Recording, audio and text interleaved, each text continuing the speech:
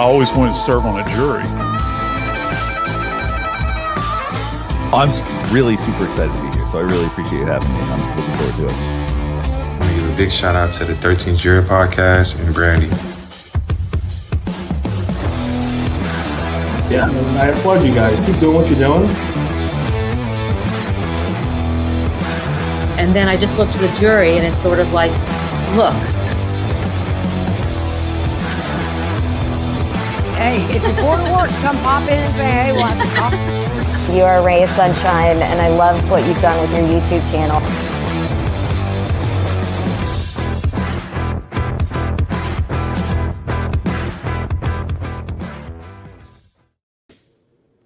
Good morning, good morning, good morning, or afternoon, depending on where you're at.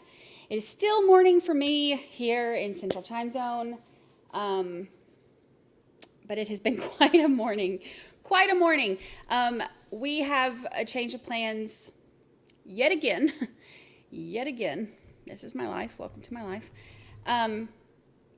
The trial we originally had planned on starting this week, I changed it up because RA has decided to do that trial and trying to do different stuff, give us some variety, spice of life and whatnot. So changed over to the Tex McIver trial, which is fine because that one is actually a really interesting one, whatever. So now that one has been delayed until possibly sometime next year until they can get their lives together. I don't know. So a motion in limine, and yesterday when we were talking about it, there are some arguments that they were having in the court about what they're going to allow in and what arguments they're going to allow as far as the conviction from last time and arguing this time. So the debate that we talked about yesterday, and I even said yesterday, I was like, that's going to be really interesting. Well, apparently it was a little bit too interesting because they delayed the trial over it. They were going back and forth on whether or not they're able to argue if they were Lucy. No, ma'am. If they were going to be able to, because of the conviction, they can't argue that he was intentionally trying to kill her, but would they still be able to argue that he was intentionally trying to shoot her? But then the question comes in, was he shooting her to kill her? So it became a whole, so now it's just a whole big mess. So now that one's not happening. So the 3 or 4 hours I spent this morning getting everything together for us to go over that one is now gone. It's just going to live on my computer until Lord knows when. So whatever. So we're changing plans again. There is this one popped up on my stuff. Remember we watched the one trial in Dallas with the hospital shooting. So now for trials for them, since we watched that one, I get my little notifications. And then actually 2 other people sent it to me today too. There is a trial that started today in Dallas. I had not heard anything about it. So we are going to go over some of the details and introduce y'all. I obviously am not prepared. I am super prepared for Tex McIver, but look what that got me. So, oh, yay, happy morning to you. All right, so we're going to look at some of this. Okay, so I don't know much of anything about it other than just these couple little articles that I read real quick because this is, of course, all last minute detour. But from what I could tell, we'll go over a couple of these before they start. The trial had started this morning, so it started about like an hour and a half ago, so we're not far behind. It won't take us long to catch up, especially since they'll be going to lunch soon. But this is Marisela Botello, and she was a 23-year-old Seattle woman. She went missing in October of 2020 while she was visiting Dallas from Seattle. So there are 3 people who have been charged in her murder, and there are going to be 3 separate trials for them. And this is the first of the 3. And I read a couple articles. We'll go over them just kind of so we have an idea of what we're listening for, what we're looking for going into this. But I still don't know. I have no idea what their connection, what the 3 defendants, what their connection is to her. No idea, no clue. So according to an arrest warrant obtained by NBC, Dallas police said that Botello had flown to Dallas from Seattle to visit a friend. The friend said that she left his apartment on October 4th to meet up with friends at a nightclub. Botello's family said that she was last seen leaving a Deep Ellum? I need you Dallas folks to tell me if I'm saying it wrong. Bar early on October 5th, 2020. Her body was found 5 months later on March 24th, 2021 in a wooded area in Wilmer. So Dykes, the one who is on trial starting today, Dykes was indicted in June of 2021 by a Dallas grand jury along with Nina Tamar Marano and Charles Anthony Beltran, who was a person of interest in the case early on. Investigators said that mobile phone records placed Botello at the same home as Dykes, which is the one that's on trial now. An affidavit stated the phone records also showed Dykes and Marano traveling south of Dallas near Hutchins to a densely wooded area near a concrete plant. When officials searched their residence, they found streaks of brown and red on the carpet, which had been cleaned. An analysis of DNA found on one of the carpets matched Botello's blood, according to the affidavit.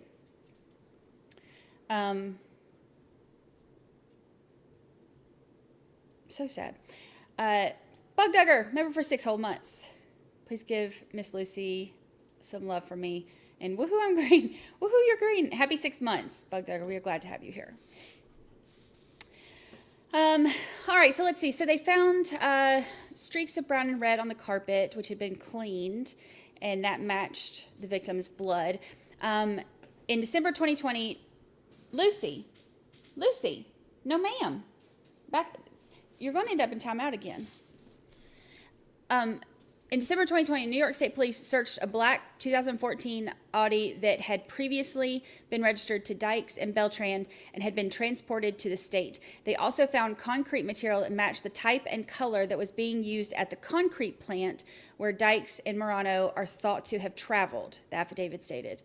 Marano and Dykes were arrested in Florida, and Beltran was taken into custody in Utah.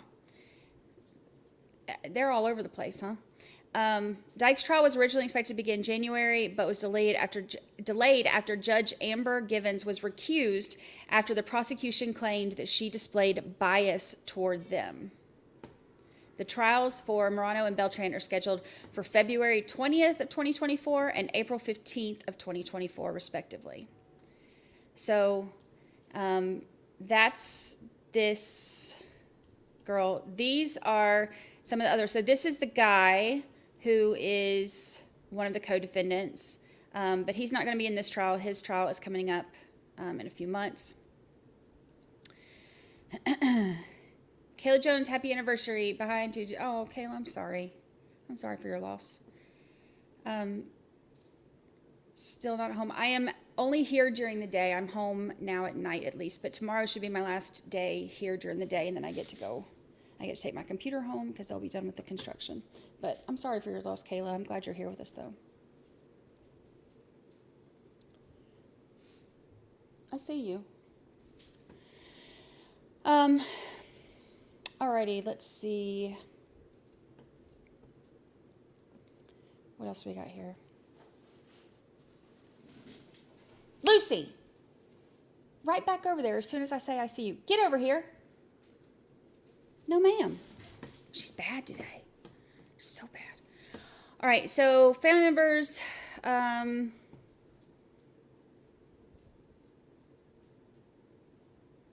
Oh, this one was. So Botello's aunt said that she was visiting Dallas from Seattle to see an ex-boyfriend. The other one said a friend. This says an ex-boyfriend. Maybe they're still friends. She says that surveillance videos showed her leaving the Select Start arcade and bar shortly after 1 a.m. with a man the family doesn't believe she knew, but Dallas police had not verified the existence of that video.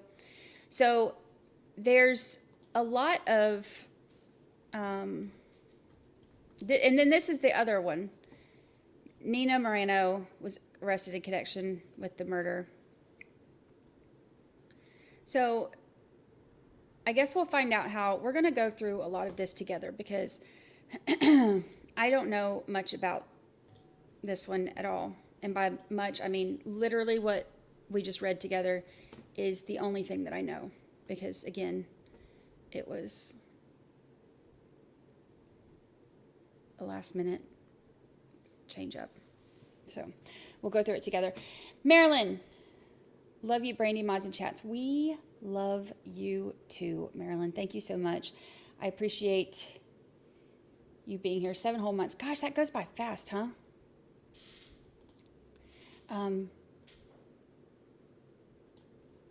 I feel like some of the, like I love seeing the anniversary stuff, but then I see them and I'm like, dang, like this has been, some parts of me, like it feels like we just started all this yesterday. And then some of it, sometimes it feels like it's been 84 years. Alrighty. Happy anniversary, Marilyn. I'm glad you're here. You're one of the OGs. All right, y'all ready? Let's get started on this trial that we are super prepared for. Super prepared. But the good thing is,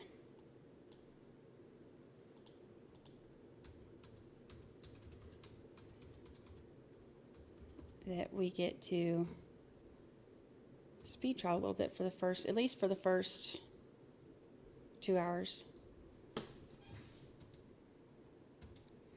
Like her bag, dig her bag, digging it. Maybe we should, oh, this 5 seconds would have taken me a long time. Let's go, oh, he's looking at us.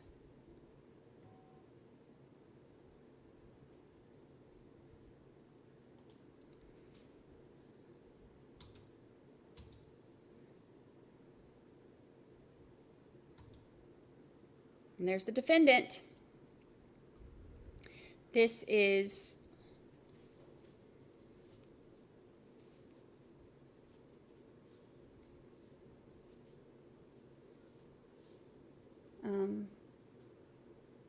the first of 3 defendants.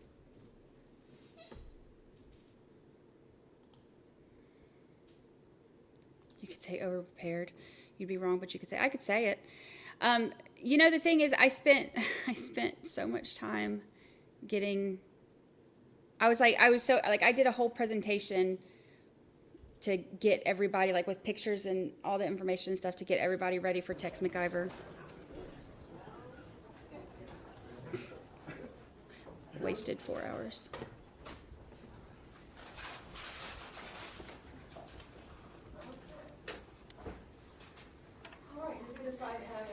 That we need to pick up before we bring the jury in?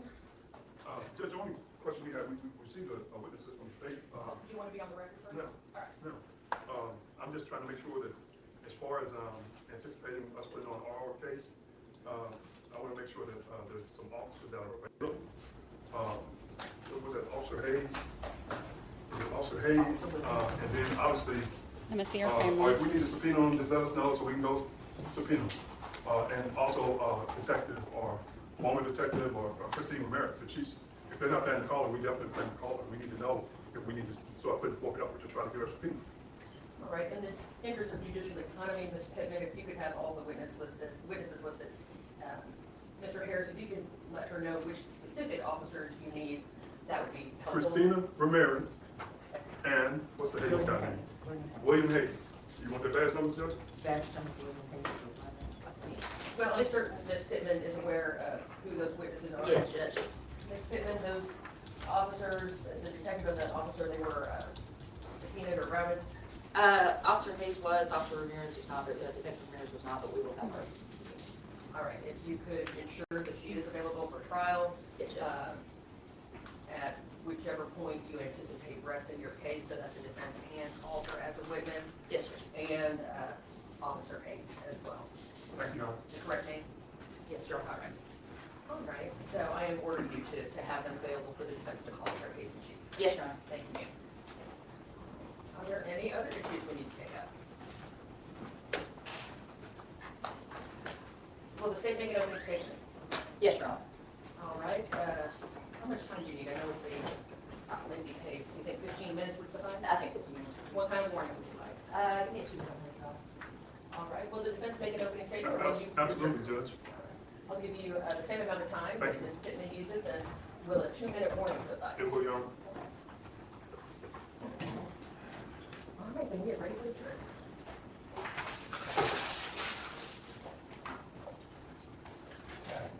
All right, everyone in the gallery, if you could please silence your electronic devices, make sure all of alarms are off, etc. Your Honor, the mother of the complainant is expected to testify at the beginning of, as our first witness, and we would like her to be excluded from the rule after that. I don't have an objection to that, Judge. I appreciate that, Mr. Harris. There is a portion of the code of criminal procedure, and I'm blanking on the number right now, that does allow non-fact witnesses or family members of a decedent murder victim to be allowed to talk. So I will grant that request. Thank you, Judge. The other request we had, Your Honor, Michelle and Jasmine are in the courtroom. They were asked to be here by the court to request the defense. They're interested in watching trial. They've spoken with defense, so we don't need to call them in our case in chief. Correct. Judge, the witnesses. Well, at this point, neither side has invoked a rule. So, So, invoke the rule. all right. The rule is invoked, and therefore, since they have been sworn in as witnesses, they cannot watch trial testimony. All right, ladies, you have been sworn in as witnesses, and you are material witnesses in the case. Therefore, you cannot sit in the courtroom while testimony is being heard. In addition, you are now ordered that you cannot discuss your testimony with any other witness, not with each other. You can discuss it with the attorneys as long as there is no other witness present. Do you have any questions, ladies? All right. Thank you so much for being here, and I appreciate your understanding and your patience. Certainly. Hold on, Mr. Savin.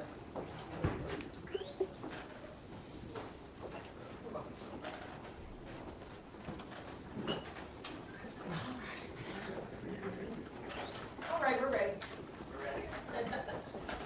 Only 15 minutes. All right.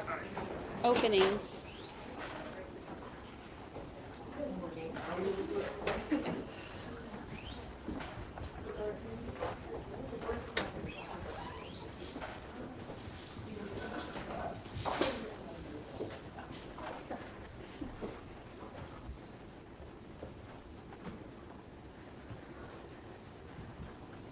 You may be seated. Right, ladies and gentlemen of the jury, when you come to seat, go ahead and have a seat. Everyone else stands out of respect for our jury system. Now, the first order of business is that I need to swear you in as the jury. If you would, please stand. Raise your right hand. All right, we're going to go through 1.5 for swearing in of Swear or jury. affirm that in the case of the state of Texas against the defendant, you will a true verdict render according to the law and the evidence, so help you God. Thank you, may be seated. Ms. Pittman, please present the indictments to the jury. Yes, Your Honor. All right, so here's the indictments. This is what she's Indictment charged with. number 2175651. In the name and by the authority of the state of Texas, the grand jury of Dallas County, state of Texas, duly organized at the January term AD 2021 of the 292nd Judicial District Court for said county, upon its oath to present in and to said court at said term, that Lisa Joe Dykes, hereinafter called defendant, on or about the 5th day of October 2020, in the county of Dallas, state of Texas, did then and there, knowing that an offense had been committed, to wit murder, alter, destroy, and conceal a thing, to wit a human corpse, with intent to impair its verity, legibility, and availability as evidence in any subsequent investigation of or official proceeding related to the offense against the peace and dignity of the state. Signed, the foreman of the grand jury. Mr. Harris, how does your client plead to that charge? Your Honor, ladies and gentlemen, Ms. Dykes is not guilty. Indictment number F21-75476. in the name and by the authority of the state of Texas, the grand jury of Dallas County, state of Texas, duly organized at the January term AD 2021 of the 292nd Judicial District Court for said county, upon its oath, do present in and to said court at said term that Lisa Jo Dykes, hereinafter called defendant, on or about the 5th day of October 2020 in the county of Dallas, state of Texas, did unlawfully, then and there intentionally and knowingly cause the death of Marisela Botello Valadez, an individual, hereinafter called deceased, by stabbing deceased with a knife and sharp object, a deadly weapon, and by a manner unknown to the grand jury, using a deadly weapon, unknowable to the grand jury, a deadly weapon.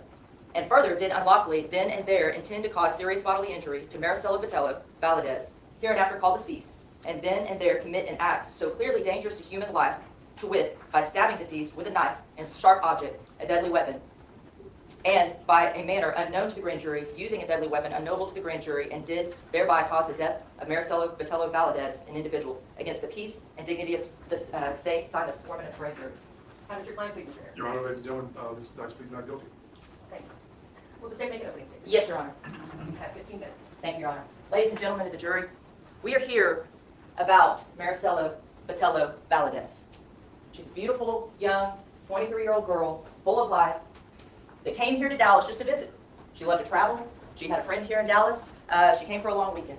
Her plan was to come down October 2nd of 2020, spend a few days hanging out, doing things that 23-year-olds do, going down to Deep Ellum, going out to places to eat, meeting her friend Raul Ortiz, and hanging out with his friends. That's all this was about. It was just a break from Seattle for a while. A break from her job where she was an assistant manager of Charlotte Bruce. Just kind of a break from that family life of living with her parents and her little brother, just to have some fun. But she never returned back on that flight that she had scheduled for October 5th, back to Seattle. If you can imagine, and I'm sure some of you that have flown before, and that announcement at the gate where you hear, we're looking for passenger so-and-so, and in this case, passenger Marisela Botello Valadez, please report to the gate. You know, I never thought about it until this case, what that could mean. And in this case, it meant Marisela Botello was stabbed brutally just in the early hours of that morning by this woman here, Lisa Dykes. Marisela had never even met her, did not even know her. But who she did meet was Charles Beltran.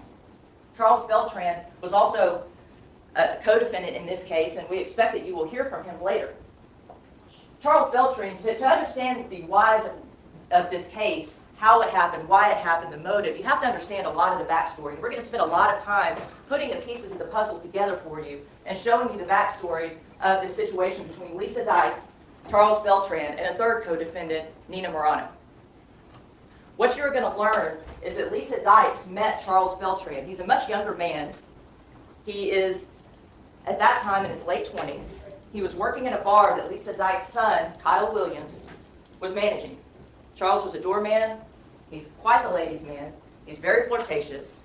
And that's just kind of what he does. He goes out, he parties, he has a rap. Hold on, I'm going to normal speed for this because she's talking about so many people and I need my brain to function. So the defendant who's on trial now is her son works at the bar with the other co-defendant.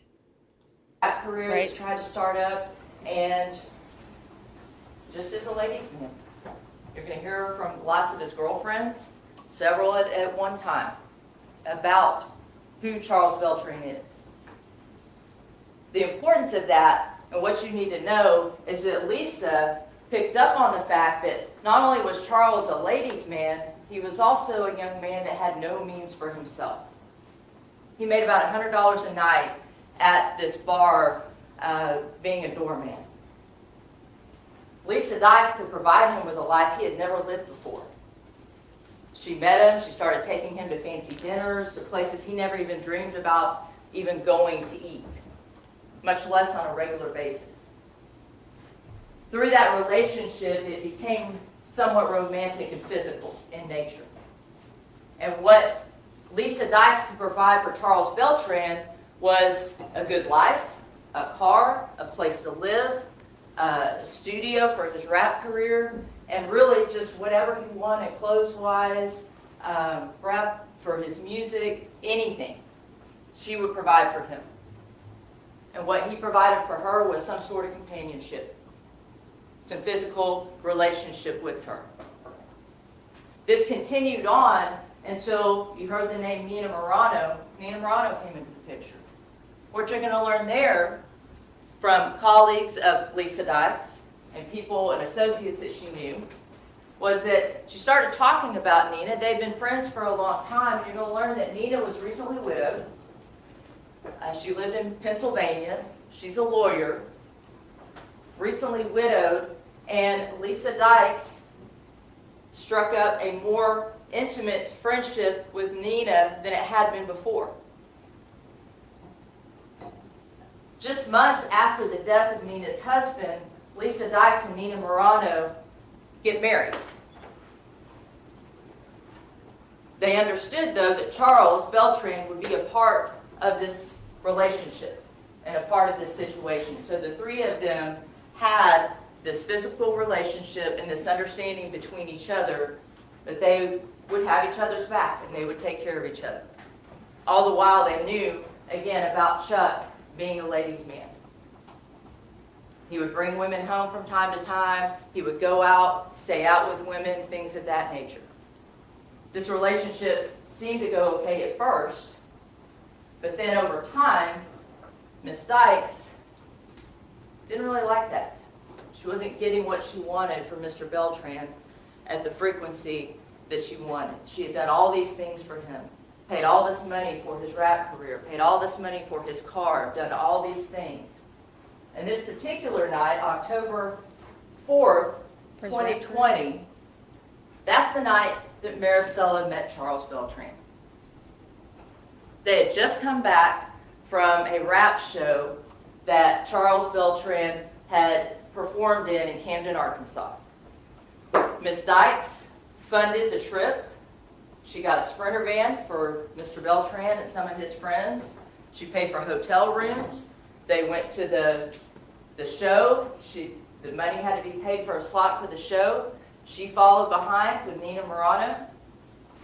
And they all went and partied on October 3rd, 2020. They had a great time, lots of drinks, lots of partying, lots of fun.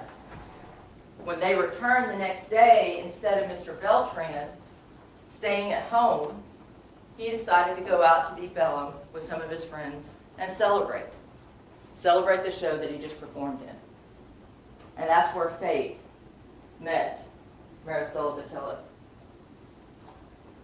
Charles Beltran met her on the sidewalk in Deep Ellum. She was there alone because the person that she had come to see, Raul Ortiz, had passed out at his hotel room.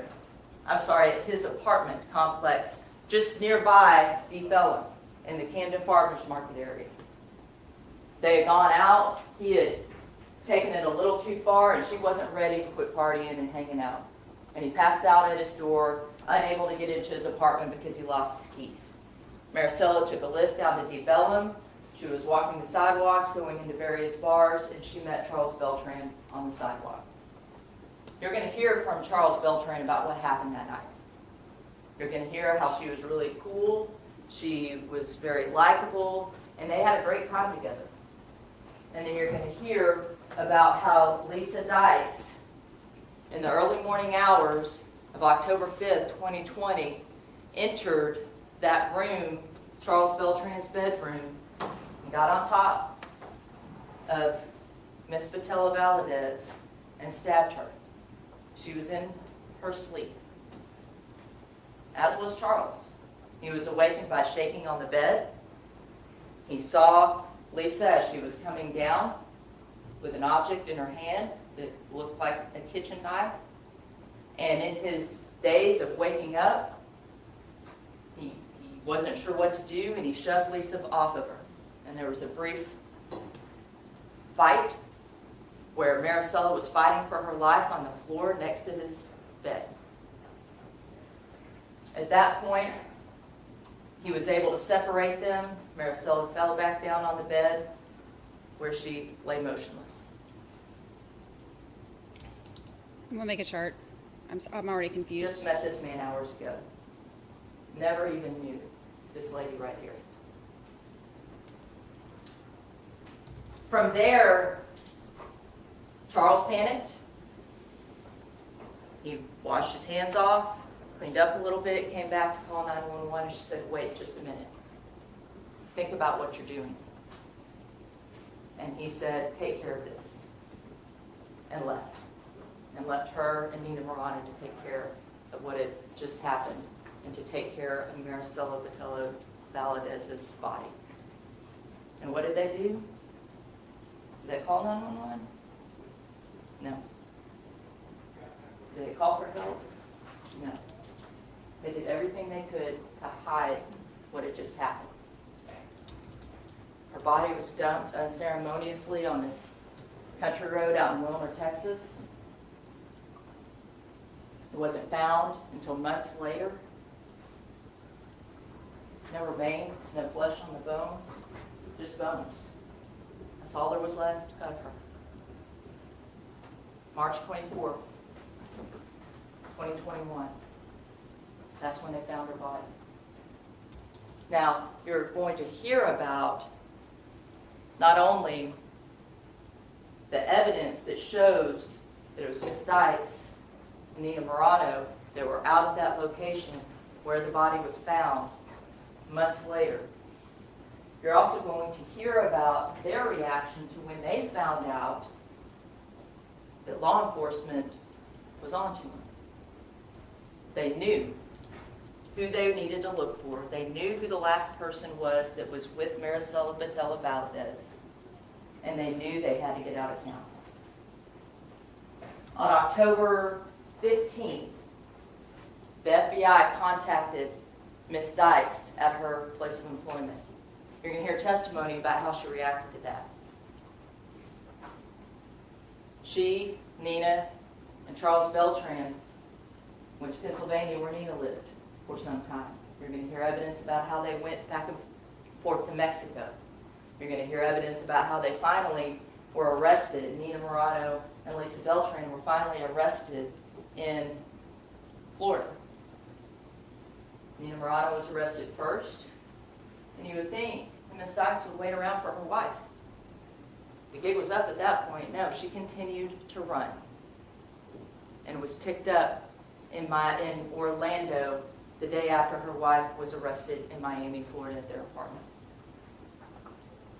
You're going to see the evidence that was collected at that time, messages from cell phones, things that will tell you she knew that law enforcement was looking for her. She knew what she should have done. You would think that that would be the end of it, right? Miss Morano was a woman of means. As I had told you before, she was recently widowed from her husband that she had lived with and been married to for 30-something years.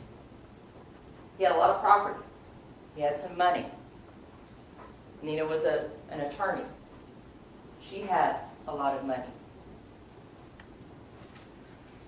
She was able to afford for her and Miss Dykes to bond out with the condition that they stay in Dallas on a leg monitor.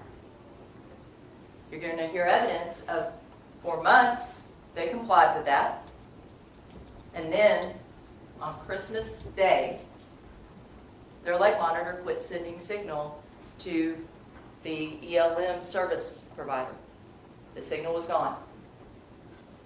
Of course, it's Christmas. Nobody is watching continuously at that moment for this signal. And they were able to fly to Cambodia. If you want to go to a place where you know or you think that you are going to escape justice, Cambodia. The 2 women fled to Cambodia, where they remained for months until they were finally apprehended by the FBI. You're also going to see evidence from that seizure of when they were arrested in Cambodia and some of the contents of their laptops and cell phones from Cambodia that show that they were trying to flee justice. Now, we've talked a whole lot about this backstory, and We've talked a lot about the flight and the evidence that you should expect to see. I told you what we expect Charles Beltran to tell you about what happened that day, but you don't have to just believe his words, because there is physical evidence to back up what he said. We're not asking you just to believe Charles Beltran based on the time that you see him up here and based on the time that you get to hear him testify and the character that you hear about him and things of that nature. You're going to learn that he's a felon. You're going to learn, like I said before, that he's a ladies' man. I don't know that you're even going to like this guy. You don't have to. You may. You may find him charming like all the women that he talked to found him charming. You may find him not so charming.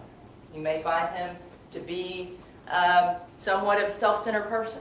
I don't know. That's for you to decide. But what I'm telling you is you do not have to rely 100% on his word, because the physical evidence is going to corroborate what he said. Witness testimony is going to corroborate what he tells you happened.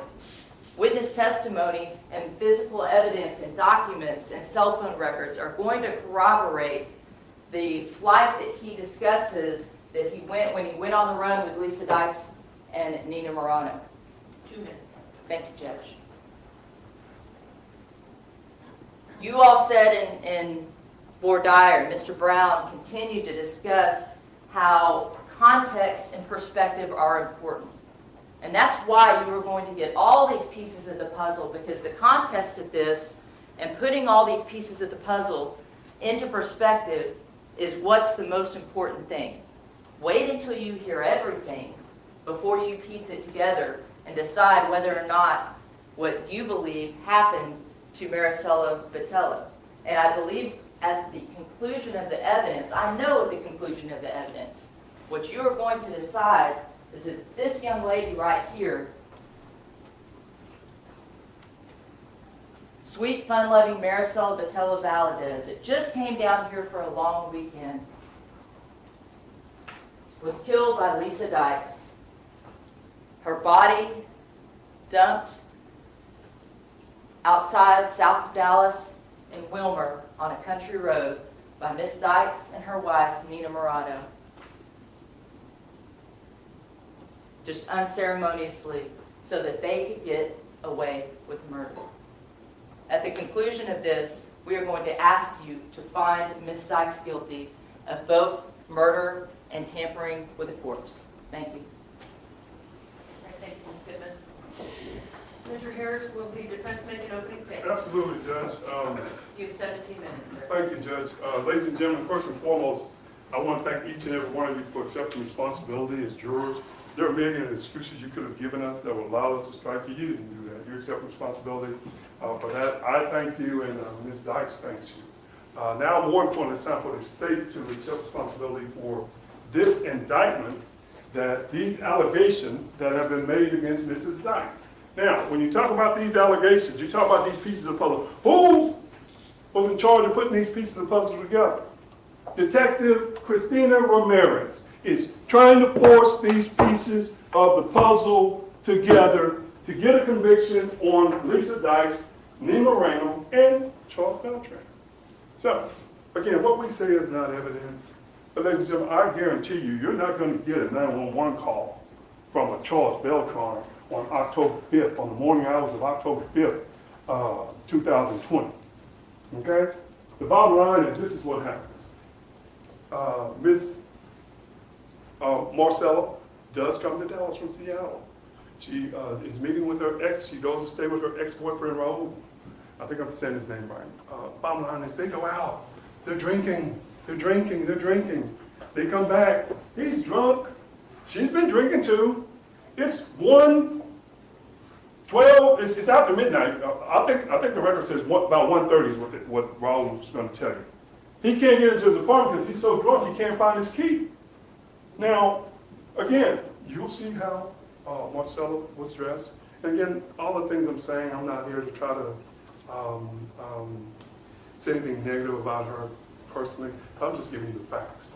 You'll see how she was dressed. I believe if Raul tells you the truth, he's going to talk about the fact that there was drug use, that she used drugs during this period of time. In fact, not only was she drinking, he's going to, I believe, say that she was using Percocet. I believe if Charles Beltran tells you the truth, the way she met him is she goes, I think she takes an Uber back to Deep Ellum. This little lady, 1:30 in the morning, goes back to Deep Ellum. All right? Because, again, yeah, she's here for fun. She's not trying to just sleep on a cold porch waiting for Raul's roommate to come and let them in. She takes a Uber back to Deep Ellum. When she gets there, looking for fun, she runs into Charles Beltran and one of his friends that I anticipate you're going to hear from. And she's looking for weed. But she gets way more than weed from Charles Beltran. We know this because what happens is you're going to actually see a video of her and Charles Beltran entering the 7-Eleven in that Deep Ellum area. That's how we know that he was the last person seen with her, okay? There's even still footage of still photos that show both of them, in the 7-Eleven. They leave the 7-Eleven, and Charles Beltran, when he's telling the numerous stories that he tells the detectives, that he tells law enforcement, that he tells numerous friends about his contact with Marcellus. Because see, what happens is at some point, she goes missing. She misses her flight, and the family, they report her missing. So now he goes back down to Deep Ellum, and there's literally posters of this girl. And people start asking, Charles, wasn't you with her? And he's, oh yeah, we had sex. Oh, we smoked some weed, had sex in the car. Then she left. Oh, no. Then he tells another friend, no, I took her over to Mesquite. We had sex over there.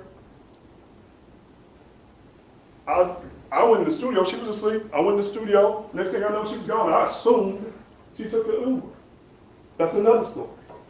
Story after story changes and changes. Even when Charles Beltran is caught, what he tells Detective Ramirez is, again, yeah, we went to Miss Dykes' house in Mesquite. We had sex. She fell asleep. I went in the studio. That's what I always do. I have girls over there all the time. It was no big deal. You can look at the Ring cameras. I have women over there all the time. That's what I do. I thought she just left and got Uber. But when Detective Ramirez lies to him, and I say it's a lie, or infers to him, well, why is your blood with her blood at that house? You know you can get the death penalty. You can get the death penalty. Well, I submit to you, the evidence is going to show that Charles is so, they've been drinking all night, they've been smoking all night. He also uses ecstasy. I don't know what all he may have given Marcella. We don't know because her body was so badly decomposed. At the time they finally find it, we don't know what all she took while she was here in Dallas County. We have no idea. What we do know is that there were several people that indicated to law enforcement, to Detective Ramirez and other law enforcement, whether it was Detective Ramirez, whether it was the FBI, that they believed they saw her.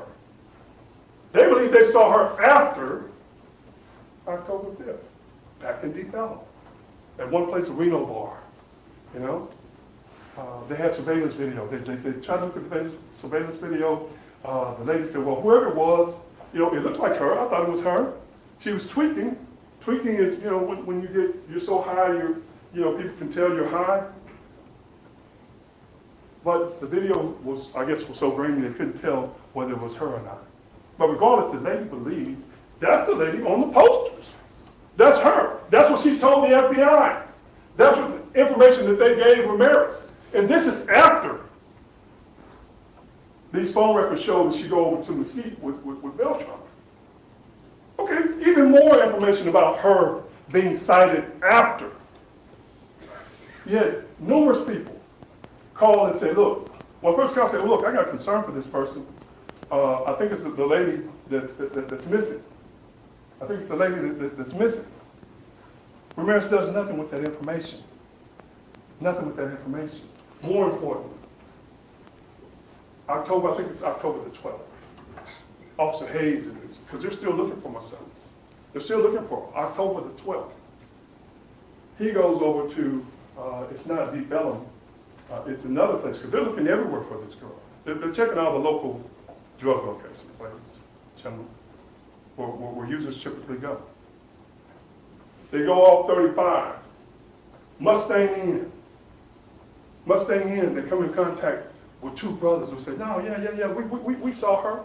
We saw her. In fact, there was a wellness call that was made concerned about this girl. They talked to Officer Hayes. But, now that was, I believe, October the 13th, the evidence was shown. They tell them, yeah, it was a couple of weeks ago. So because they said it was a couple of weeks ago, oh, he discounts what they say.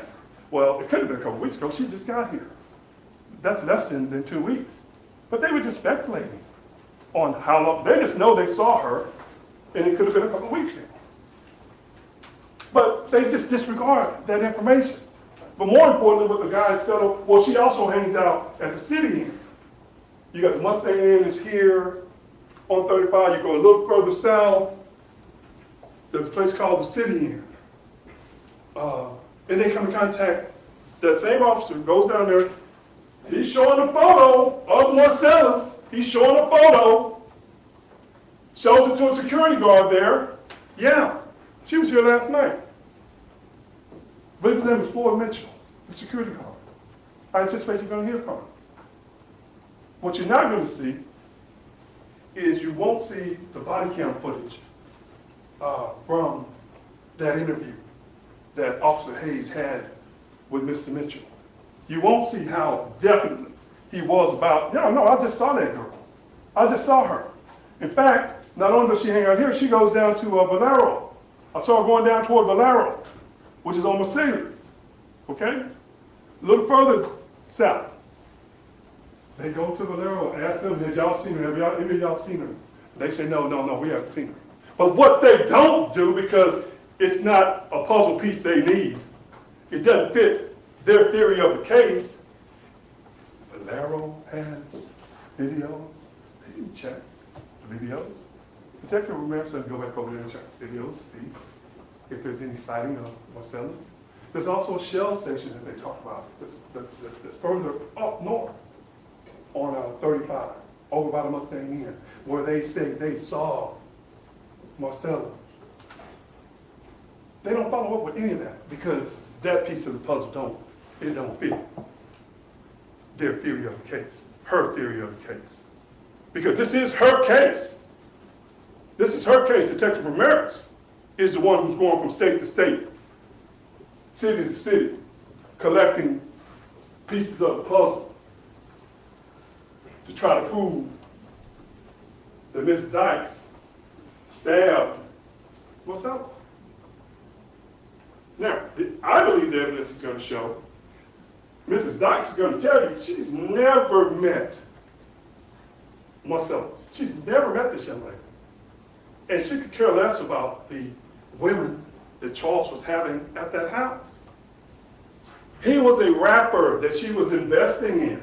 Yes, was there some twisted, what do you call it, love triangle between the... Yes! But you're talking about Chuck Gorgeous. That's what he calls himself, Chuck Gorgeous. Oh my God. The way he manipulates women, womanizes women. It's all in this. He's a rapper. I don't know. I'm gonna try to let you listen to some of his lyrics. I want you to hear Chuck Gorgeous. how he feels about women. I hope I can show you some of his videos. How he feels about women. Who this guy is. He calls himself Chuck 50-50. Half amazing, half crazy. She knew both sides. She knew both sides.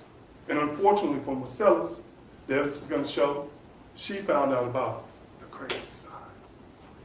Now, at the end of the day, we're going to argue, we're going to talk about whether the puzzles fit and whether the pieces of the puzzles fit, whether this evidence all adds up to a murder conviction, I submit to you that it does not. Because in order for you to believe that this death was caused by a stabbing, like Chuck said, you're going to have to believe Chuck. Because I submit to you, the physical evidence that I believe they're going to present is not consistent with his version of the case. Regardless of the fact that he's lied numerous times, it's not consistent with his version of the case. Because it didn't happen the way, I don't know what happened to Marcellus. Ms. Dykes doesn't know what happened. She's going to tell you she doesn't know what happens to Marcellus. Has she been to Wilma? Absolutely, she's been to Wilma. Was she in Wilma during that time period? Sure, she's been in Wilma numerous times. That doesn't mean she killed Marcellus. I believe the evidence is going to show that even though they're going to say that, whoa, we got Nino Morano and Lisa Dykes' phones in the Wilma area where Marcellus' phone, it's pinging off the same tower where Marcellus' body is found. There's not going to be one shred of evidence that's going to prove to you beyond a reasonable doubt that on October the 5th of 2020, Marcellus' body is even in Wilma. They don't know when that body got there. They don't have one witness to support when. All they know is months later, they find her bones. No hair to test, to determine whether or not, what all substances, did she have a overdose? I mean, what happened?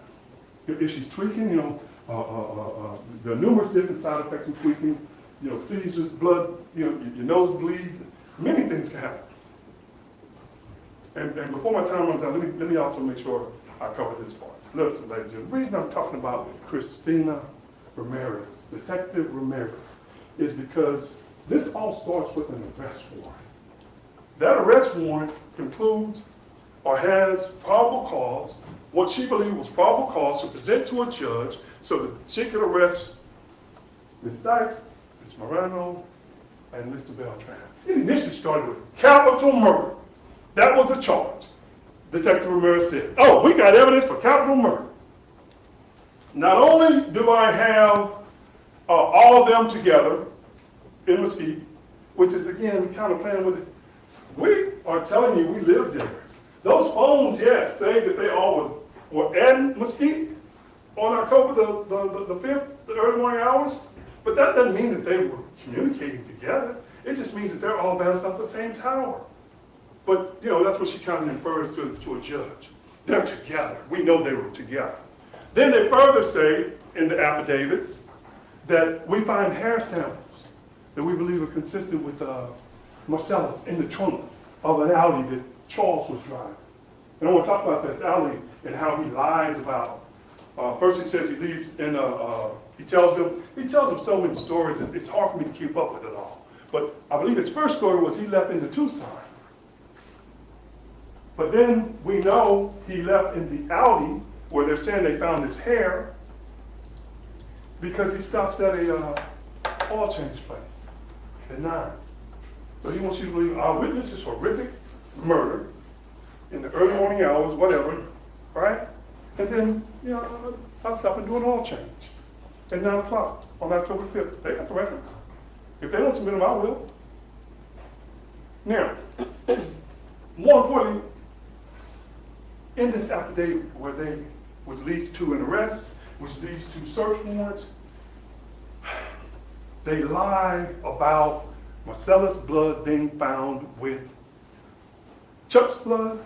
When I say Chuck, I'm referring to Charles Beltran. Oh, okay, let me rephrase that. They don't, she said it appears, we believe that the blood that's found with Marcellus belongs to Lisa Dykes and Nina Moreno and Chuck Beltran. The blood that's found in that house, their blood is found together.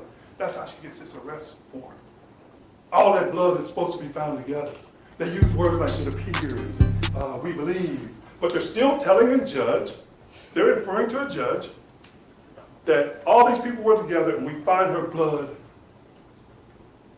all their blood together. That's what they're telling them to get this arrest warrant.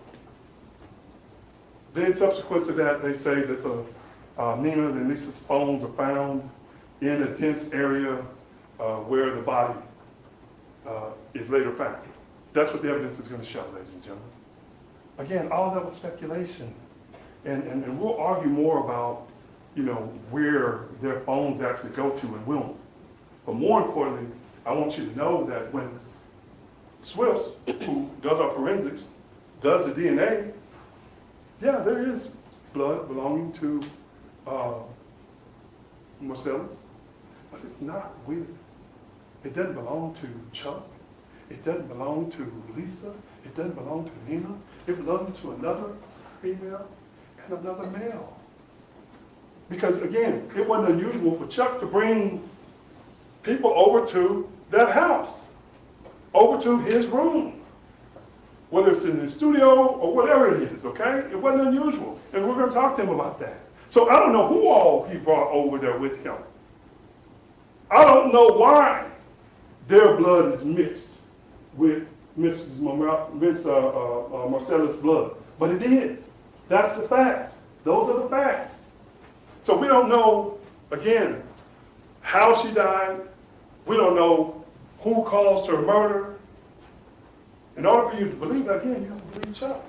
And what I submit to you is, based on the physical evidence, the little blood that they found, it's not going to be consistent, or it won't corroborate his version. Because it didn't happen the way he said it happened. Numerous people know that Marcellus was seen after going over to Miss E. Oh, all this running stuff. Let me talk about this. I want to also make sure, because I believe you're going to hear about Santa Marta. Chuck, I think the detective, because of his record, which you're going to learn about his record. Thank you, Judge. You're going to learn about his record. He's going to say, well, I didn't believe, because of my record, I didn't believe anybody would believe me, that I didn't have anything to do with it, that I wasn't the one that killed her. The detective said, yeah, they're going to think you're a monster. They're probably going to believe you're a monster because you're the one with the violent history. You're the womanizer. You're the one that's the monster. No one's going to believe you. That's what he thought. And why would you? Why would you? When you see they're going to bring him in here, I'm going to show you how he looked back then. I'm going to show you what Miss Marcella ran into down in Deep Ellum. Now, the bottom line is, I believe that Lisa's going to tell you that they went to Cambodia just because they felt that Detective Ramirez was persecuting them. They felt like the government was persecuting them. Yeah, we got to go somewhere where we can try to be political refugees, where we can try to get a fair trial, because we're not getting a fair shake here in America. So yeah, they go to Cambodia, and then they're extradited back. Yeah, they're guilty of that. But as far as evidence that corroborates the indictment in this case, that on October the 4th or October the 5th, that Lisa Dykes stabbed, and again, don't let him try to minimize what he said, because you're going to see, anyway, you're just going to see so many different versions of what he said. But he's saying that he stabbed him. He knocks him off the bed onto the floor. The evidence in that room is not consistent with someone having stab wounds, getting onto the floor. It's not consistent with someone stabbing someone. Ladies and gentlemen, when you listen to all the evidence in this case, when you've heard all the witnesses, we believe the law will dictate that you find Ms. Dykes not guilty. Not because that's what I want you to do, or what Ms. Dykes wants you to do, or Ms. Baston, but because that's what the law is going to dictate that you do. Because Charles Beltran cannot be trusted. And there is not evidence to corroborate what he says.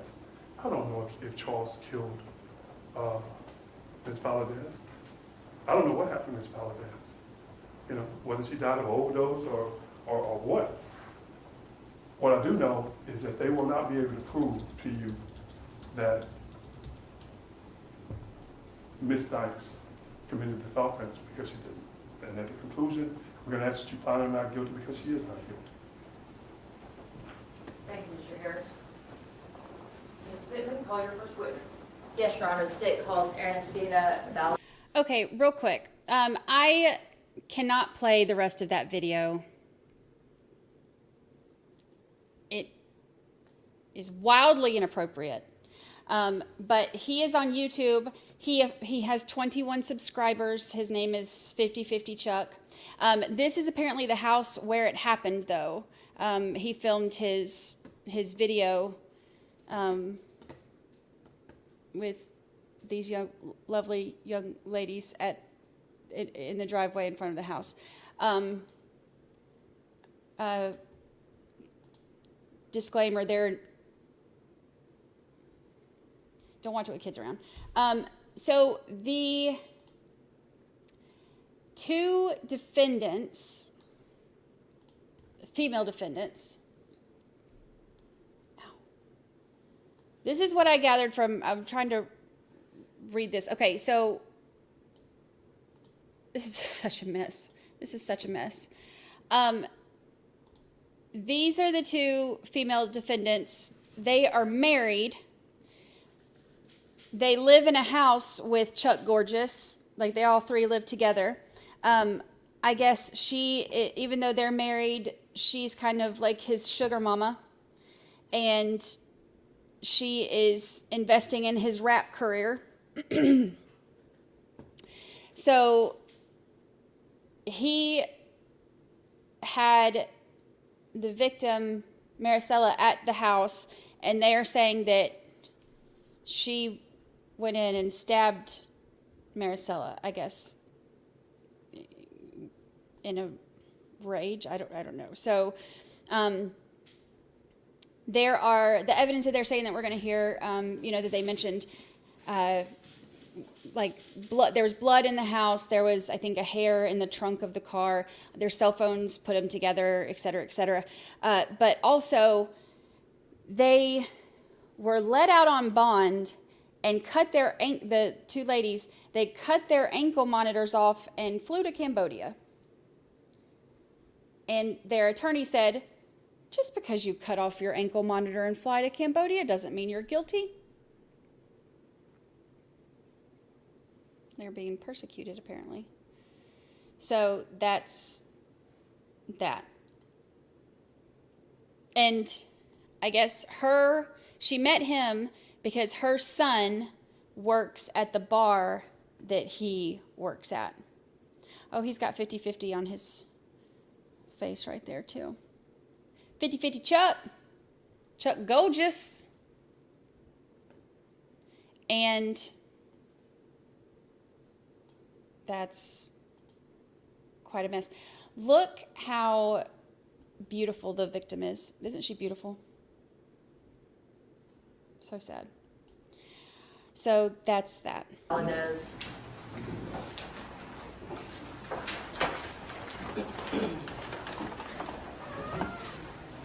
I usually leave mine when I go to Cambodia too. Normally.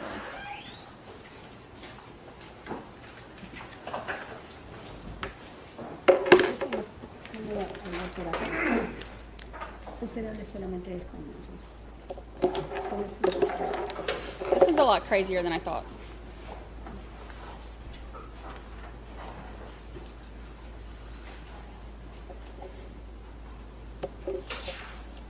All right, it has come to the court's attention that this witness does not speak the English language.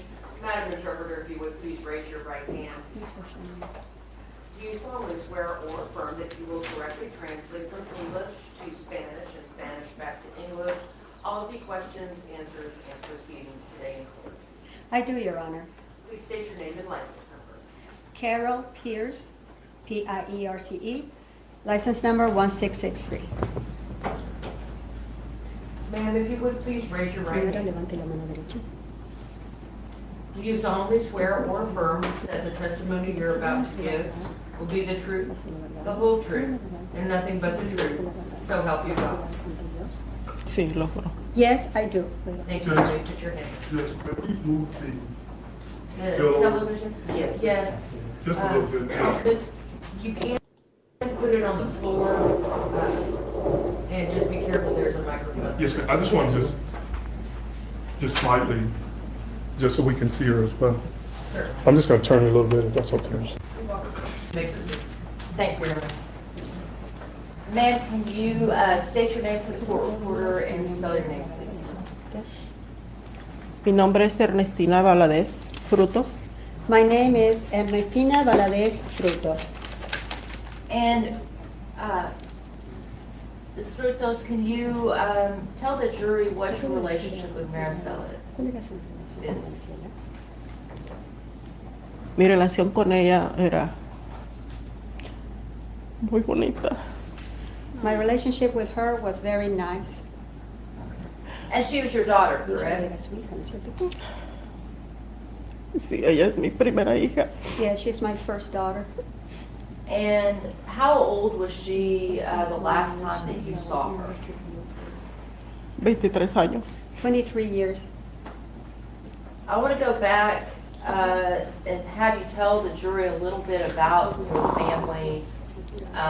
Where was Marisela born? Ella siempre fue muy alegre, muy amigable. She was always very friendly, very joyous. Confiaba mucho en sus amigos, en las personas. She trusted her friends, people. No desconfiaba. Ella siempre quería que nosotros tuviéramos amigos. She didn't suspect of anybody. She always wanted us to have friends. And I want to stop you for just a minute. I want us to talk more about Marisela in just a minute, but I want to talk about kind of her history and the history of your family, okay? Sí. Yes. Okay. Now, where was Marisela born? Ella nació en norte de Carolina. She was born in North Carolina. And who's her father? Salvador Botello, aquí presente. Salvador Botello, present. Okay. And you all have been married for how long? Tenemos casados a 28 años. We've been married for 28 years. Now, you all lived in North Carolina. That's where Marisela was born. When did you all move to Seattle? Ella nació allá y nos venimos cuando ella tenía 8 meses para Seattle, perdón. She was born there, and then we moved to Seattle when she was 8 months old. And what brought you all to Seattle? Mi esposo solo trabajaba y estaba muy retirado de su trabajo, no tenía carro, tenía que tomar un ride, entonces era muy difícil. Well, my husband was the only one that worked, and he had no car. He had to take a ride. It was very hard. Y aquí tenía sus hermanas y nos venimos para acá porque le hablaban que aquí había más oportunidad de trabajo. And he had his sisters here, and we came here because we were told that there was more work here. And did your husband Salvador eventually get a good job in Seattle? Sí. Yes. And my understanding is he's been with that same company for 25 years? Sí. Sí, sí. Yes. Okay. And we had the opportunity to visit your home in Seattle. Did Marisela live with you in that home? Sí. Yes. Okay, and it's an apartment, is that right? Sí. Yes. How long had you all lived in that apartment? En ese departamento, como casi 24 años. In that apartment, almost like 24 years. 24 years in the same apartment? Sí. Yes. And who lived with you in that apartment? Nada más mi esposo, mi hijo y mi hija. Just my husband, my son, and my daughter. Okay. And your son is also here today, that Mr. Sí, aquí está. Luis Botello. Sí. Yes. Now, did Marisela graduate from high school? Sí. Yes. What kinds of activities did she like to do in high school? Ella le gustaba correr, running se llama, no estoy segura, pero She corría. liked to run, track I think it's called, I'm not sure. Did she like to work out? Mucho. A lot. Okay, did she have any issues in school with, you know, showing up to school, attendance, things of that nature? No. No, no. Okay, so she was a good student. Sí. Yes. What were her dreams? What did she want to do with her life after high school? Ella quería seguir estudiando, pero lamentablemente pues nosotros no nos alcanzaba para pagarle sus estudios, entonces ella trabajó y regresó al colegio para estudiar. Decía que quería ser nutrióloga o nutrióloga. Oh. She wanted to continue studying, but unfortunately we couldn't afford her studies, so she began to work, and then she went back to school because she said that she wanted to be a nutritionist. So she had aspirations, she had dreams to go to college, do something bigger with herself in her life. Sí. Yes. Sí. Yes. You said that she worked. Was there ever a time that she was without a job? Sí, se quedó sin trabajo en la pandemia. Yes, during the pandemic, she was out of work. Okay. And at some point, was she able to find work again, kind of when the businesses started reopening? Sí. Yes. And other than the pandemic, was she just continuously employed? Siempre. Se le terminaba uno o por alguna razón no iba porque ella siempre tomaba bus, no tenía carro, entonces a veces estaba muy retirado del trabajo, dejaba ese, pero agarraba uno más cortito. Always. Sometimes maybe she had to quit a job because it was too far away. She didn't have a car, so she had to take the bus, but she would take another job right away. And my understanding is you and your daughter worked at the same place for some time, is that correct? Sí, cuando ella tenía 16 años, ella quiso aplicar donde yo trabajaba. Yo trabajaba en Wendy's, duré 12 años ahí. Y ella trabajó de 16 a 18 años. Ella duró ahí 2 años. Yes, at one time when she was 16, she applied at the same job where I was working at Wendy's, where I've worked for 12 years, and she worked there for 2 years since she was 16 until she was 18. And from 16 to 18, you all worked together. When she graduated from high school, did she ever leave your house, or did she always live with you?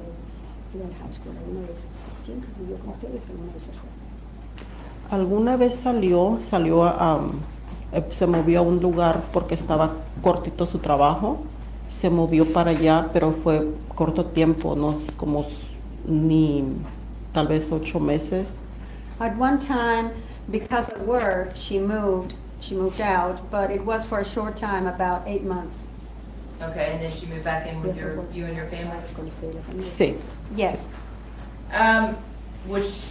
What kind of rules did you have for being, I guess, an adult living in your home? Pues como toda mamá, uno siempre quiere que los hijos no salgan hasta muy tarde. Eso le decíamos, y si se le hacía muy tarde, entonces decíamos, no, aquí no vas a llegar tarde, tenemos, digamos, hasta las 12.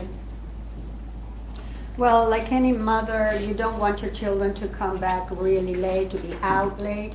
So we would tell her, no, you have to come back at the most at midnight, 12.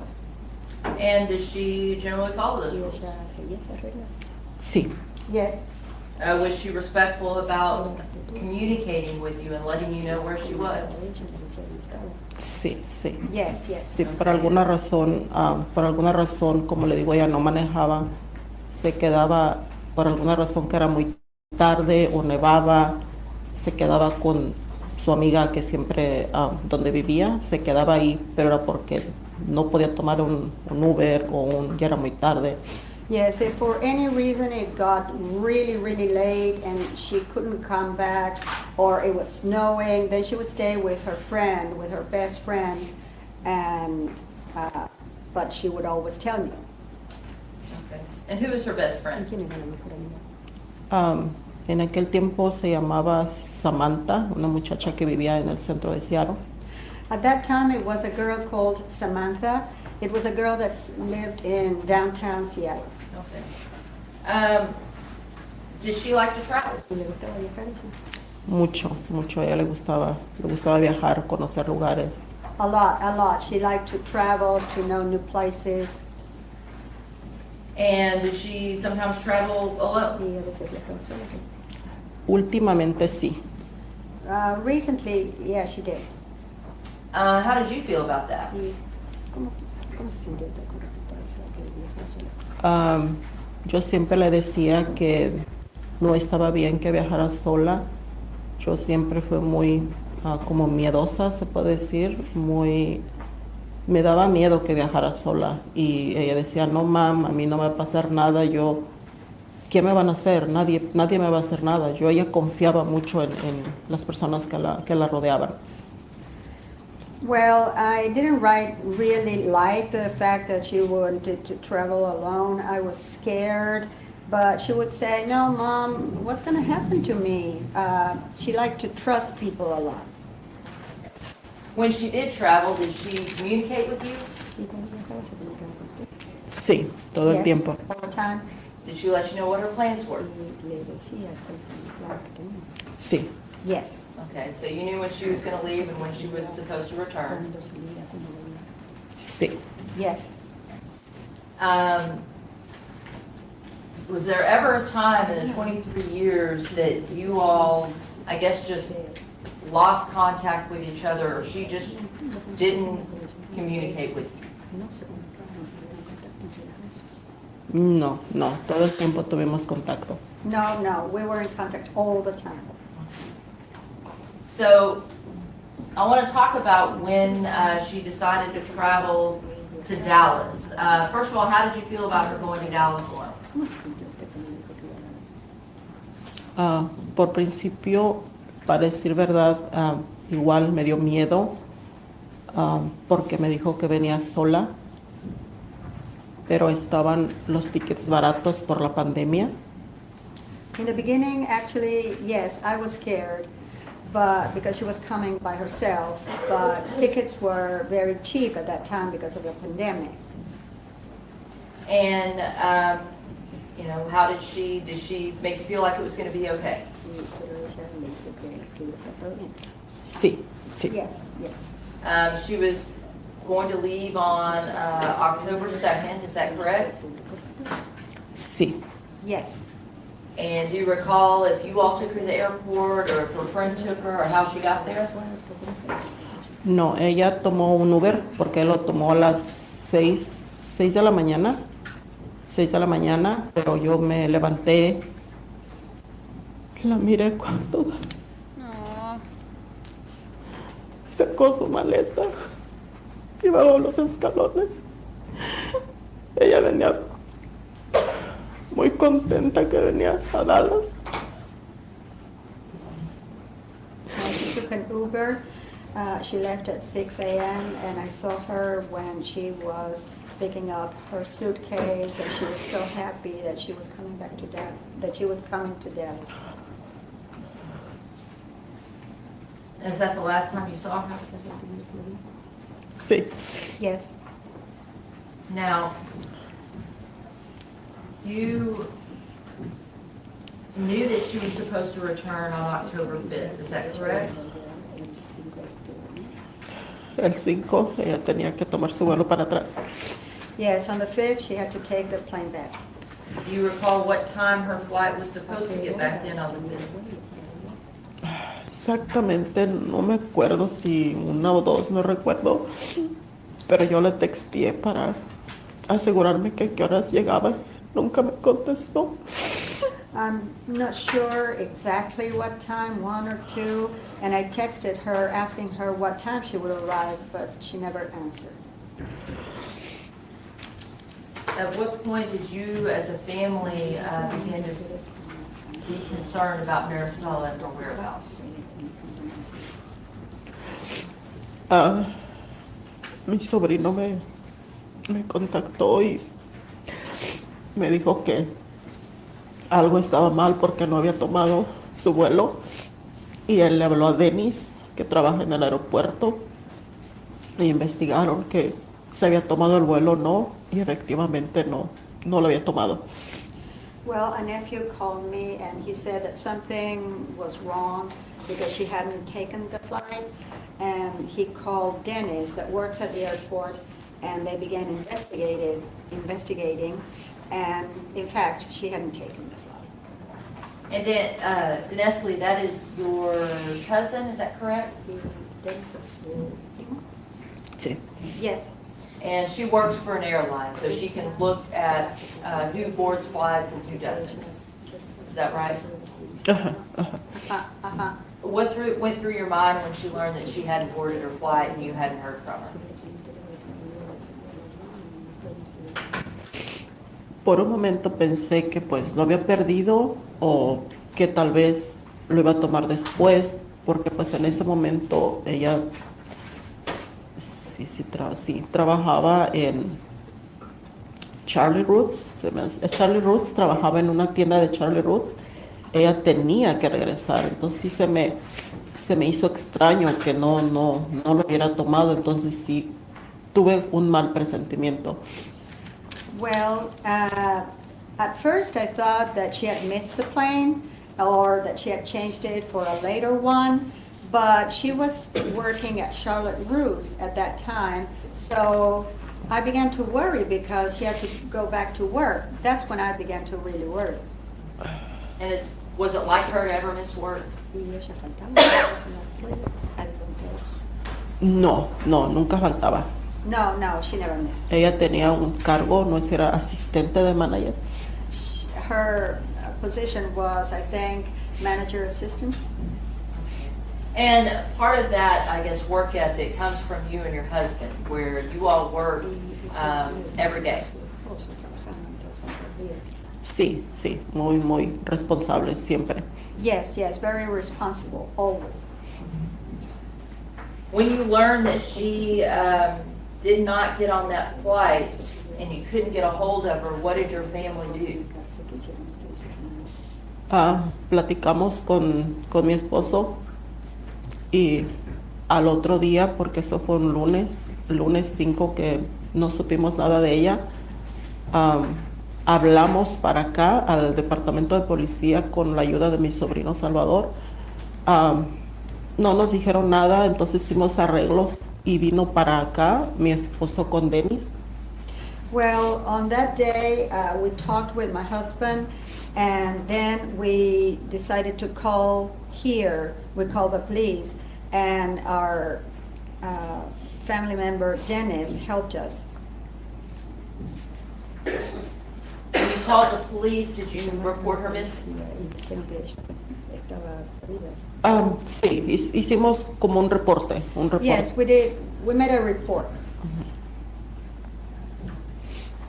And what was their kind of response? Exactamente no dijeron nada. Dijeron que no había por qué preocuparse porque solamente habían pasado horas, entonces no era como por qué preocuparse, fue la respuesta que nos dieron. Well, actually, they told us not to worry because it had just been a matter of hours, so not to worry. That's the answer we got. And did you follow up with them when she didn't return the next day and there was no communication? Al día siguiente fue cuando mi esposo con Denise tomaron el vuelo para acá, para Dallas. The next day, my husband and Denise took a flight to here, to Dallas. So it was such a concern because she was so responsible about communicating with you, you immediately took action. Claro que sí, claro que sí. Of course.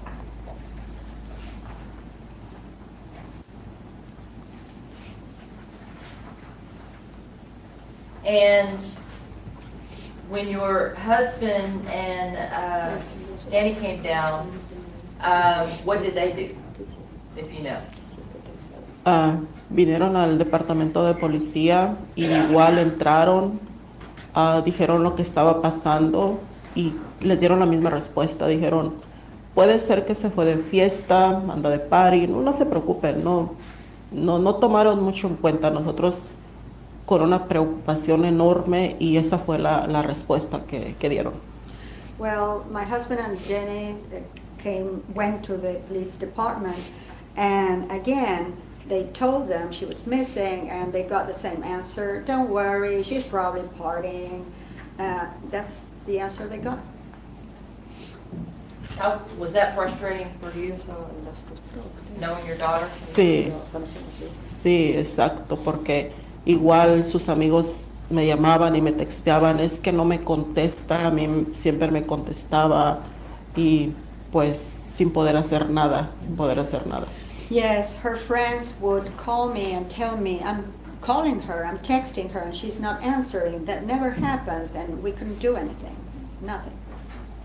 And it wasn't just her phone contact, it was also her social media accounts just went completely silent. Exactamente, yeah. Exactly. It was as if she just was gone. Exactamente. Exactly.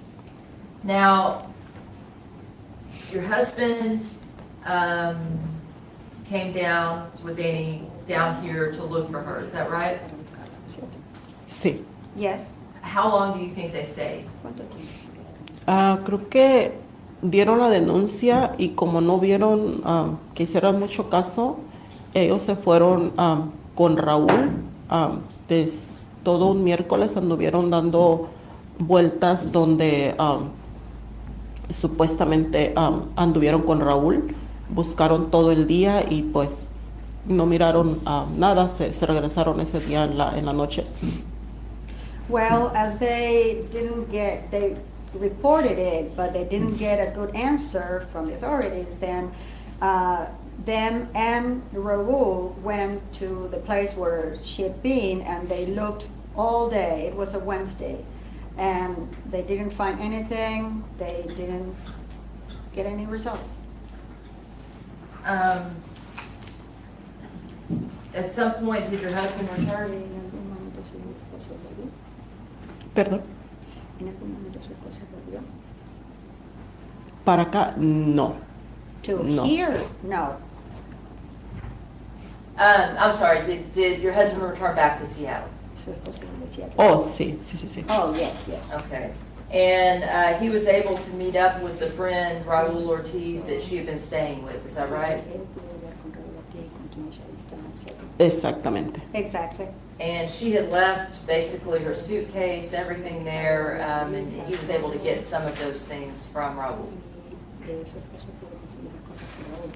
Sí, el miércoles cuando estuvieron aquí, platicaron con Raúl y mi esposo vino a recoger su maleta. Yes, that Wednesday he talked with Raul, and my husband went to get her suitcase. Now, were you all able, well, before I ask you that, Your Honor, may I approve?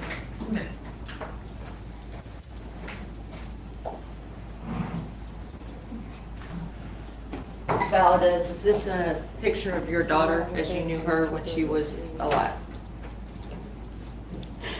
Esas fotos se las tomó 2 meses antes. Ella quería tomarse fotos de estudio y esas fotos se las tomó. That picture was taken 2 months before. She wanted to have studio pictures, and those photos were taken. So 2 months before she came to Dallas. Sí. Yes. Your Honor, I'd like to offer states 1 for all purposes. No objection, Your Honor. All right, State's Exhibit number 1 is admitted for all purposes.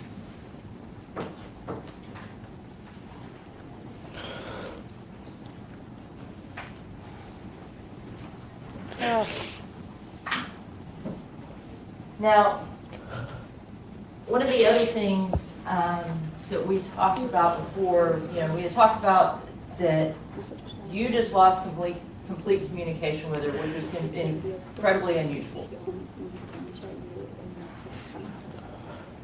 No.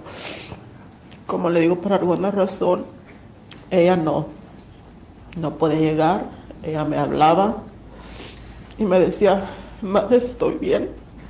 No, as I said before, if for any reason she couldn't come back on time, she would call me and said, Mom, I'm fine.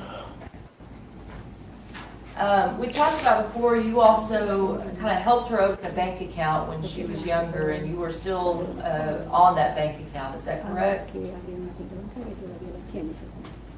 Sí, la tuvimos desde que ella abrió su cuenta. Yo estuve siempre con ella en su cuenta. Yes, we had it since we opened that account, and I was always on that account too. And one of the things that you all did to kind of get a clue about what happened to her, where she was, is you got into her bank account, which you were a signer on, is that correct? Sí, yo me metí para ver si había tomado pues algún Uber para donde había pagado con su tarjeta, y pues de esa manera yo envié algún recibo de el último Uber que tomó, y pues sí, o sea, ya es, como le digo, siempre estuvimos juntos en la cuenta. Yes, I looked at the account to see when was the last time that she had spent money, that she had used her card, when was the last time that she had taken an Uber, and where. Yes, as I said, I was always part of that account too. Your Honor, may I first, please? You may.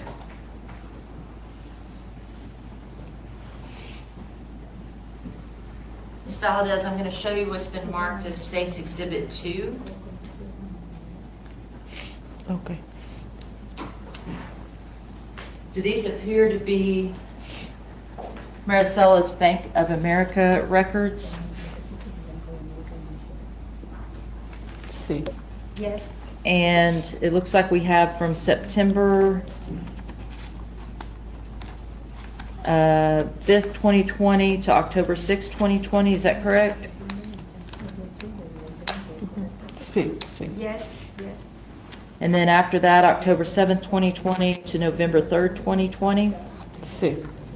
Yes. November 4th, 2020 to December 7th, 2020. Sí. Yes. And then December 8th, 2020 to January 5th, 2021. Sí. And I believe there's one more, and that is December 6th, 2021 to February 2nd, 2021. Sí. And all of these are State's Exhibit 2. Your Honor, State offers State's Exhibit 2 for all purposes. You can tender to opposing counsel. Yes. Sí.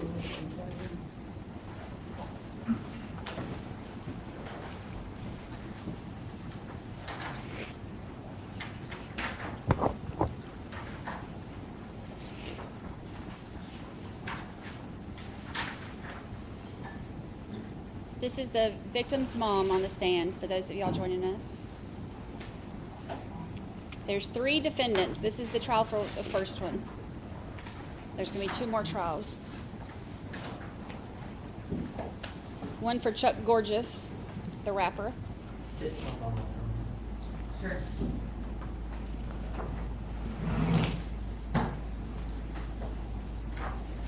No objection.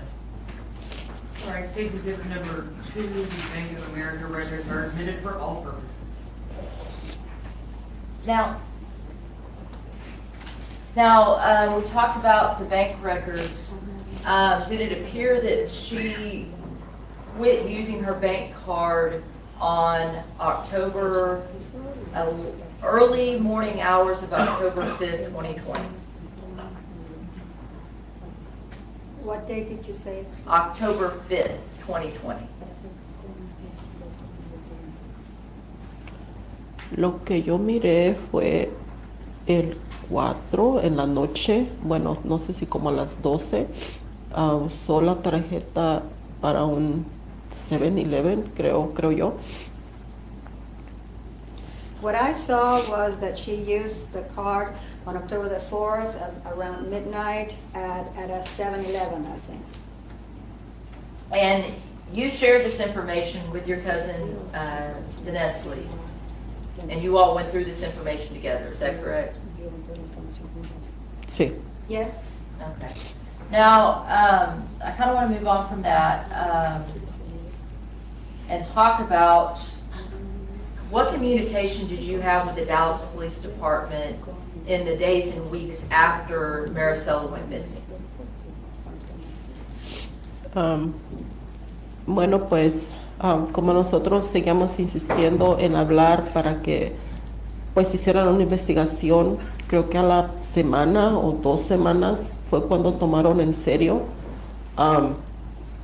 y empezaron a una investigación y me estaban llamando para hacerme preguntas y fue como a las 2 semanas creo yo que empezaron. Well, as we insisted and insisted, about 1 or 2 weeks later, they began to take it seriously and they started to investigate and they began to call me and make questions. It was about 2 weeks later. Okay. Initially, you were not, the detective assigned to the case was not Christina Ramirez, was it? No. No? Okay, it was a different investigator. Sí. Yes. And was it around December that you started getting communication from a Detective Ramirez? Sí, sí. Yes, yes. Okay. Did she explain to you why she was now handling the case versus the initial detective? Ella no me llamó otra persona que estaba en el caso. Ellos me dijeron, nosotros es todo lo que podemos hacer, no podemos hacer nada, tenemos que pasar el caso a unos investigadores profesionales. Well, she didn't call me. Actually, it was other people that called me and they said that that's all they could do. They couldn't do anything else, that they had to pass the case to some professional investigators. Okay. And that's when Detective Ramirez. Sí, después fue cuando ella ya me llamó. Yes, then she called me. Okay. Was there a point that Detective Ramirez came to Seattle to speak with you and meet with your family? Sí. Okay, and she was joined by another detective? Sí, con José Ortiz? José Ortiz. Yes, with Jose Ortiz. And you all were able to speak about Marisela, and they were able to speak to her friends and interview her friends and kind of get information about her. Sí, para entonces, cuando ella fue, yo tenía todavía la esperanza de que mi hija estuviera con alguien y cuando llegó la prueba de ADN,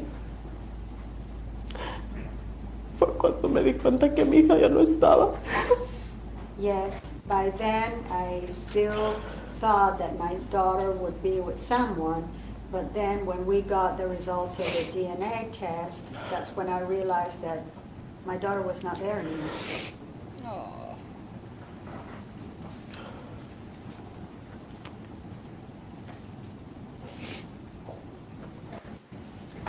Can you tell the jury how that felt to have that hope for those months? This was in about January, is that right? Sí. Yes. Uno de madre nunca quiere perder a su hijo y menos de esta manera como mi hija terminó. Ella vino contenta en donde acabaron con su vida. Yes, as a mother, you never want to lose your child, especially the way she did. And somebody just cut her life short. Y no conforme con eso, la tiraron como si fuera una basura. I'm not happy happy with that, they threw her away as if she were trash. Y no la encontraron hasta meses después. She was not found until months later. Y me hablaron. Me hablaban las personas,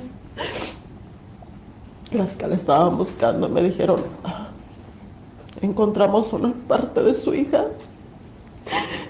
Encontraron 2 partes de mi hija en una bolsa de basura. Eso es injusto. And the people that were looking for her called me and said, we found one part of your daughter. Then they said, we found 2 parts of your daughter, and we found them in a trash bag. That's not fair. Your Honor, I pass the witness. Cross-examination, you may, thank you. Your Honor, for the back, get her Kleenex. Certainly, does she not have any there? It's right behind her, I just wanted to know. Thank you, Madam Interpreter. You're welcome, Your Honor. Gosh, that poor mom. You may proceed, Ms. Back. Thank you, Mama. Mrs. Valdez-Frutos, I'm going to ask you a few questions. Hold on real quick before they get into that. For those of y'all joining us, this one is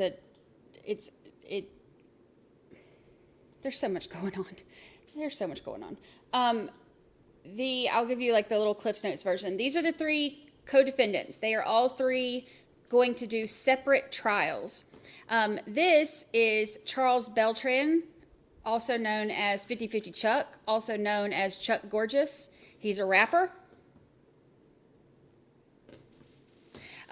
This is Lisa Dykes. She is the one who is on trial right now. This is the first of the 3 trials.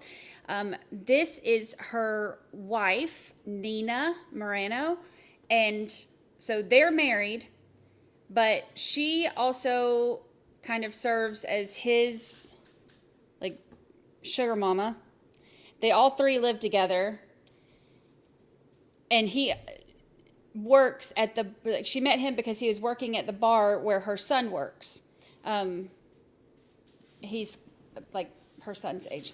So these 3 live together, and apparently the victim, Marisela, came to their house with him and was, according to one of the theories, according to the prosecution, was in his bed, and then Sugar Mama got maybe mad, jealous fit, maybe, came over or came in there and stabbed her. This is while the victim was in Dallas visiting, but she was living in Seattle. So she went missing in October of 2020, and they didn't find her body for 5 months. The cell phone evidence shows them going to this heavily wooded area by a concrete plant. There was blood in the apartment, and lots of evidence that doesn't look great. Obviously, they were arrested and they were able to get bond. So the 2 married ladies bonded out, cut off their GPS trackers, and hightailed it out of here to Cambodia, where the FBI had to go get them and drag them back. Y'all asked about the judge too. The judge that was removed in this trial before, there was a judge that was removed for showing bias toward the prosecution. So this is about that part. So according to the state, Givens, that was the judge's name, Givens showed bias during a 4-day discovery hearing that took place earlier this year after Morano's trial, set for January, was pushed back for a special hearing set to introduce evidence originally missing in the case. So throughout it, the state says that Givens showed bias against the prosecutor, challenging her professionalism. To quote her, she said that she was lackadaisical when it came to discovery in this case, even when we showed her time and time again that ever since the case got filed, we've been asking DPD for phone dumps, videos, things like that. Ever since they filed the case, we weren't getting very much of a response. The defense argued that Givens expressed frustration rather than bias. The bottom line is, if they had done their job, we would have had that evidence and determined whether we were even going to trial, or it could have helped the case. We don't know. But that's the problem with them not doing their job. She holds them accountable, and now you're going to take her off the case. I just think that sends a sad message. The DA office maintains their challenge is simply about keeping the process fair. We're not saying she wouldn't be a good judge in all of our cases, just in this particular case, we think she's biased toward the state in this case and the prosecutor in this case. But there was something up here too about, there was something I read, maybe it wasn't in this one, where Dallas Police Department was not giving them the, well, I know what that part said about that they weren't giving her. There was another thing I read where they were saying that there was a lot of stuff that Dallas Police Department didn't turn over, and even stuff that got deleted or something. So I guess there was a huge situation with Dallas Police Department, and I think that got kind of put on the prosecutor from what it sounds like, maybe. But so that judge was removed, and so this is a different judge. They got the two ladies from Cambodia, and Chuck Gorgeous has still not gone platinum. Okay. Did you know your daughter's friends, in particular, boyfriends or ex-boyfriends? Oh, that's what it was. Throughout the 4-day discovery, Dallas Police Department failed to turn over hundreds of videos and photos, including some that were deleted. Sí. Yes. Did you know Raul Ortiz? Lo conocí poco. I knew him a little. And was he an ex-boyfriend of Marisela? Yo sabía que eran amigos. I knew that they were friends. And how did you meet him? Cuando era joven en la escuela, iba con mi hija. When they were young at school, he was with my daughter. So he lived in the Seattle area for a time? Sí. Yes. Did you know that Marisela was going to see him in Dallas? Sí. Yes. Did you know her current boyfriend at the time, a man by the name of Patrick Helmbrecht? I think I'm saying his name correctly. Era su amigo. O sea, ella no tenía relación formal, realmente su amigo. It wasn't a formal relationship. They were friends. He was her friend only. Okay. So, ma'am, you reached out to Dallas Police Department, but they didn't really help you very much in trying to find your daughter. De principio no. In the beginning, they did. And they kept telling you, oh, she's probably just partying. She's just partying. Sí. Yes. Did you know that your daughter drank and used drugs? No. No.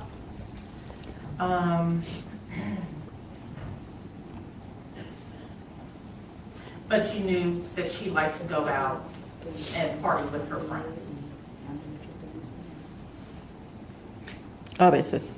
Sometimes.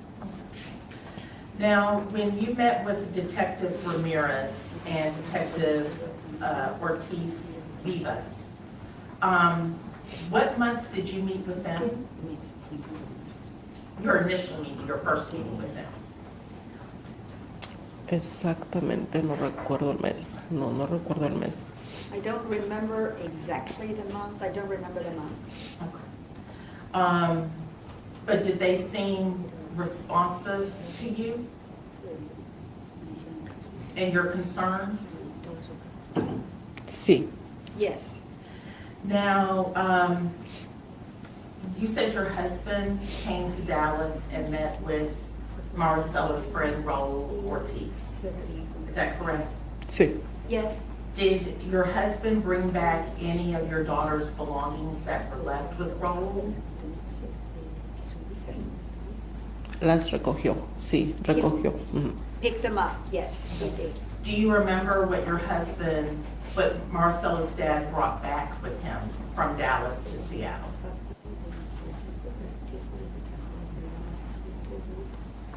Simplemente ropa. Just clothes? Clothes, okay. Do you remember a suitcase or purses or any of her belongings, other belongings? No, No.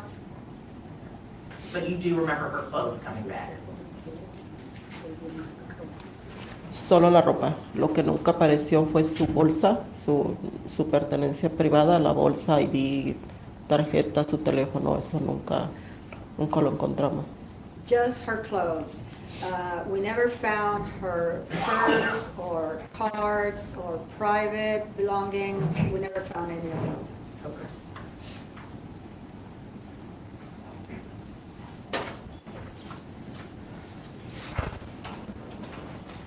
So you didn't get Marcela's purse that was found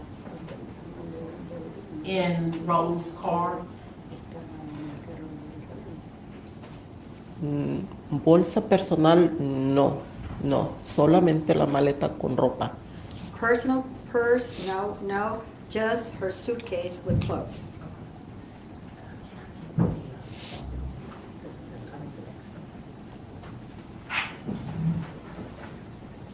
Your Honor, may I approach? This is not the only case that the Dallas Police Department had issues with evidence and stuff going missing.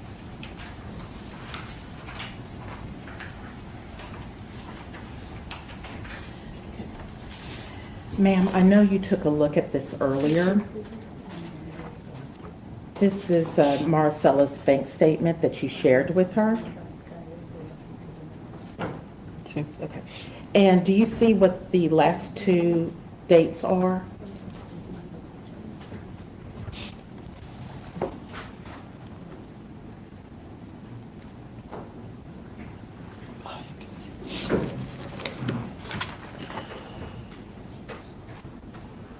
Cinco. Do you see two other entries in there where her bank card was used after the 5th? Ajá. Porque cuando me dijeron que cuando usó la tarjeta de mi hija el domingo en la noche, hasta otro día se cobró. Yes, because I was told that when they used No. my, Without being told, do you see the last two entries and what dates are those, ma'am? Ajá. Sí. Pero lo que tengo entendido es cuando usan la tarjeta, depende lo que sea, no lo cobran exacto, sino hasta otro día. Es lo que tengo entendido. but what I understand is that when the card is used, it's not recorded on the same day, but the next day. That's what I understand. Okay, but the dates on here are showing two purchases on October 6th. One at Select Start Arcade and one at Bedora, both places in Dallas. Yes or no? ¿Están ahí? Are they there?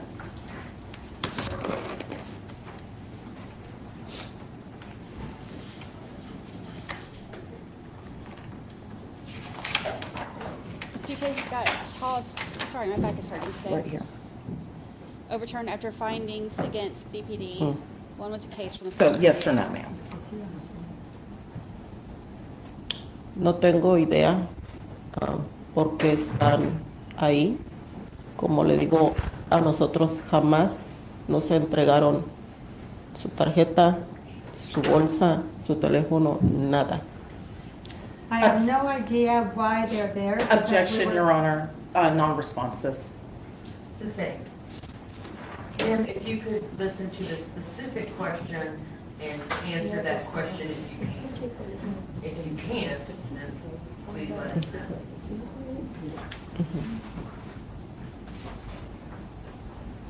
So ma'am, yes or no, there were two uses of her card on October 6th, 2020. Sí. Yes,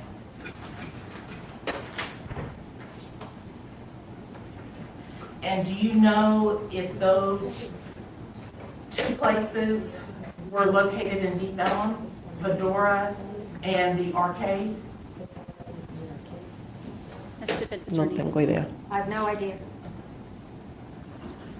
I passed the witness, Your Honor. Can you redirect? Yes, Your Honor. Permission to publish states to, Your Honor. You may. Ma'am, you were just asked about some records, some bank records and some charges from October 6th. Is that correct? Sí. Yes, Now, you were discussing with the defense attorney that your understanding is that when a point of purchase or a card is used. Objection, Your Honor, leading, and also it appears that Ms. Pittman is getting ready to ask a question that is hearsay. Sustained as the leading nature of the question and possible hearsay answer. Okay. Let me ask it this way. What is your understanding about the bank records and what they show? Objection, Your Honor, hearsay. Sustained, lay a predicate if she has personal knowledge about banking. Ms. Valadez Frutos, have you ever used a bank card? A debit or a credit card? Sí. yes, Okay. And you've reviewed your own bank records as well, is that correct? Sí. yes. And when you use a bank card, when does it reflect on your bank statement? Cuando la uso fin de semana, me aparece el lunes. When I use it on a weekend, it turns up on Monday. Okay, so if we're looking at State's Exhibit 2, and I believe the charges that defense counsel were talking about were these two down here, the 10/6/2020, 10/6/2020, and that's the date listed for all the, each charge right there. Do you see that? Sí. Yes, Okay, and do you see this date right there, 10/5? Sí. Objection, Your Honor, leading the witness, but also that's not reflective of an actual date. 1005 select star, it's not showing an actual date, as in the bank statements, you do have 10/06/20, which would indicate a date. Overruled as deleting, she was directing the witness to a particular line, and whether or not that is a date or something else is simply for the jury to decide. Overruled. Ma'am, you see 10/5/2020, 7/11, and then you see a date right there, 10/5. Sí. yes, Okay, and let's even look at the one above that. You see the date 10/5/2020, and then you see the numbers 1004, Sí. yes, 1004 above that, Sí. yes, 1004, and that says Pecan Lodge Barbecue Dallas. Sí. yes, Okay, right above that, you see a recurring charge of 10/5/20, on 10/5/20. Sí. yes, Okay, and in looking at each of these numbers, all these charges from Dallas, she's obviously located in Dallas at that time, is that correct? Sí. yes, Okay, and then this one right here, 10/6/2020, it says check card, and then what is that number right there? 1005. 1005, Okay, And then this check card at Medora, Dallas, that's also a Dallas location, that says 1004, correct? Sí. Okay. In your experience in your own banking, is that reflective of when you make a purchase on the weekend, that it usually does not reflect on your statement on this date until days later? Sí. Yes. Another question, Your Honor. All right. Thank you, ma'am. Please watch your step getting down from the witness stand, and you She are did free good. to sit in the courtroom and listen to that. She did good. That was hard. Poor mama. All right, ladies, gentlemen of the jury, we have been hearing testimony for the last hour and a half. It is time for our morning break. I would say we'll break for 5 minutes, but it always ends up being 10, so. All right. Thank you. We're going to skip forward a little bit because we had, we were an hour and a half behind because we weren't planning on being in Dallas today, but we were planning on being in Georgia, but here we are. Mama did good. I know that when I saw that they were putting the female defense attorney up to question Mama, I was like, okay, well, that's good because the other defense attorney seemed so aggressive, but she was also quite aggressive. So, not a fan, but I think that when you look at how we are so protective of the victims' families when they get up there, if we're feeling like that, then you know that the jury is too. So hopefully, they'll realize that and calm themselves down. This would be the truth, the whole truth, and nothing but the truth, so help you God. Thank you. You may be seated. May I proceed, Your Honor? You may. Ma'am, can you state your name for the court reporter and spell it, please? Dennesly Castillo, DENNESLY CASTILLO. Okay. And Ms. Castillo, can you just tell the jury how it is that you know Marisela Botello Valdez? She's my niece, my cousin's daughter. Your cousin's daughter. Okay. And your cousin is Miss Ernestina Correct. Valdez Britos, correct? How long have you known Marisela? I mean, I moved to Seattle in 2012, so we didn't necessarily grow up together, but, every time we visited family, Washington-wise, we would visit and see them, so, the last 10 years is when we really had more of a connection and started hanging out after I personally myself moved to Washington State. Okay. And you know her your whole life, but the last 10 years is when you all kind of got close. Correct. Now, you are much closer in age to her, is that correct? Right. And how old are you right now? I'm 32. 32, okay, and she would be 26? I believe so. Okay, she was 23 when she went missing, and we are about 3 years after that time. Is that about right? That's right. Did you guys hang out socially and interact and things like that? Yes, you did. Okay, and as far as her, what did she like to do when she went out? So I would pick her up, and one of the things that we like to do a lot was to go frequent the beach. We would go to the beach and hang out with my daughters. That's usually what we usually did when it was nice in the summertime. I would go. She would live very close to me, so I would go pick her up, and we would drive around and go to the beach and hang out with my daughters at the park, or she would come over to my house. Okay. Just hang out there. And me not personally being from Seattle, not spending a lot of time there, the beach is a little different than, maybe Texas beaches, right? Mm-hmm. Cold water, but very pretty trees, things of that nature? Yes. What kinds of things would you do at the beach? We like to get food and kind of do like a little picnic thing. Occasionally we'll have a drink or two on the beach while we're, in the sunset, whatnot, watching the sunset. Did you know her as far as kind of her work ethic and work habits? Well, yeah, she was a manager, so at the department store, if I'm not mistaken. So that definitely shows that she was a very hardworking girl. They don't just give a manager position to anyone. Now, she was 23, of course, she was legal age to drink, and as far as drug use, Seattle's a little different than Dallas. Marijuana is completely legal in Seattle, correct? Mhm.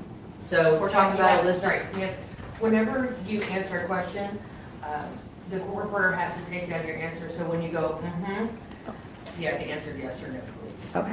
Thank you. So when we're talking about marijuana and if Marisela used marijuana or not, that was legal in Seattle. Right. Did you know her to use marijuana frequently? I don't know what the habits were. I do know that she was an occasional user. Okay, but not all the time. Not that I'm aware of, no. Did she drink some? Yes.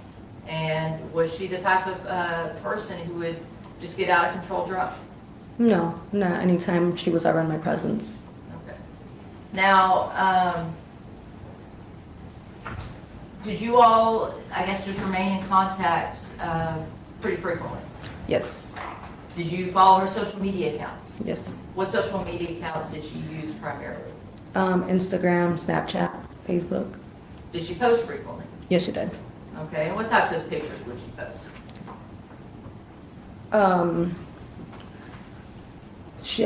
I mean, it would because she would like to travel a lot, so anytime she traveled, she made it a point to show, the tourist locations that she was visiting. So those were mostly things that she posted, the sites or her boarding the airplane or at the airport, things of that nature. Okay, and I guess what I'm getting at, it wouldn't be like her just to suddenly stop posting on social media. It would not be like her, no. Now, you were aware that she was traveling to Dallas. Yes. And were you aware of, I guess, the dates of travel? I didn't know the specific dates. I do know that she was traveling out of town because we had been in contact to meet up when she returned to Seattle. Okay.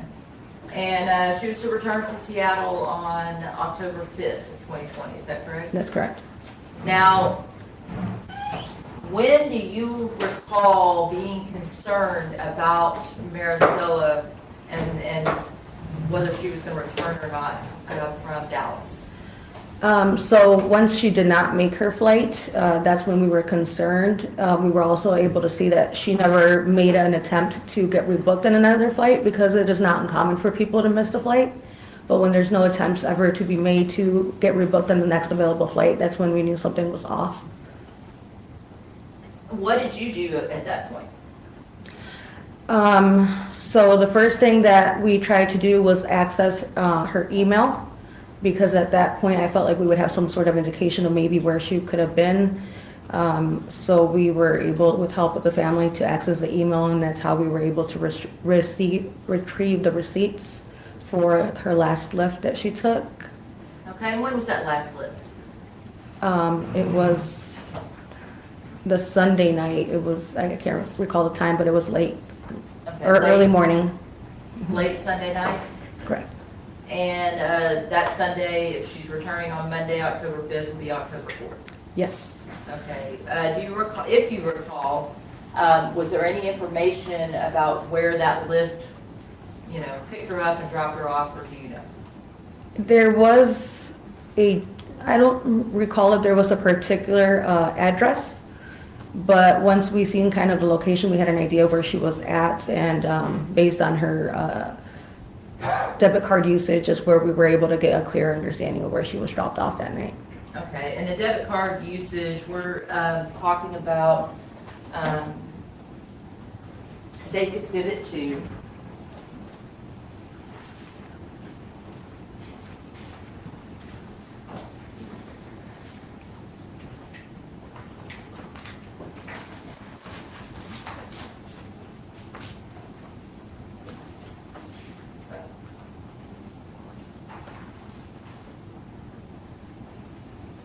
Yeah, their whole family's beautiful.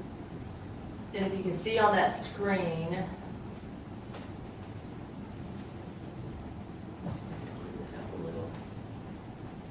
we talk about these places like the Con Lodge Barbecue, the Green Room Live, Select Star, Fedora, things of that nature? Yes. Okay, and were you able to kind of determine that that was in a location called Deep Ellum. That is correct. We see the point of purchase 7-Eleven on 10-5. That doesn't have an address right there though, correct? Right. Now, if you're looking at the dates, is it pretty clear that these dates over here are when the actual charge is cleared, and these numbers here indicate the actual day that the card was used? Okay, yeah. Okay. And so it appears that the 7-Eleven may be the last purchase that she made with her debit card. Correct. Now, we didn't flip through the other pages, but if we're looking at this combined statement from October 7th to November 3rd, 2020,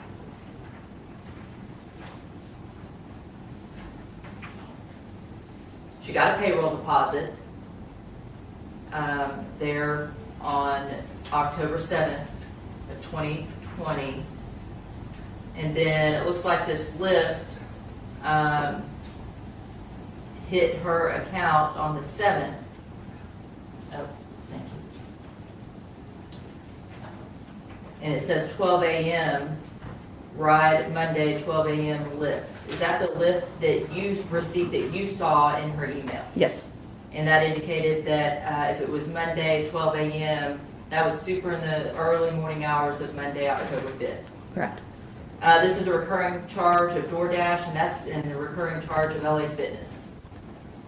Are those the last charges that she had in her bank account? Yes. Okay.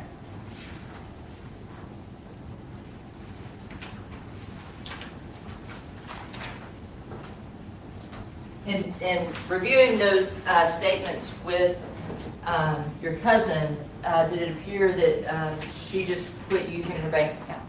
I mean, Yes. There wasn't, I'm sorry, there wasn't any large withdrawal or anything like that? No, not after the lift receipt.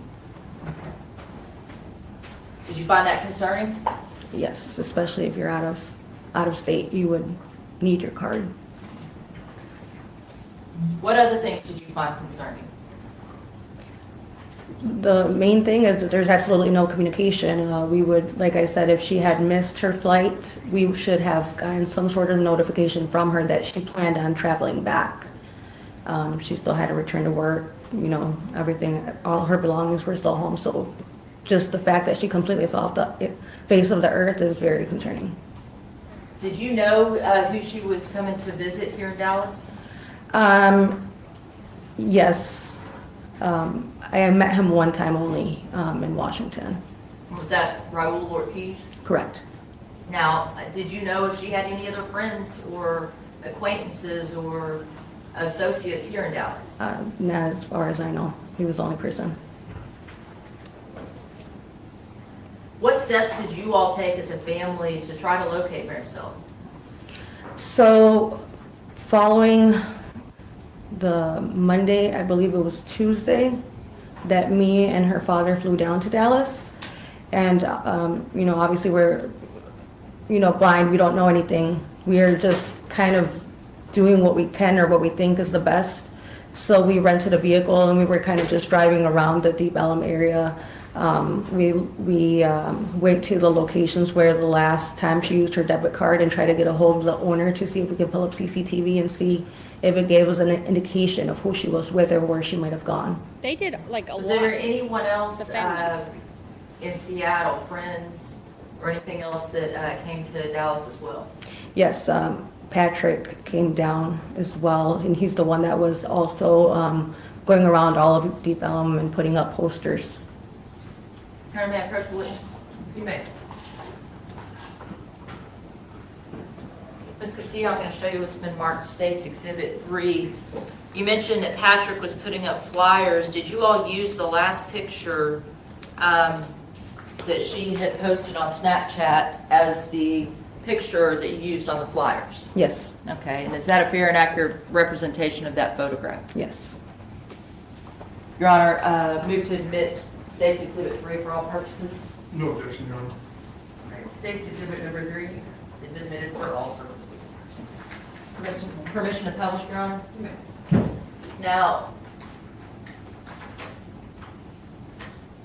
you all obtained this photograph, you said, from her Snapchat, is that correct? Correct. Did she post it in a story, or was it, I don't really know how Snap works, so if you can kind of explain to the jury, for those of us that don't know about Snapchat, how does Snapchat work? You can post it to a story. It lasts about 24 hours. I think this particular picture, she had it saved to her camera roll. So the same way I was able to access her email is how I was able to access her Snapchat. I requested to reset her password and that be sent over to her email. Once I was able to reset her password, I was then able to access her Snapchat and retrieve the saved photo. Okay. And so on Snapchat, you were talking about stories, and they're available for what, 24 Like 24 hours. Does she regularly post stories? Yes. And if you were a follower, you could click on her story, and it's available for 24 hours, and she may have several stories at one time. Correct. Okay, and then the camera roll just saves to her particular Snapchat. Correct. It's not visible to everybody else necessarily. It's not. Okay. A little bit different from Instagram, where if you post an Instagram picture, it stays up there. Yes. No, Unless you it's personally delete it. correct.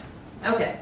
Now, this story that she posted, was this posted on the night that, or I guess the day of October 4th, the last day that she was going out in Dallas? I don't recall if this was saved to her story, but I know once I was able to access the picture, I know it was taken that day. Okay, It has a timestamp on it. October 4th of 2020. Correct. Now, you said that, and that's the reason you guys used this particular photo, because that's the last thing that she would have been wearing in Deep Ellum. Correct. Patrick came down, what did Patrick do? Was he alone, or did he have some people with him? When he came down, me and her dad had already flown back because he drove down. But we were in communication, and he went to all the bars and put up posters, and I believe he was able to obtain some of the security footage of her leaving one of the bars. Were you and her dad able to obtain any of those videos? No, I did talk to one of the owners. I think it was one of the bars that was shown in the statements, and he was able to retrieve the footage, but he couldn't send it to me. But he told me at that time she was still alone. Okay, so she was alone in the footage that you saw? Yes. Do you recall what bar that was? I think it was the Star. Let's look at Something with stars in it, let's or look. arcade. The arcade. The arcade. So in States Exhibit 2.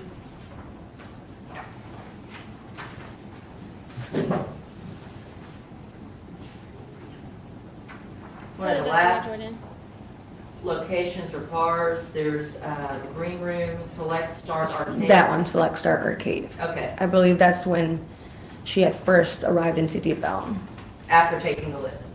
after taking the lift. Okay. So she's seen on camera at Select Start Arcade. Do you recall that footage?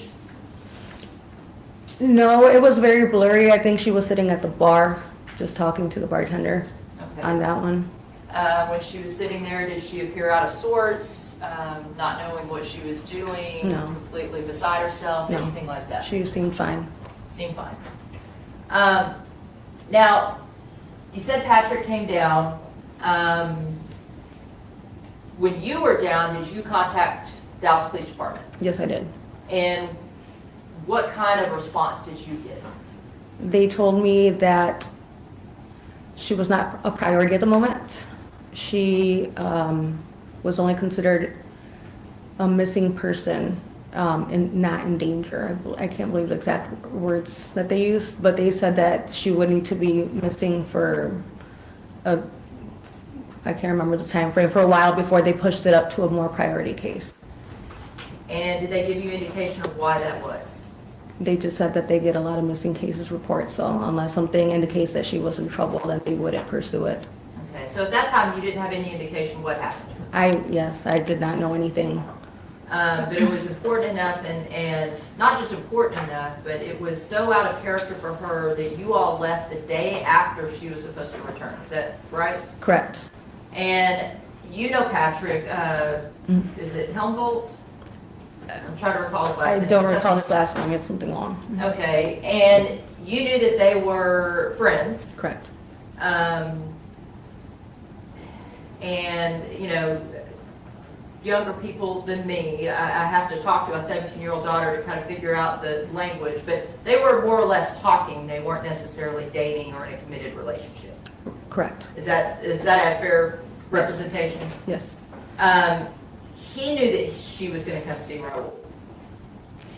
Or do you know that? I don't know that. Okay. I know he knew that she was traveling. I don't know if he necessarily knew who she was going to come see. Okay. But she knew that he was seeing other people, so it wasn't this committed relationship. Correct. It was important enough to him to drive from Seattle overnight. He also spent a lot of time with her, so he knew that it was very out of character. Okay. Do you recall seeing any, or do you recall when kind of the media got involved in this case?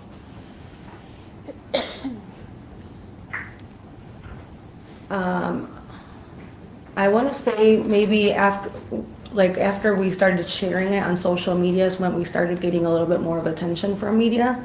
I want to say maybe a week after when they finally pushed it to, I think it was now missing and endangered. And did you follow all those news articles? And Yes. just try to get as much information? I was very active, making sure that we could get her picture across as much platforms as possible in the rare chance that someone had seen her. Now, am I first witness? You may. Vanessa, I'm going to show you it's been marked States Exhibit 4.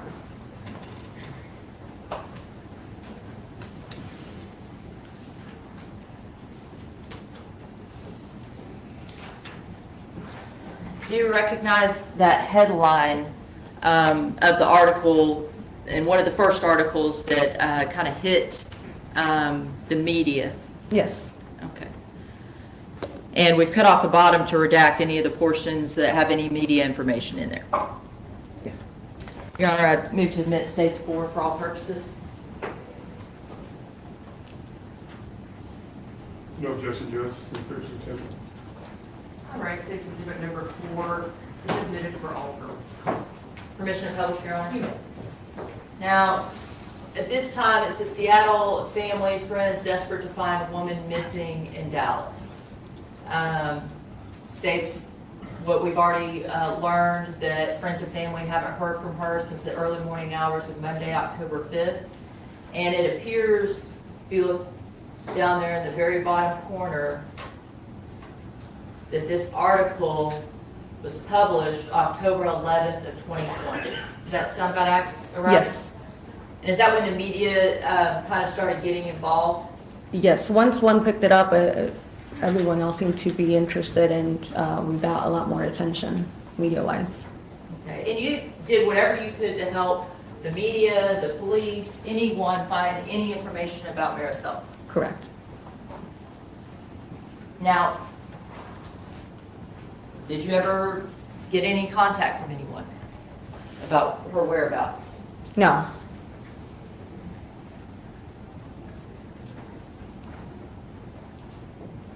They did so much for the Is investigation. it fair to say you were frustrated in the beginning with the police department? Yes. I don't blame them. What was it like to just be so concerned and so worrying about her and her whereabouts, and just to kind of get that response? It was very frustrating because I was literally going back and forth with the person who told us that it was not an danger, like she was not a person of priority at the time. You know, I recall I asked him if he has kids, and he stated he did, and I said, wouldn't you think, you know, if your child is missing, to look for them, or you have to wait until something happens for you to actually look for her? And at that point he said, I understand, but until we have any evidence that she may be in danger, there's nothing we can do at the time.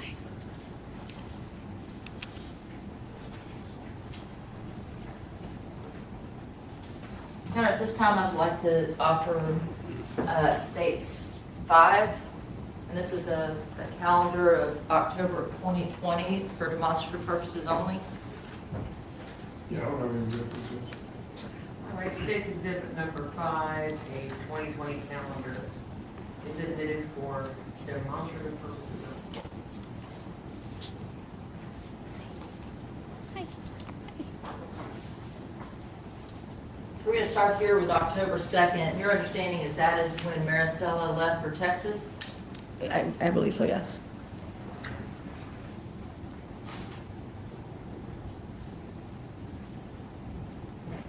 And October 5th is when she was to return? Correct.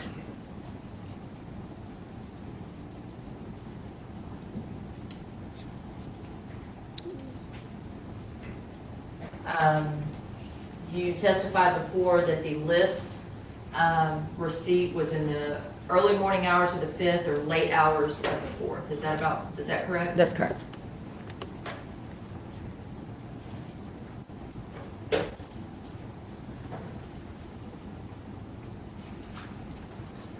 And so I'm going to put it there at the bottom because that's leading up into the 5th.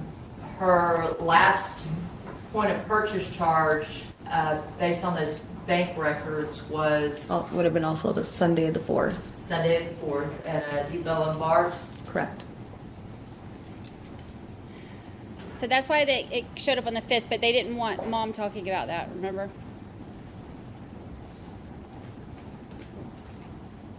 They tried to avoid her being able to say. Now, it wasn't until October 11th that you saw the first article about Marisela going missing in a news source. Correct.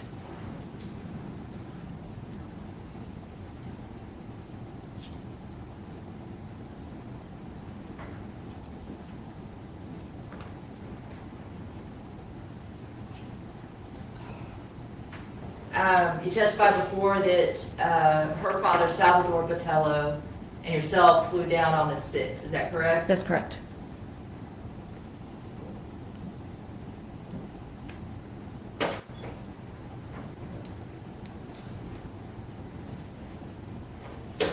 Do you know what date Patrick came down? We left Wednesday, and I want to say he arrived Wednesday evening. Okay. Good girl.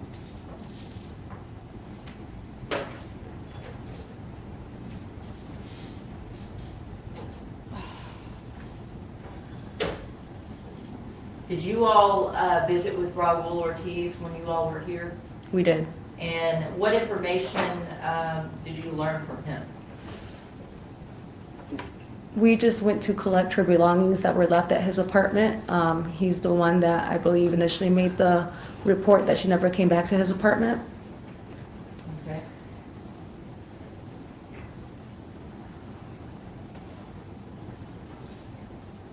And you primarily got her luggage and things that were in his apartment? Yes.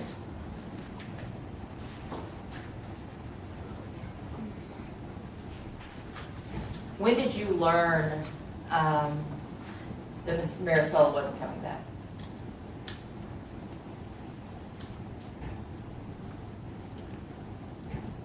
I'm not, like, I guess coming, when like, did you learn that they found her remains? okay, that's what I wanted clarification. It was 6 months later, I think, when they finally told us that they had found her remains. And tell the jury what that was like. Well, we had some hope when she hadn't been found that she could have still been alive. We were hanging on to that hope because it had been such a long time that we were, I mean, there was no good outcome in the fact that she was missing, but we really thought that we would have her back with us. And when they told us that they found her remains, then at that point we absolutely knew that there was, you know, nothing to make it any better at that point.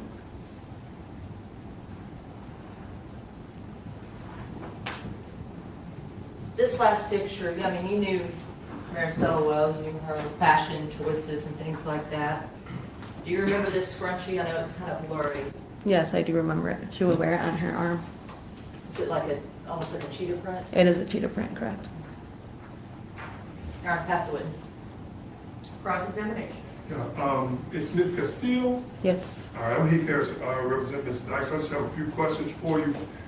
First and foremost, I think you indicated to the members of the jury that in Seattle it's legal to smoke weed, right? Yes, sir.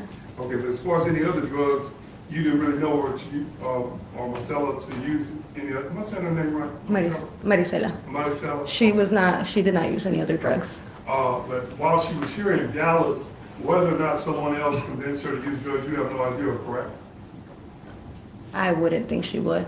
That's not my question. Whether or not someone else influenced her to use drugs other than weed while she was here in Dallas, you have no idea, because you went with her, weren't you? I was not. Okay. Madam Pro Judge.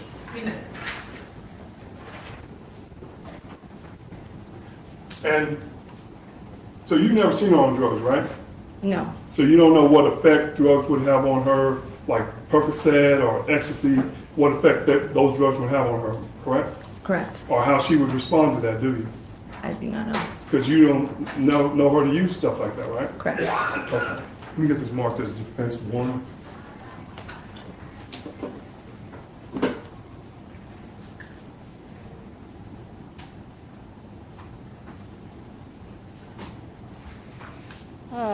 This guy. Let me show you what's marked as State's Exhibit number 3 and Defense Exhibit number 1. I know you don't know the gentleman in the photo here with her, but does that appear to be Marcella in the same dress? I thought he was about to, Yes. but he ran. Okay. I'm sorry, which picture? I'm referring to Defense Exhibit number 1. Thank you. Yes. Okay. Judge, I'll offer what's marked as Defense Exhibit number 1. No objection, Your Honor. And again, One Commissioner moment, Public. defense exhibit number 1 is submitted for all purposes. Thank you, Judge. Commissioner Public. You may. And again, it's a little grainy, but you can still tell that's her, isn't it? Yes. And you don't know who she's with there, but that's her in that same dress, isn't it? Yes. Okay. And you don't know if that was taken on her trip to Dallas or whatever, but again, it appears that that's her in the same dress that she took and put on Snapshot. Yes. All right. You indicated that while she was in Dallas, you didn't necessarily have communications with her, right? You were just following her on social media or whatever. Correct. All right. You said at some point you and the dad or the family became concerned to the extent that y'all called police. Correct. And the police basically told you that it wasn't a priority. She's just a missing person. Correct. They had a lot of missing people, right? Correct. And you guys wanted them to do more, but they said they got rules of procedure, right? Right. Yes. Unless they had evidence of some wrongdoing, there's nothing they can do, right? Correct. They needed evidence Correct. before they can move on with this case. Yes. Now, when you and the father came down, y'all visited with Raul, right? Yes. And y'all got a chance to talk to him Yes. about Marcel's coming to visit with you. Yes. And were y'all, did y'all have any concern about why he would allow Marcellus to go back to Deep Ellum by herself at that time of night? Yes. Y'all questioned him about that, right? Correct. And to be honest with this jury, everyone was really suspicious about Raul and what he had to do with Marcel's disappearance, correct? Yes. And y'all let him know that, didn't you? Yes, we did. Especially Patrick. Would you agree with that?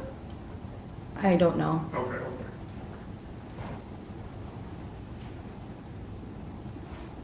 It's going to be really interesting to hear Chuck Gorgeous get up there. And Because, I mean, did you know Raul? I met him one time prior. Okay. Did it make sense to you that he would allow her to go back to Deep Ellum by herself at that time of night? No. Did you know that they had been out drinking earlier? No. Okay. All right. As far as all these dates,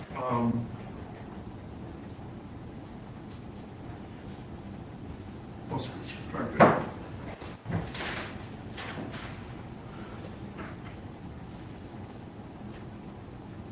I did want to ask you real quickly about, you said that y'all were able to obtain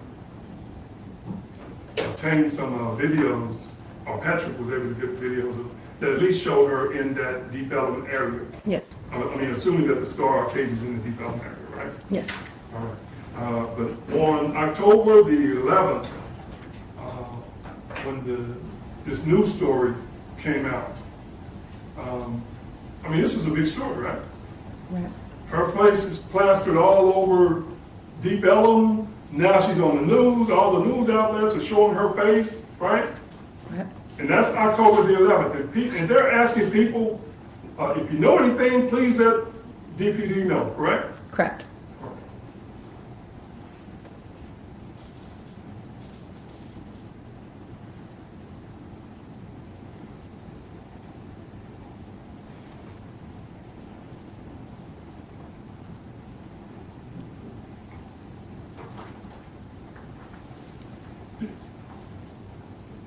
This may be a better question for one of the detectives or something. He is Did you know aggressive. anything about tips that DPD may receive from Crime Stoppers talking about people seeing her? Just if you know. No. Okay. All right. Thank you, Ms. Castillo. Any redirect? No, Your Honor. May this witness be silent? No objection, Your Honor. No objection from the state.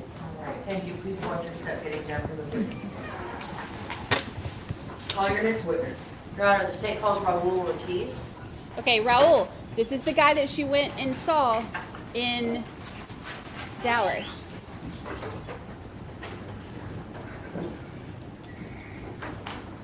The friend she was visiting.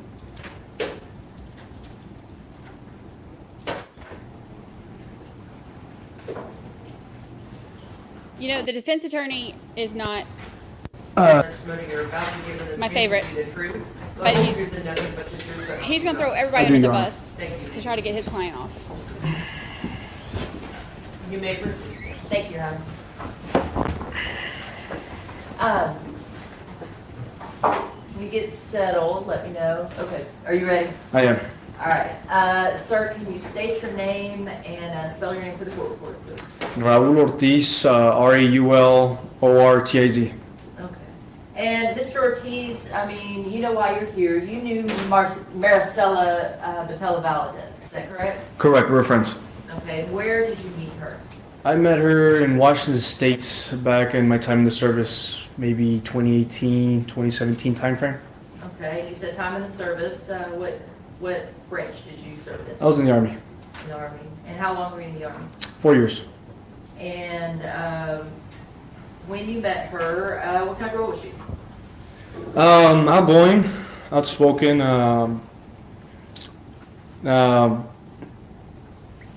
there's more characteristics, but definitely outgoing, outspoken, kind, things of that nature. Did you all kind of date for a short time? Somewhat. Somewhat? And I guess characterize that to the jury. What does somewhat mean?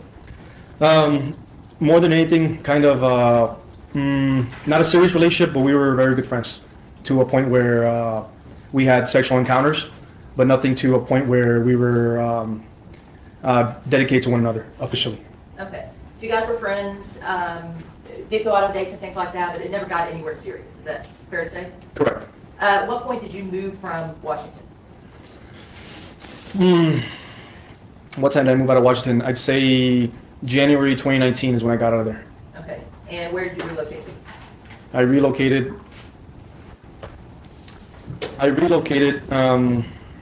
to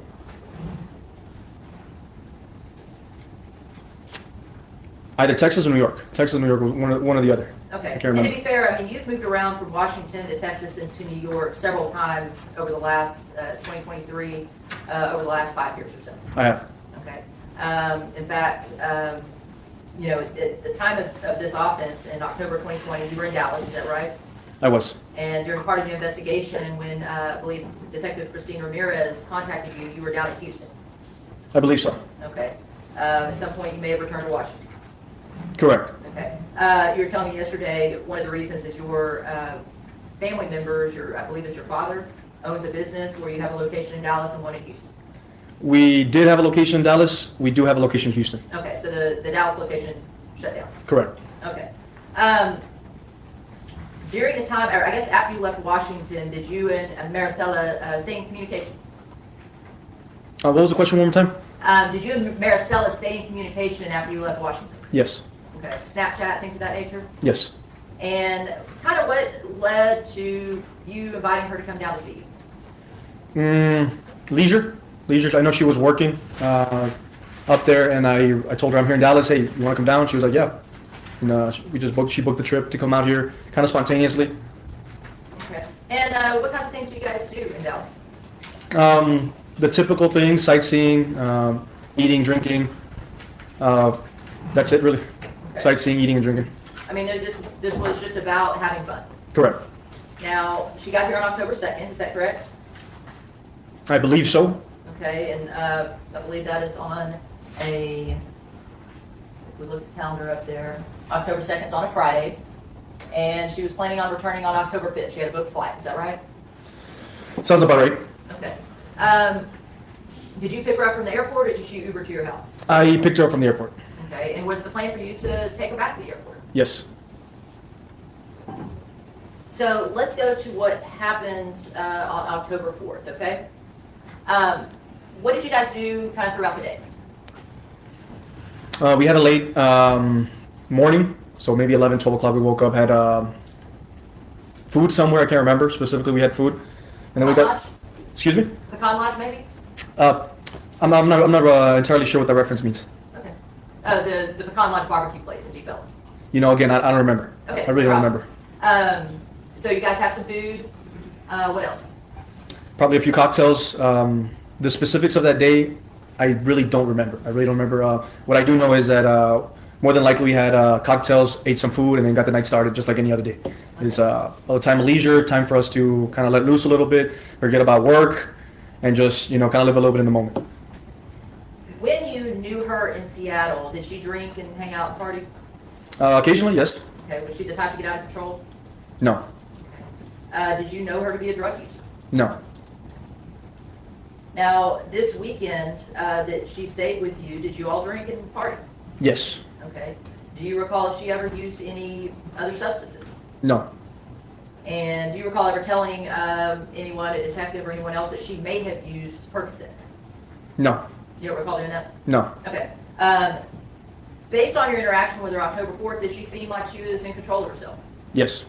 So let's get to how you all got separated. So you all are out drinking, hanging out. What happened that led her to be separated from you? Okay. I don't remember the specific timeline, but the reason we split up was because I had vomit on my shirt because I was drunk, and we went to my apartment, and I didn't have the keys to get in it, and my roommate was long gone. So I wasn't gonna go out. I told her, hey, if anything, if I get into my apartment, let's meet up at Deep Ellum. So she got an Uber, went to Deep Ellum, and I literally slept outside my apartment, out in the balcony, like vomit on me. And that's when the next morning I woke up. I was messaging her all morning, and she just didn't respond.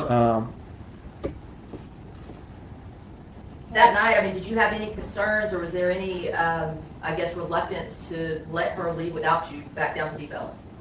One more time? Did you have any reluctance or concerns about letting this pretty young girl go back down to Deep Ellum on her own? No. What did you think when you woke up the next morning and she wasn't there?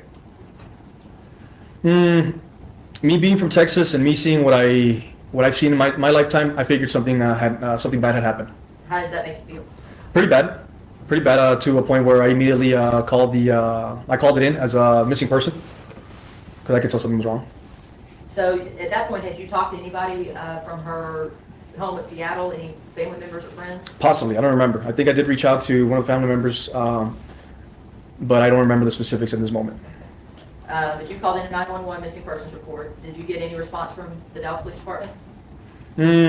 I spoke to them, reported them, and I think that's as far as it went, to my recollection right now. Did you continue trying to get in touch with her? Yes. What different ways were you trying to get in touch with her? iMessage, calling, and text message. Instagram, Snapchat. Now, when she left that night, did she still leave her suitcase and some of her personal items with you? Yes. Okay, but she left some personal items in her purse as well. Correct. I'm sorry, in your car. She left a kind of a backpack purse in your car, is that right? Yes. Okay. During that time, the coronavirus, the pandemic was still a pretty big concern in Texas. Do you recall at that time people were having to wear face masks in buildings and things like that? Yes. Do you recall her father coming down with her cousin Nestle and talking with you about Marisela and her whereabouts? Yes. What was that conversation like? Very concerning. We went out and we went out looking for asking questions. I believe we left some flyers, but that's the way that looked like. They came here concerned. They could tell something was wrong. I could tell something was wrong. We went out asking questions, investigating her whereabouts, leaving flyers, talking to people. But that's the way that looked. And did they have some concerns about you letting her go down to Depot? Yes. Looking back on it now and knowing that, I mean, they found her remains 6 months later, how does that make you feel? Shitty. Yeah, it makes me feel pretty shitty. She was a very good friend of mine. I would even say like even one of my best friends, really. Now, you talked about her leaving some of her belongings in your car.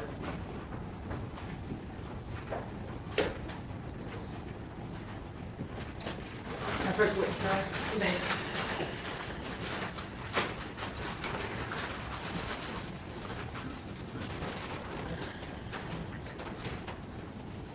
He does seem nervous, but keep in mind too, he's probably been blamed for this by a lot of people. And even though we know he's not guilty because he was passed out on his balcony with puke on his shirt, he's probably had a lot of vitriol, you know, a lot of anger directed toward him and had to deal with it a lot, so. Well, I'm going to show you the contents of this bag, marked States Exhibit 6.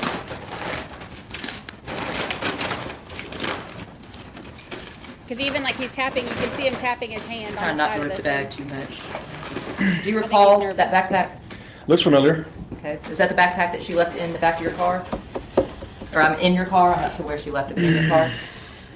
I can say confidently, yes. Okay. And looking, would it help to also to look at some of the contents in there? Sure. Okay. And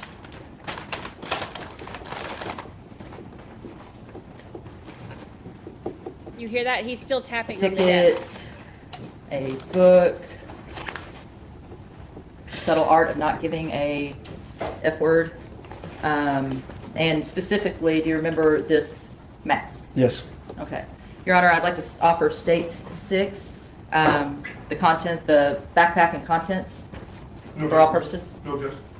All right, State's Exhibit number 6, a brown old-fashioned shopping bag with a tan backpack, and the contents therein are admitted for all purposes.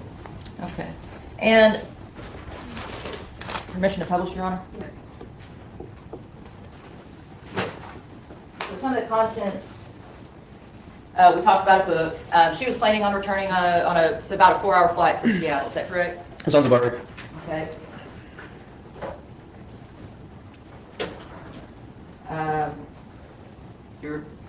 A box of the original feathered lash wispies. I don't know if you wear fake eyelashes, but that appeared to be fake eyelash box. Yeah, that sounds about right. Okay. Something she'd have in her backpack. You can hear him still tapping on that table. Magnet from Seattle.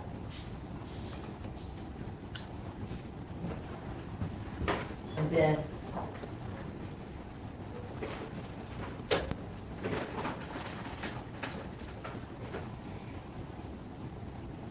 this cheetah print face mask. Definitely. Yeah, as I'm making memory now, I do remember that specific backpack on her body and her bringing it in here. Mm-hmm. And do you recall her wearing a specific face mask during her time here in Dallas? Yes.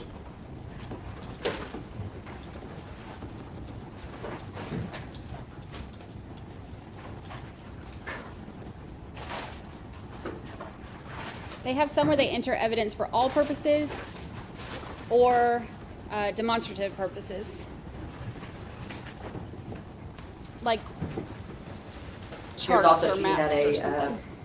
looks like a part of a boarding pass to Bangkok, from Bangkok to Seoul, Korea, with her name on it and date. You didn't accompany her on that trip, did you? No. Okay. Were you aware that she did enjoy travel? Yes.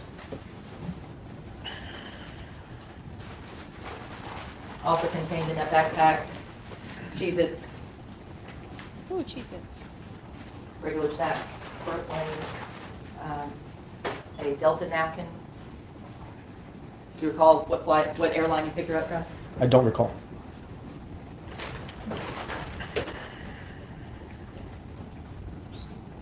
Delta Wi-Fi information. And then also what appears to be snacks that they hand out on a plane, Delta biscuit.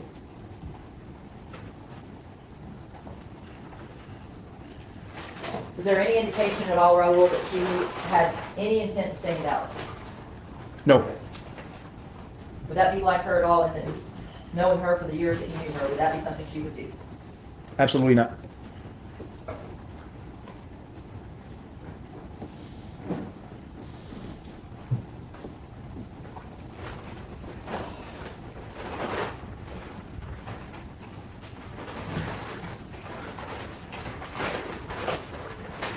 Oh, wait, I can fast forward through there. Examination, it is now 12:29, and we will go ahead and take our lunch break for 1 hour.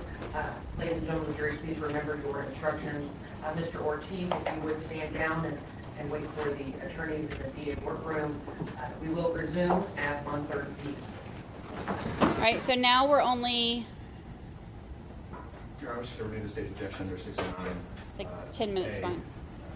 And that it's required, right, that the evidence of no conviction to attack the witness's character of truthfulness be all three, right? That has to be the felony or moral turpitude and outweigh.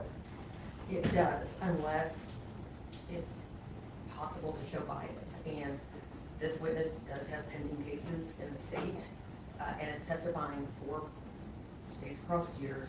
Therefore, I will allow the defense to ask him whether He's- he is receiving any benefit for those pending He's cases. got pending cases in the state. You should go. I wonder for what. Are we ready for the jury? Yes, Your Honor.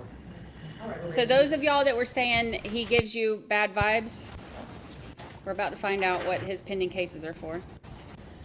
For the jury. Because they're allowing it in to ask. Ortiz, I heard Mr. Ortiz, Raul, Yes, sir. all right. I heard you pretty much did everything you could to cooperate with this investigation, correct? Yes, sir. Even though you knew everybody thought you had something to do with it initially, didn't you? Correct, sir. All right. Did you talk to anybody that wanted to talk to you, including some of, you referred to her as Marty? Excuse me, what was the name? You referred to Marisela as Marty? No, I did not. You never referred to her as Marty? No. What do you refer to her as? Mari? Marty, okay. Well, I don't have an accent, man, but I was close. Okay, and listen up, I'm not trying to trick you or nothing like that, okay? Sure. All right. Bottom line, as far as this case is concerned, you've been under, you did everything you could to assist in the investigation. I did. Whether it's with the DPD, Detective Ramirez, the FBI, anybody that wanted to talk to you, you talked to them, right? Correct. And I mean, she went all the way to Washington trying to track you down, didn't she? Yes, I did. And when she was in Washington, you had already moved to Houston, remember that? Correct. All right, and you told her exactly where she could find it, didn't you? Correct. And you talked to her, right? Correct. All right, but I want to talk to you specifically about, well, what is this? May I approach you? Yeah. Thank you. I'd have been pissed with the loosen up comment, but that's just me. Let me show you what's marked as defense exhibit number 1. Is this pretty much how she was dressed that night, if you recall? Yes, sir. Is that her? It is her. Okay. Let me just ask you specifically, if you were talking about y'all had went out and you got so drunk, threw up on yourself, right? Yes, sir. But when y'all were out at some of these bars or whatever, you ran into some of your friends as well, didn't you? Let me just ask you specifically, do you remember her having some concerns about some of the people that you were having contact with? No. You remember talking to people about the fact that she thought that one of your friends was an Armenian? What was your question? Do you remember talking to, I don't know which one of her friends you talked to about it, but she was texting them while y'all were out. Did you know that? I'm losing you here. I don't even know where you're going with this. I don't understand what you're asking me. Oh, well, let me go real slow so you understand. Okay. While y'all were out, Sure. do you recall ever getting drugs from one of your friends out there? No. All right. Do you recall ever talking to one of Marisela's friends, or whoever was questioning you about that night, about her having concerns about some Armenian? No. You don't remember that? No. And you saying, no, they were from Israel? They were Israelis. You remember that? No. Do you remember one of her friends asking you if you thought it was an overdose? She could have had an overdose. No. I don't even know what conversation you're talking about. So that never happened, is what you're saying? Correct. All right. So, no one ever asked you about her possibly having an overdose? No. Okay. And you remember them asking you about whether or not, where'd y'all get the Percocet? This is the second time I hear Percocet in this courtroom, and I have no idea what you guys are talking about. Okay, so you would recognize your voice on a recording, wouldn't you? Absolutely. Okay. Do you think if I did let you listen to that phone call, that would refresh your memory? Sure. Judgment reproach? Okay. So they didn't let you listen to any recordings that you may have had in the past? No. Whether it was with Detective Ramirez or other people? No. Okay.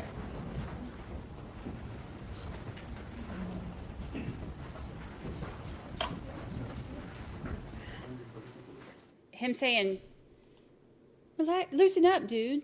No, don't talk to me.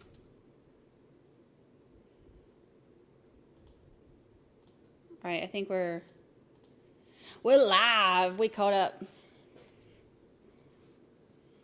No more speed trialing. We got it for a couple hours. But most of it we watched on real time, other than some of the other stuff. Like a lot of it we watched the openings at normal time, and we watched the mom and the cousins, whatever they call her aunt, but it's what'd she say? It's Marisela was her cousin's daughter. So, and then we sped it up a little bit to 1.25. But then with lunch, now we are caught up. Defense attorney is a little bit of a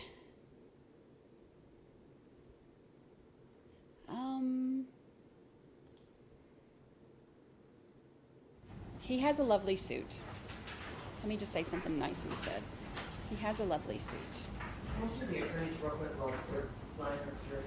Yeah.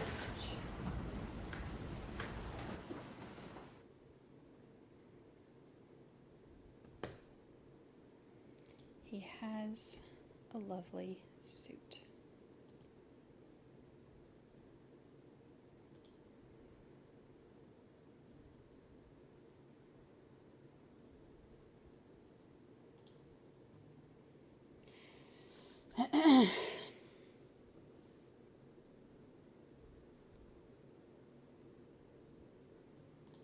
I don't think he's a fan of the DA's either, given he has cases pending. Yeah, I want to know what for. I know we'll find out.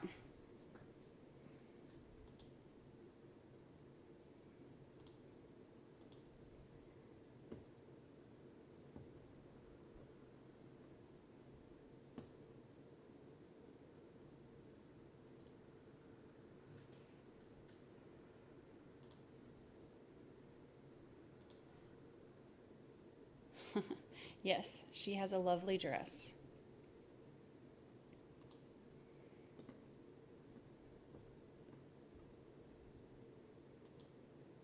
Trying to be nice.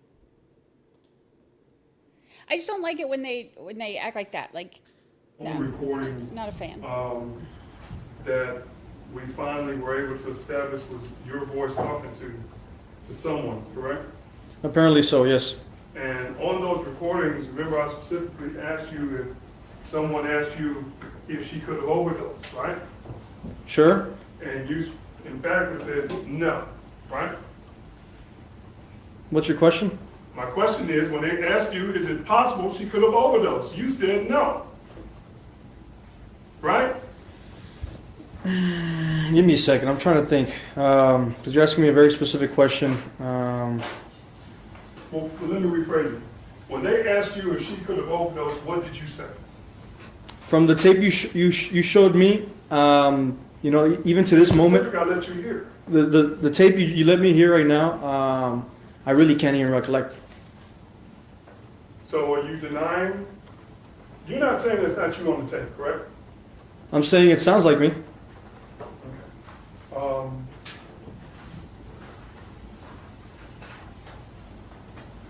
So are you denying that you said in response to someone asking you if she could have overdosed, you saying, no way? I still don't know. I still don't hear the question. I'm sorry.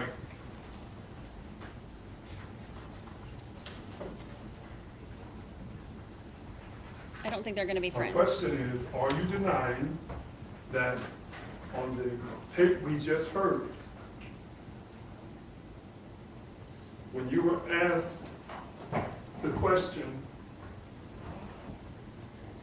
could she have overdosed? You said, no way. To my recollection, to this very question, for the third, fourth time, I said I don't know. I'm saying no right now.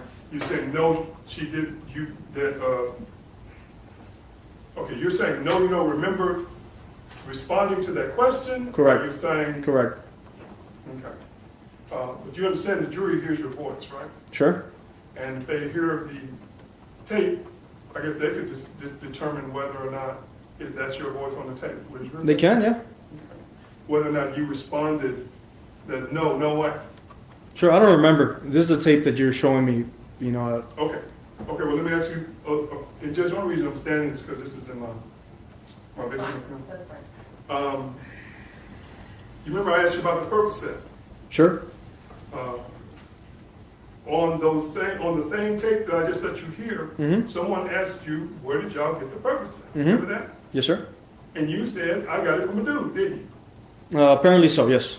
Ain't no apparently. Did you say, I got it from a dude, referring to the Percocet? On the tape you're showing me, apparently so. Yes, sir. Do I recollect? No. Is that yes? I said. No, I I'm got saying Percocet from a dude. in the tape you showed me, yes. And he referred to where did y'all get the Percocet, didn't you? Sure.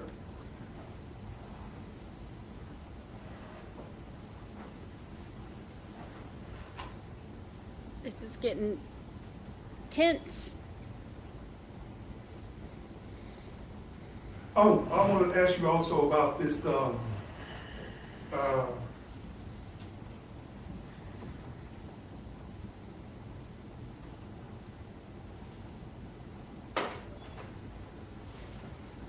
when, I don't know whether it was Detective Ramirez or whoever it was, but they asked you, you emphatically said, look, I did all I can, you know. She even asked my friends, or she asked me about my friends that were Israeli. You remember that? Sure. You remember hearing that? Yes, sir. But said that Marisela thought that they were Armenian. Correct? Sure. And had concerns about those people, didn't she? What's your question? Marisela thought the people that you were calling your friends were Armenian, and she had concerns about those people, didn't she? From what you're telling me, yes, sir.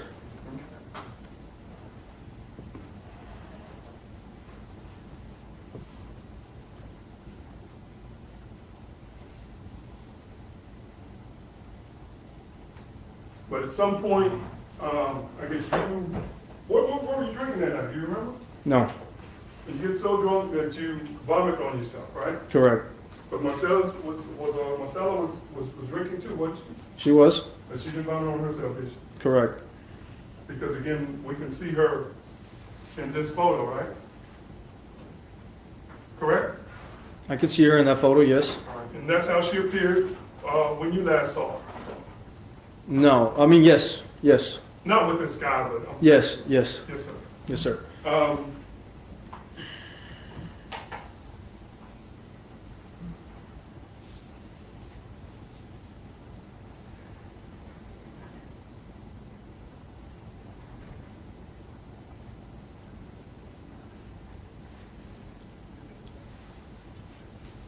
I don't think they're going to go for coffee after this. Mr. Ortiz, again, as far as you had about 3 assault cases, Yeah, you're asking me if I had around 3 assault cases? Yes, sir. Is that your question? Yes, sir. Probably more charged, but I only have 1 on record. And one interference with a, what is interference with what? You got like an interference with a 911 call? Allegedly. Okay. Because that's still pending, right? Correct. And you're not hoping you're gonna get any help from the state from coming here and testifying, right? Well, absolutely not. Okay. But on the night that all this happened, and y'all went back to your apartment, you weren't upset with Marisela's law, were you? One more time, I'm sorry. On the night, if y'all go out, y'all catch your Uber back, or were you driving? Just if you remember, if you don't, you know. No, I really don't remember. Okay, but at some point y'all get back to your apartment, right? Sure. And she wants to go back out. Okay. You're not upset about that, right? I probably was a little upset, but what could I do? I have vomit all over me. And there was no physical altercation between you and her? Oh, no. No. And you're telling members of the jury you did everything you could to assist in this investigation, Absolutely. including tell Detective Ramirez exactly where she could find you in Houston. Correct. And did she come to Houston and talk to you? I don't remember. Okay, all right.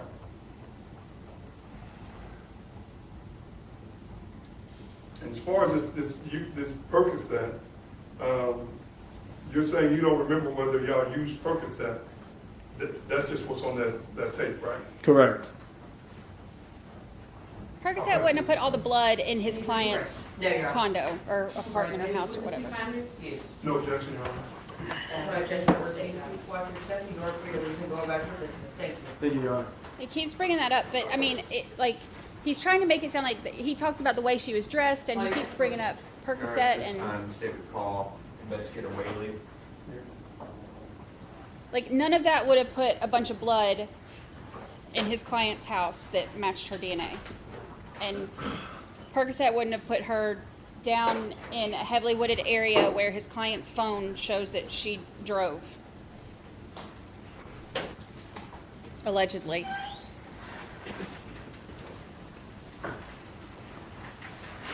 Good afternoon. I see that your right hand is raised.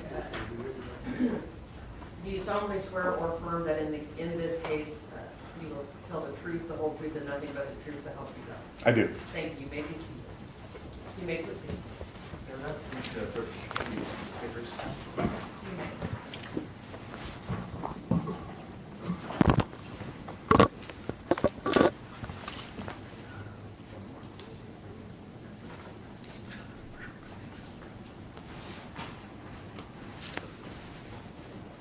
Good afternoon. Good afternoon.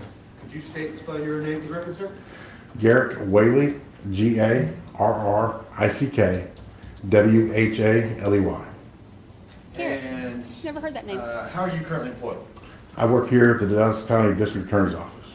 Okay, what's your role here? I'm one of the criminal investigators Okay. And how long have you been with the DA's office? for about 2 years. What did you do prior to coming to the DA's office? My previous 28 years was at the Dallas County Sheriff's Department. And what was your experience, or what were your roles that you served in the DSO, Dallas County Sheriff's Office? I started with the Sheriff's Department in 1994 as a detention officer. 1998, I became a deputy. In 2002, I transferred to the physical evidence section, which is crime scene. I spent 17 years in the crime scene unit as a crime scene detective. I spent my last 2 years with the Sheriff's Department in the criminal investigations division. Okay. So what's the difference between the crime scene investigation and the criminal investigation division? So, crime scene, for lack of a better example, CSI on TV, you go to the crime scene, you document, and you're not necessarily trying to solve the crime, you're just trying to figure out the crime scene. Document and evidence collect, is that fair? Correct. Okay. And then that last role, the criminal investigation division, that's more detective, kind of the quarterback or the lead of the investigation. That's correct. Okay. And back in 2020 and 2021, is that where you would have been, was in the Dallas Sheriff's Office? Yes, sir. In fact, I want to draw your attention, the reason you're here, March 24th, 2021, were you at the Dallas Sheriff's Office then? I was. Okay. And did you receive a call out that day? I did. Okay. What was the nature of that call out? It was found human remains at 3600 Post Oak. Okay. And Let's look that up. where is that in Dallas? South Dallas County, Wilmer area.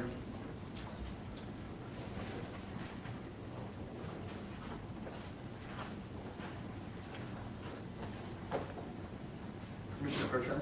You may. This is 3600. I'm gonna mark these three. States 7, 8, and 9. Oh, it won't You even let recognize me. these? I do, sir. Okay. And are these a fair and accurate depiction of the area you just started talking about? They are. And there's a dot on these maps as well. Is that indicating the area of Post Oak in which you're beginning to testify about? That's correct. Okay. This time I'll offer states 7 through 9 for all purposes and alternative defense for any objections. It won't let me go to the exact address. No objection, Your Honor. Thank you. All right, State's Exhibits 7, 8, and 9, which appear to be aerial photographs, are admitted for all purposes. Commissioner Publisher? You may. So we start here, state 7.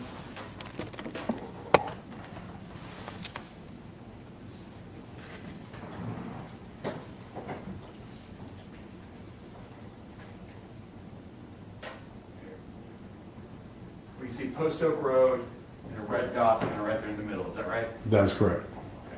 Okay. And that's the actual call-out location for this call of someone found human remains. Correct.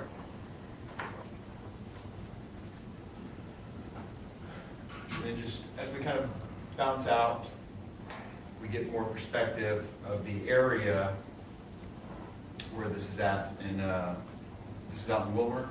Yes, sir. And then states 9, just to give us a little bit more context and kind of put it into relation with some of our major highways, 35 and 20, right here as well. Right? Yes, sir. 45 and 20. 45 and 20, excuse me. What number is that? States 9. Thank you.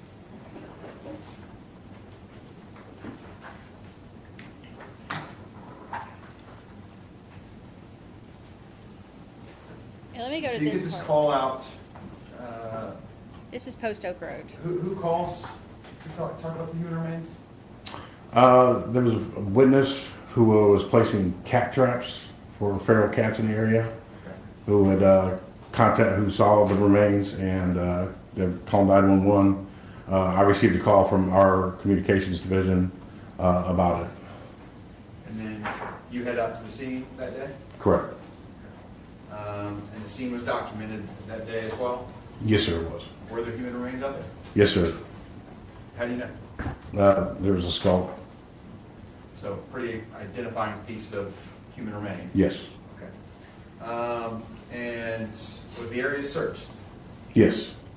Can you kind of just, I mean, we've got it up on that map and we've got a few more pictures we're going to go through in video here, but how would you describe that area? As I described in my report, it was mostly farmland and wooded area. And a video was taken out there at the time when you all are out there for the search, is that right? Yes, sir. And I guess before we jump into that, there are, March 24th, you're dispatched out there. Correct. 2021? Yes, sir.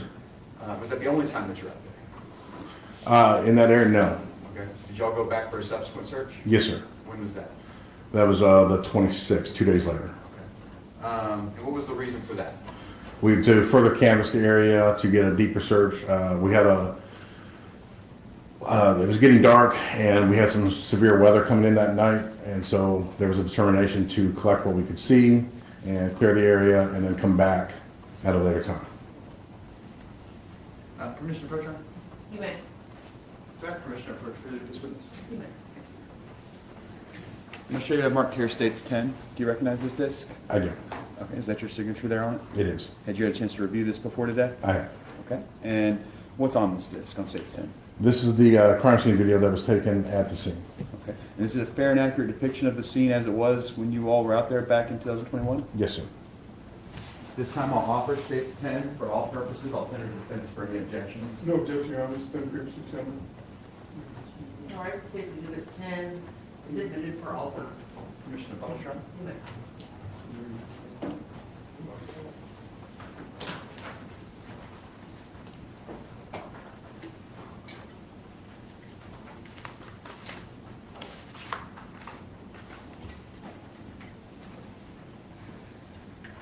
Would you like the laptop? Yes, Your Honor.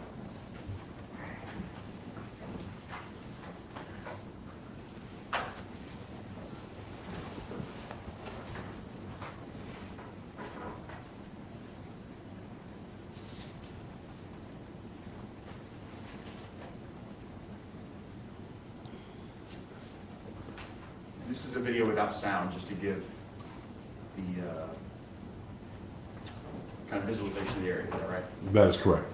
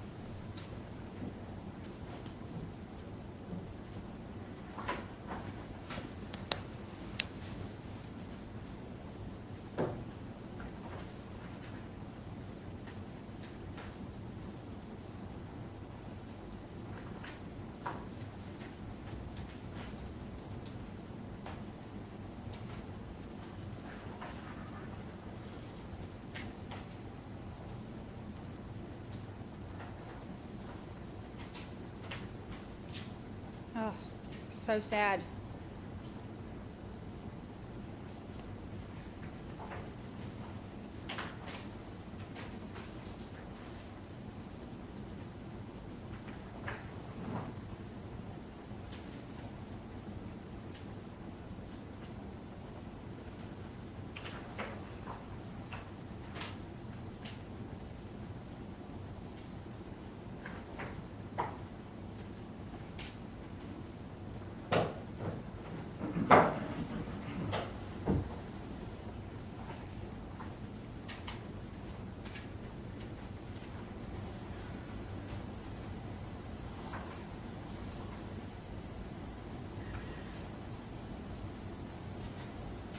That's why there's no autopsy, for those of y'all that were asking earlier.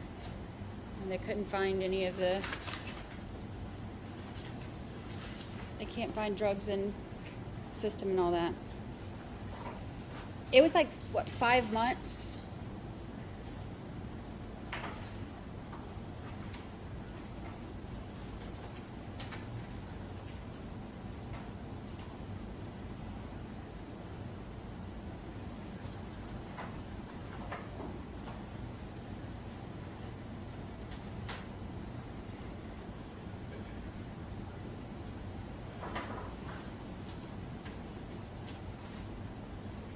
Because she went missing in October. I think they found her in March, and then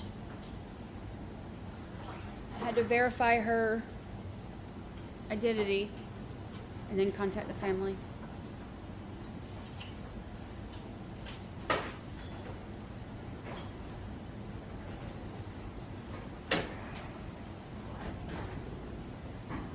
I hate that her mom's gonna have to go through 2 more trials after this too. Additionally, photographs were taken of that area as well. That is correct.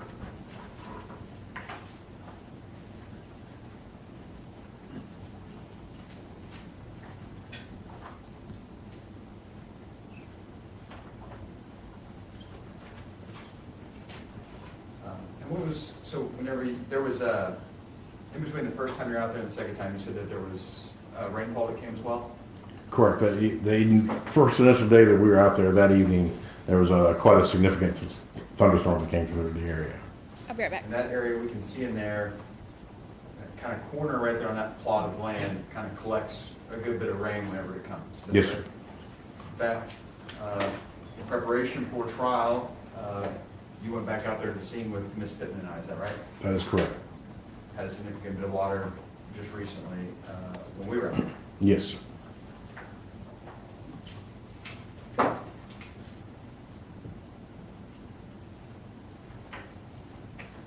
And then the first trip that you're out there on the 24th, you're collecting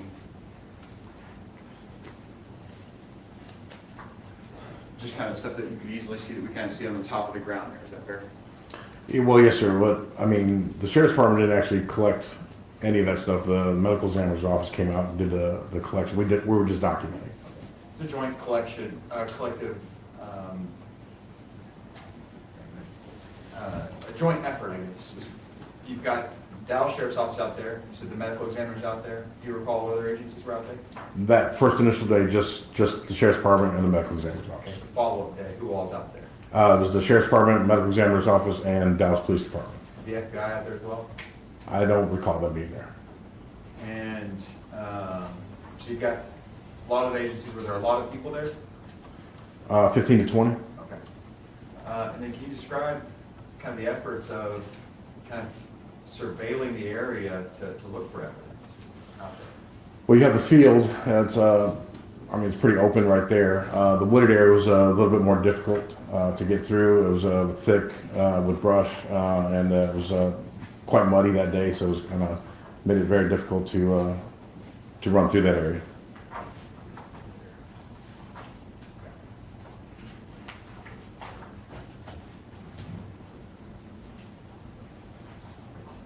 I'm going to show you what I have marked here. States 11 through 38. I'll flip through those, I'll keep them back towards you.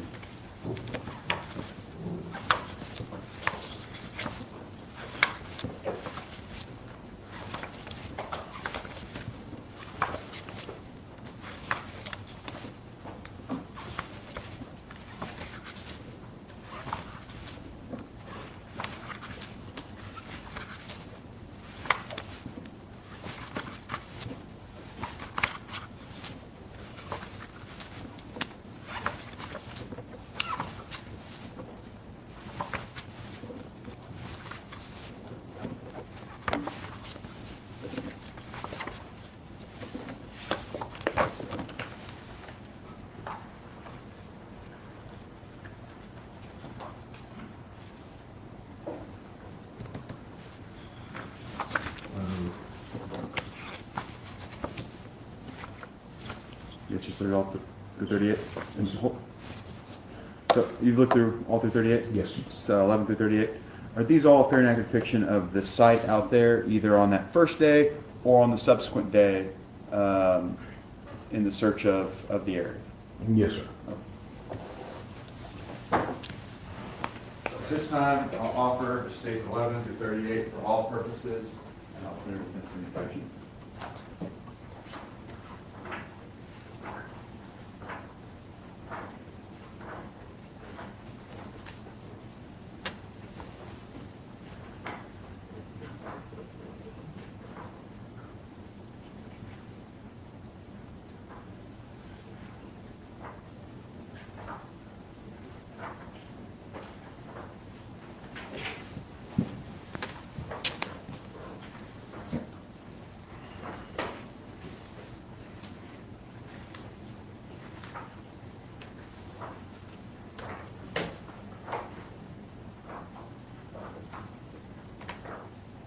No objection, Judge, they've been pretty successful. All right, states exhibits 11 through 38, photographs are admitted for all purposes. Commissioner Pilicher? You may.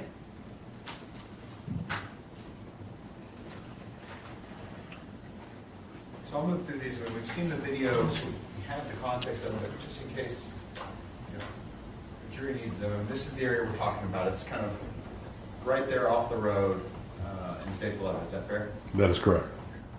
And then the way these are kind of shot is they then start to turn and show different angles and different parts of the area, and then we'll be focusing on individual evidence. Correct. We see here States 13, and we saw in the video you document, the Dallas Sheriff's Department documents the pole there. What's the purpose of that? So the numbers on the pole can be fed to the telephone company, and they can give an exact location of where that pole is. So just to define the location. Because the area we're talking about, right, State 7, there's no actual addresses out there. Correct. States 14, just kind of showing Post Oak headed back towards, I think, Pleasant Run, is that right? Yes, sir. Pleasant Run this way, Beltline this way. Correct.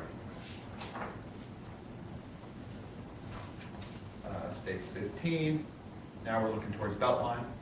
Yes, sir. State 16, showing that pole across the street at Post Oak. Yes, sir.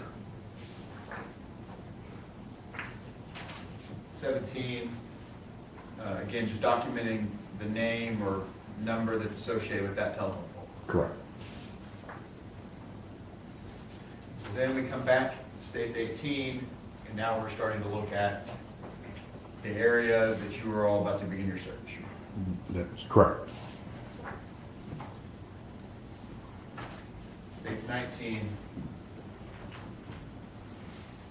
this is that field that you're going to begin to search, where we can see it's pretty muddy, some small pooling of water and some holes, I guess, in the ground, for lack of a better word. Yes. Yes, sir. And we can even see here in States 19, we saw in the video where we're starting to see that some of those remains are sitting right there on top of the soil. Yes, sir.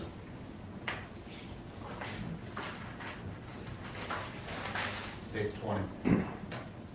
That's the human skull that you talked about seeing? Yes, sir.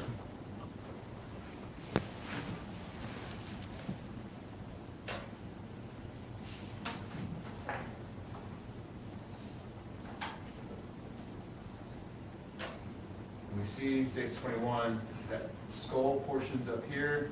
We see some more human remains several feet away. Correct. States 22.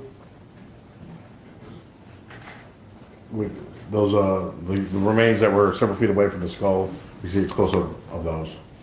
And then 23, we see it, again, a little bit closer shot. Yes, sir. Same remains, just a different angle.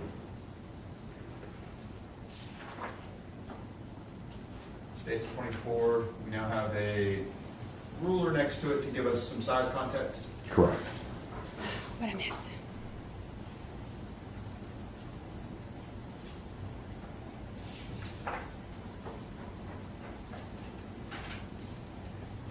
States 25. The picture of the skull.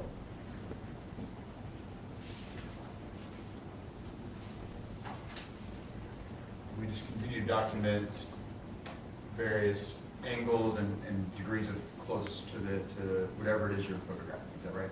That is correct, sir.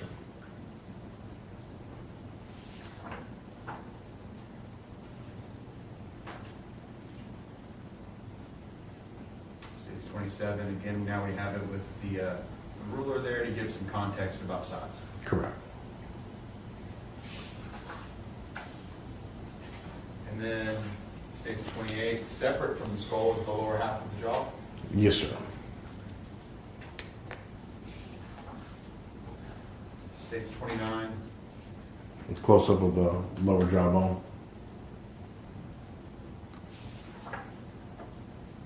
States 30, we now have the rulers in place to give us some size context. That's correct, sir. I wonder if the family left for this part. I hope so. States 31.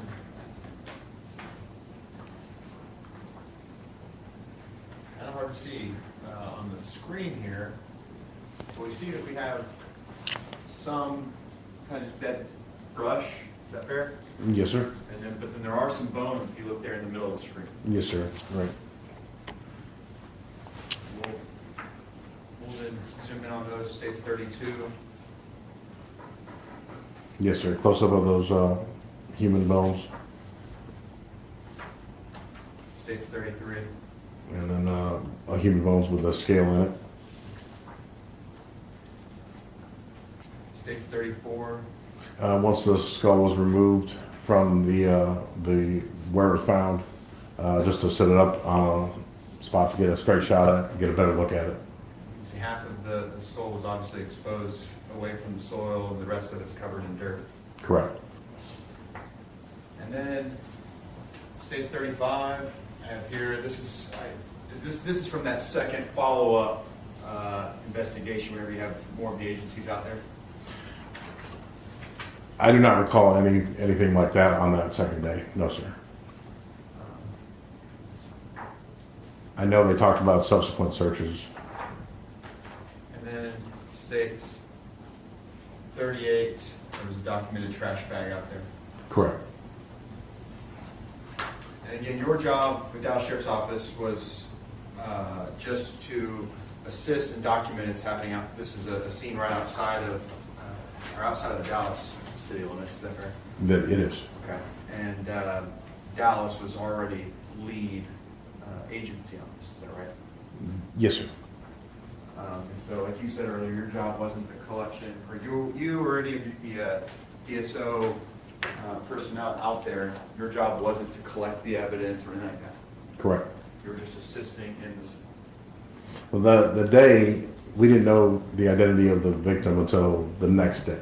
Okay. On the 25th. So that day, initial day, we were thinking this was our investigation. But So initially, not sure whose investigation, you think it's yours. The identification comes back. You're told of the identification. Are you told who it is? yes, Okay. And who were you told the identification was remembered? Marisela Botello. Okay. And then Dallas already had an open case involving her. Correct. And then so that's why they're out there for the subsequent search. Yes, sir. Okay. And then when we spoke in preparation for trial, we went back out to the scene. Is that right? That is correct. And then you took some photos while you're out there. I did. Okay. States 39 through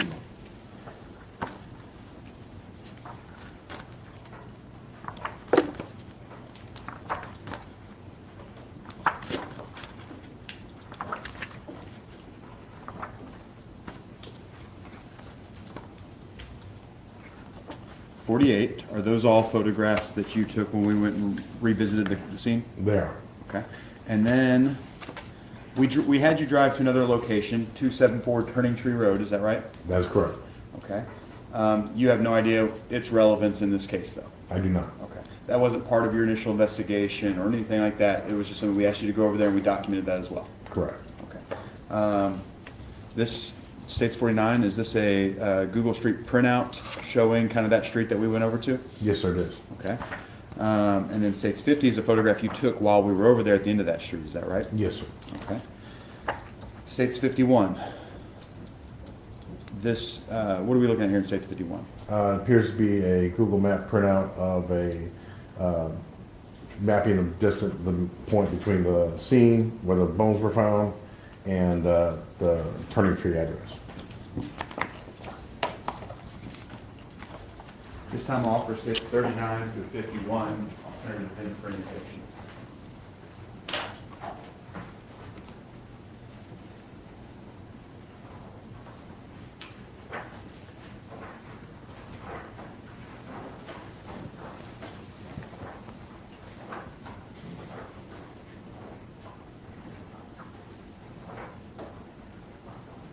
No objection.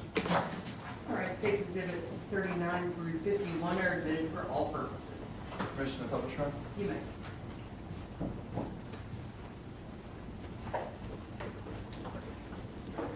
We've essentially seen these, but States 39 is us looking out from Post Oak, is that right? Yes, sir.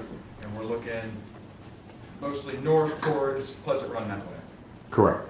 And then States 40 shows us looking back towards Beltline. That is correct.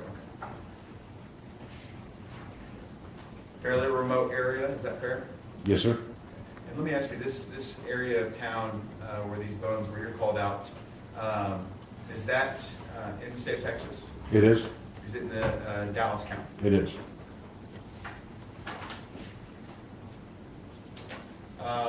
These were some reshots to kind of show the area again, kind of the trees, that brush. Obviously, it looks a little different. This is from the revisit, but you can see that there is additional trash that's back out there now.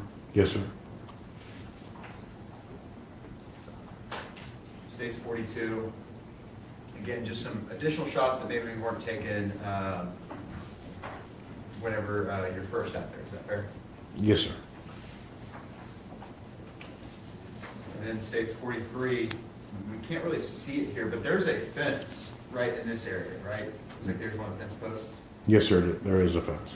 Now, that fence just cuts kind of long ways with the property. It doesn't stop you from exiting a car or vehicle and walking onto the property from the road. Correct. On either side of that fence, that field where the remains are found, or this other more wooded, brushy side. Correct, sir. You could enter both of them. Correct, sir. States 44, we're just kind of moving down and showing some of that brush and tree area over there. Correct? Yes, sir. States 45, again, just kind of moving that direction. Yes, sir. 46, just a tight close-up there. Yes, sir. And 47, again, a good bit of trash when we're back out there 3 years later, 2 years later, right? Yes, sir. And States 48, just kind of continuing that angle on towards Beltline. Yes, sir. Okay, and then now, States 49, we're looking at 274 Turning Tree Road, correct? Yes, sir. States 50 is a photograph you took, that's right there at the end of that street. And if I were to look kind of this way, would you say that's kind of, if we could walk straight through all the trees and the watered areas over there, we would get right over here to this? That's correct, sir. And States 51, just kind of illustrating that 274 Turning Tree, the body recovery area, and would you say it's about approximate, less than a 5-minute or 5-minute drive between those two locations? Yes, sir.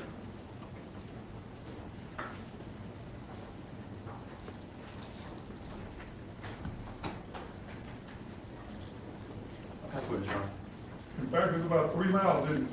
A little over 3 miles according to Google. Do you know? I do not know the exact measurement, sir. Okay. Who's that, 9? Your state's 9? I got it right.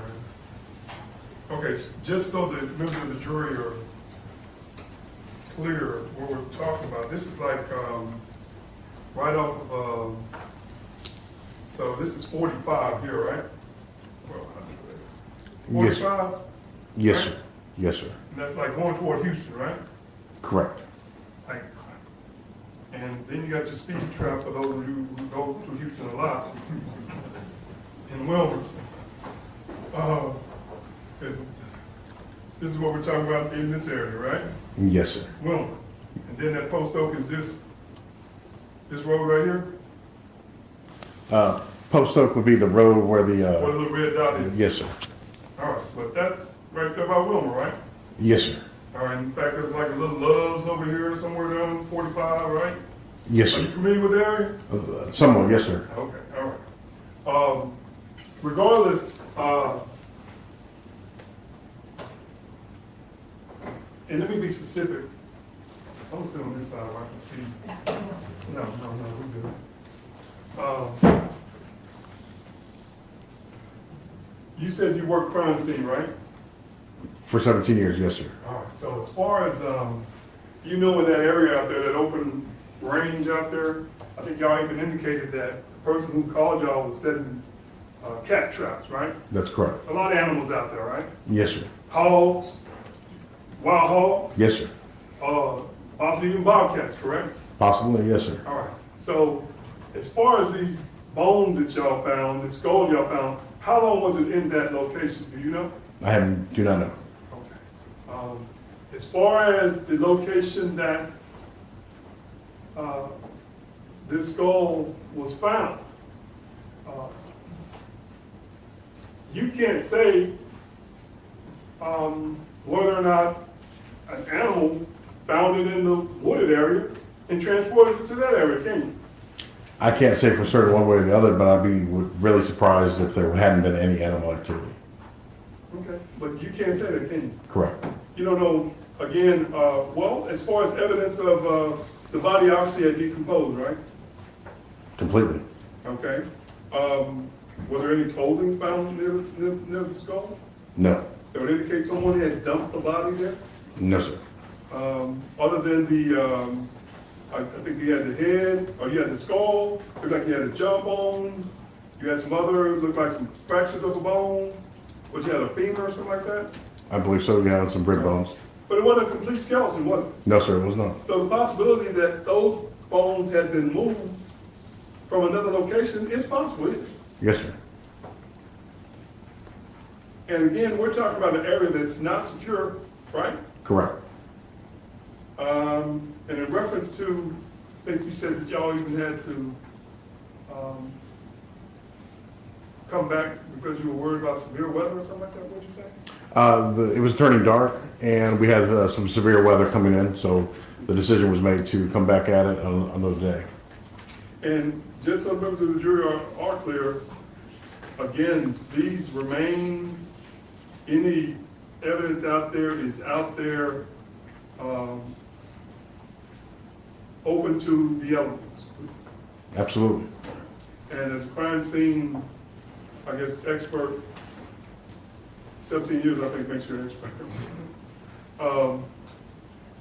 The elements in the area in which an object is left could potentially affect, I guess, what evidence you collect.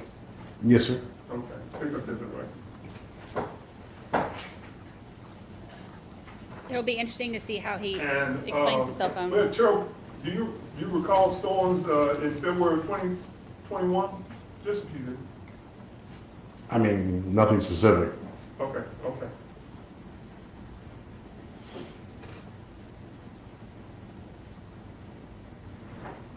Okay, so just so we're clear, you go out there, and when you're out there, the ME's out there too?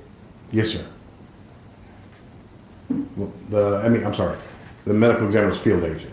Yeah, that's what I meant, the field agent, I'm sorry, thank you. I think if she hadn't flown out to Cambodia trying to escape authorities. As far as the remains that y'all found out there, can you tell the members of the jury whether that person was poisoned? I have no idea. Can you tell the members of the jury whether that person suffered an overdose? I'm sorry, what was that? Can you tell the members of the jury whether that person suffered an overdose? I cannot. Other than clearly not being shot in the head, can you tell the members of the jury whether that person suffered a gunshot wound? I cannot. Can you tell whether the members of the jury whether that person had been stabbed? I cannot.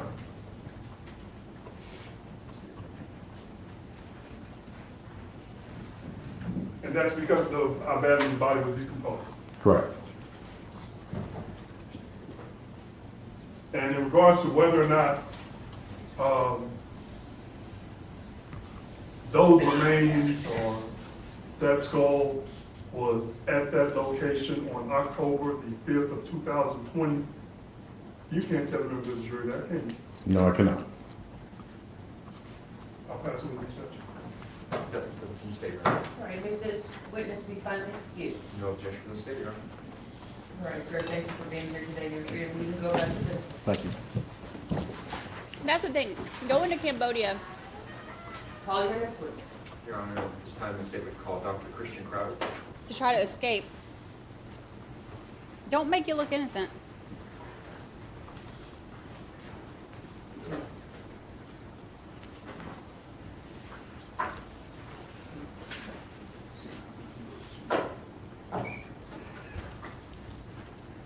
on forward, sir. Cutting, because keep in mind, she didn't just go to Cambodia. Like, she wasn't just like, hey, let's go on vacation. I hear Cambodia is beautiful this time of year. They cut off their Stop and raise your ankle right monitors hand. and went. You solemnly swear or affirm that the testimony you're about to give will be the truth, the whole truth, and nothing but the truth, so help you God. I do. Thank you. You may be seated. You may proceed. Good afternoon, sir. Good afternoon. Could you state your name and spell your last name for record, sir? Dr. Christian Crowder, last name Crowder. Yes, sir. How are you currently employed? Currently, I'm the Chief of Human Identification and Anthropology at the Tarrant County Medical Examiner's Office. How long have you been there? I've been there since 2021. And prior to that, where were you? Prior to that, I was the anthropologist for the Dallas County Medical Examiner's Office. How long were you an anthropologist there at Dallas County Medical? I started there in 2018. So 3 years? Correct. And what are your, I guess, what kind of training, experience, school does it take to become an anthropologist at a medical examiner's office? I have a bachelor's in biological anthropology from Texas A&M, a master's in biological anthropology from University of Texas Arlington, and then a PhD in biological anthropology from University of Toronto, Ontario. And then I'm board certified with the American Board of Forensic Anthropology. What's to become board certified? To be board certified, you have to meet all of the educational requirements to a PhD.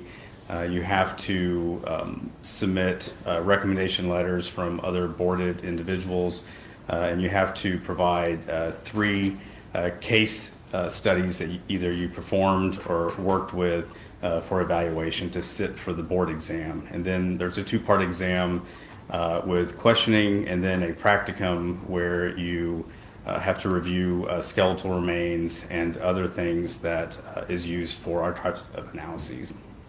And so let's get into that. What is your type of analysis? What is the function of the anthropologist? So a forensic anthropologist is a biological anthropologist who has a specialty in human osteology or the human skeleton, as well as any cartilaginous structures. These are structures that attach to the skeleton, like your rib cage, neck structures. This also includes any other hard tissue like dentition. We also are trained in archaeological recovery methods because we assist with outdoor scene recoveries for decomposed, burned, or skeletonized human remains. In this case, were you assigned to do some of those things? Yes. As part of that work, do you also prepare a report? I do. Okay. And are photographs taken as well to kind of document the remains and the scene? They are.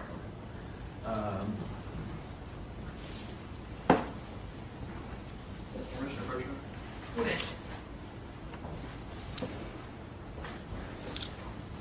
So I have you have marked here states 52. Is that a copy of your report and the diagram and attached diagrams for your report? Yes. Yes, it is. Okay. And states 53 through 69, if you'll flip through those. And if, are those remains that are associated with this case that you would have been reviewing?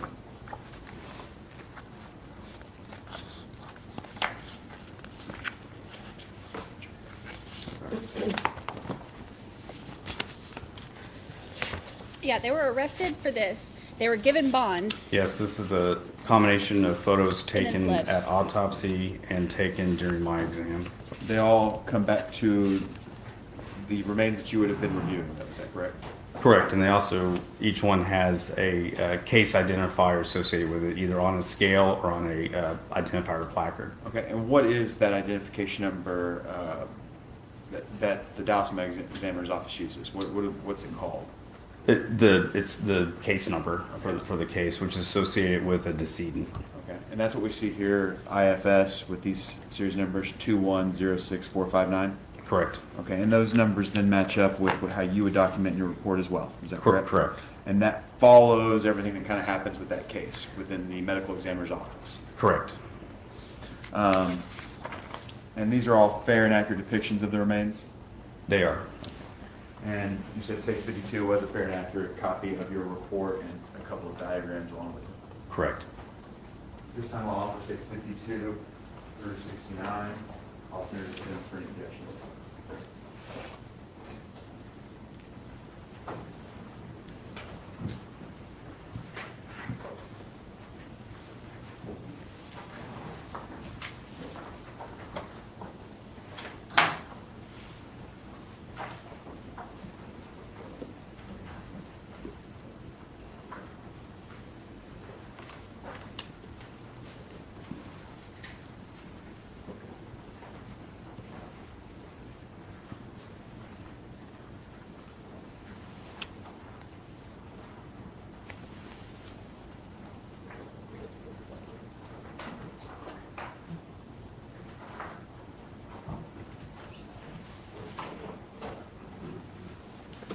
It's stuff like this that makes the speed trial a nice. 52 through 69 are admitted for all purposes.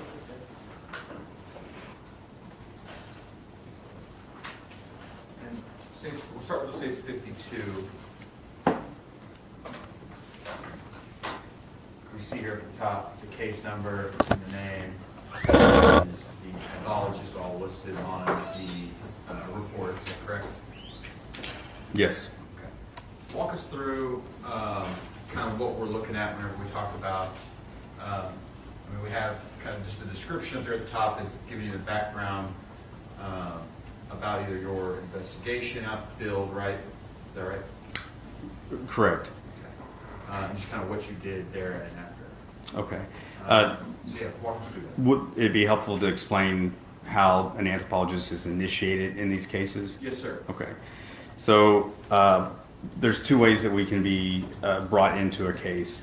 One of those is every morning when the pathologists go through the case list of all the decedents scheduled for autopsy, they may designate certain cases that would benefit from anthropological analysis, meaning that there's some question that needs to be answered by looking at the skeletal remains. In the event where we have a case that is mostly skeletonized, then that would definitely involve a forensic anthropologist to assist the pathologist with their determination of cause and manner. The other way that we're involved in cases is if there is a field discovery and by law enforcement, and they call our office to report that potential human remains have been found. In that case, if the remains are skeletonized, then the death investigator, who is the first at the scene, will then contact the forensic anthropologist to assist with the recovery. And so walk us through your involvement and how you get assigned here and what you do. Okay. So with this case, I was notified that there were remains that were found that were believed to be human remains. I did not go to the scene. It was late in the evening. And I believe there was a storm rolling in, and so the investigator on scene decided that they would go ahead and initiate the recovery for the storm hit. The storm hit that evening, and so the day that we went back to the scene the next day, the area was flooded, and so we couldn't do additional recoveries. And so I actually didn't go to the scene until April 12th. And so on March 25th, that is when the pathologist was assigned. Where you guys do subsequent searching. And there's more things that are collected, more remains that are collected. Let's talk then about actual process then. What do you do once you get those remains and you come back into the lab or the office? So once the pathologist does their initial characterization of the decedent's remains, they're then turned over to anthropology. What I do at that point is I perform an inventory so I can tell what skeletal elements we have and what we're missing. And then in this case, we did have some adhering soft tissue. The remains weren't fully skeletonized. And so what I do is I process that tissue off the remains so I can make sure I can observe all of the bony features without any tissue adhering. That process involves taking the remains, putting them into a water and degreaser bath, and then putting them into an incubator, which is basically like a convection oven. And so it slow heats and dissolves the tissue, leaving only the hard tissue. And so once that is done, the remains are taken out, allowed to dry, and then I'll begin my analysis. In this case, when we are dealing with skeletal remains with no other indications of their biological profile, their age, sex, ancestry, stature, the pathologist will ask me to attempt to build that profile. So in this case, I actually started to build that profile, but before I could complete the analysis, the remains were identified via odontological evaluation through dental identification by a forensic dentist. And so when that occurred, my analysis changed, and it turned into only providing inventory, minimum number of individuals. That means an assessment based on the skeletal remains to determine, do we have multiple individuals in this skeletal assemblage, or is all this likely from one individual? I also was asked to look for any evidence of trauma on the remains, any evidence of skeletal trauma, and then also asked to look at what we call taphonomy. Taphonomy are all the changes that can occur during the depositional environment, so during the environment after death. These changes can be due to anything like weathering, animal activity, human activity. So these were the items that the pathologist asked me to assess. And so here we're talking about the inventory. You have that written down in the report, but then also I have it here attached to the report as well, where we can kind of see that everything that's shaded means it was not recovered. Is that correct? Or it was? Right. So if it's shaded, it says not present or highly fragmented, and then white is present, and then the other box with the dots is staining. So there was just staining on the remains. So this is not only an inventory, but it's also a diagram where I can make additional notes about the condition of the remains. And here you have the dates listed 3/25 to 4/1/21. Is that correct? Correct. Because like you said, they're going out and recovering.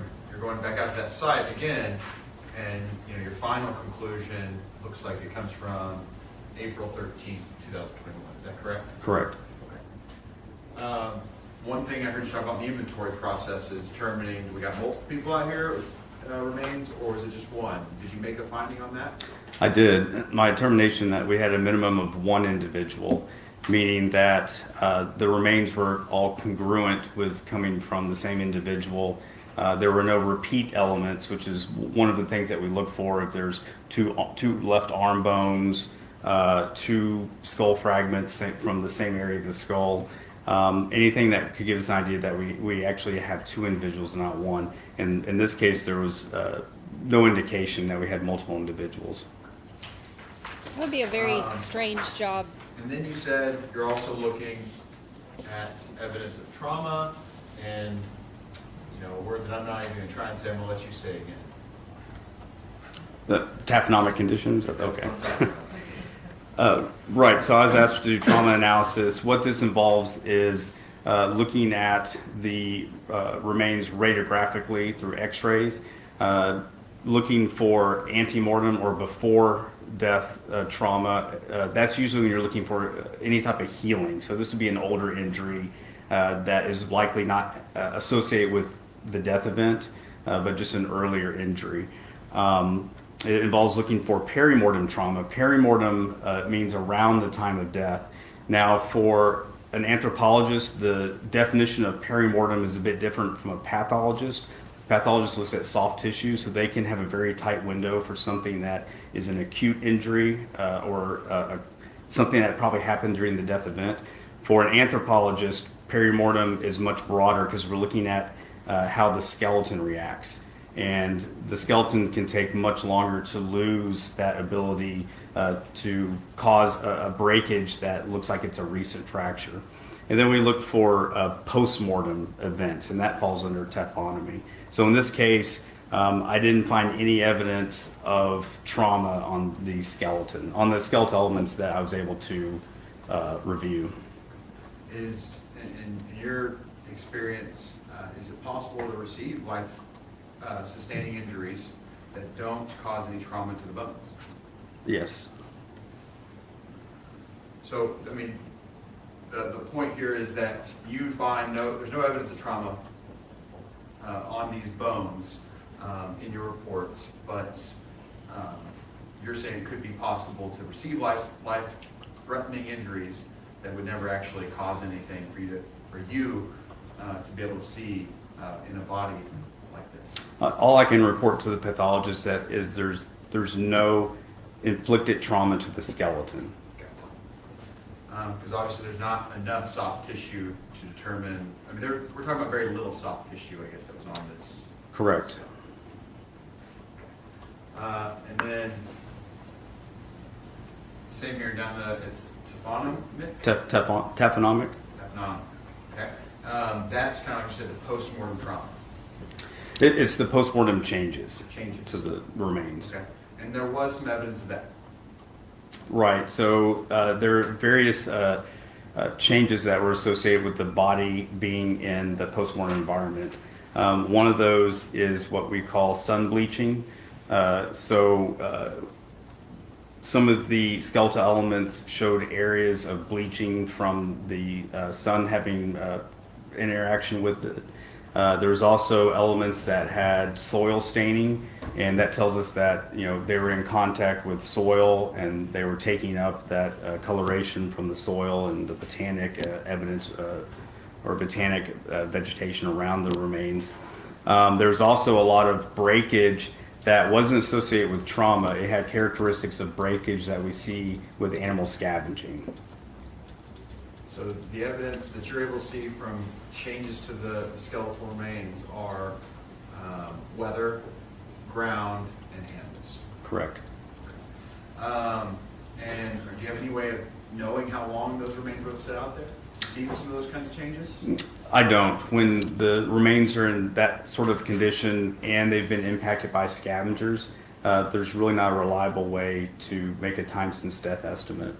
So this would probably be how they came up with the kind of summary of all those stabbing. things we just talked about. One person, skeletonized individual, and that there's no, that there was the post-mortem breakage and damage, but then there's obviously no evidence of any trauma, perimortem or antemortem. Correct.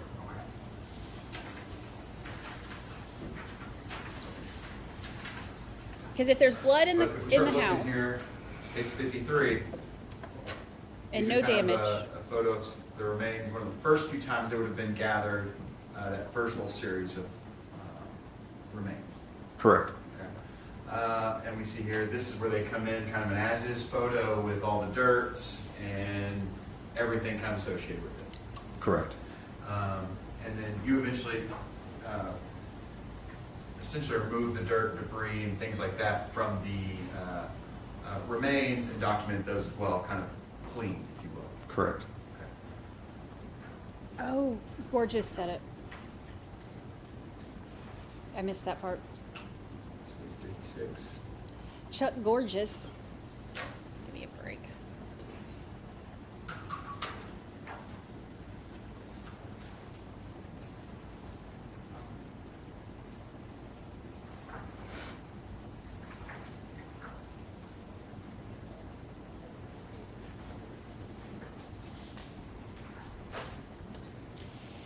$206 bones in the adult human. It looked like they didn't recover a bunch.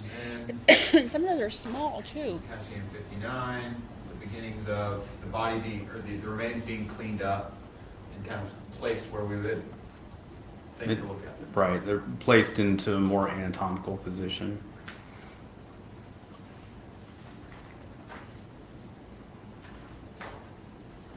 State 60, again, just showing kind of the upper half of the remains.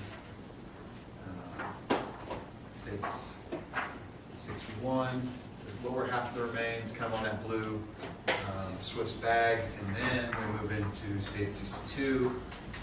These are where we start to get into some of the work you begin to do. Is that correct? Correct. These would be my images.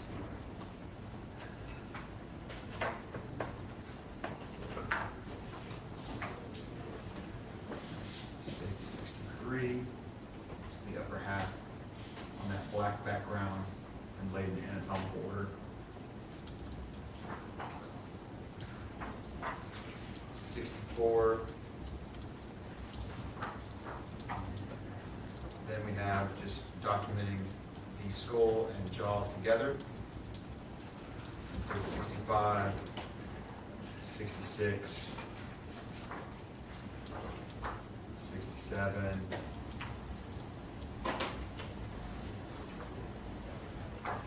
68,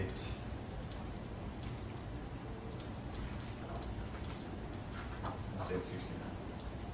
Is that correct? Correct.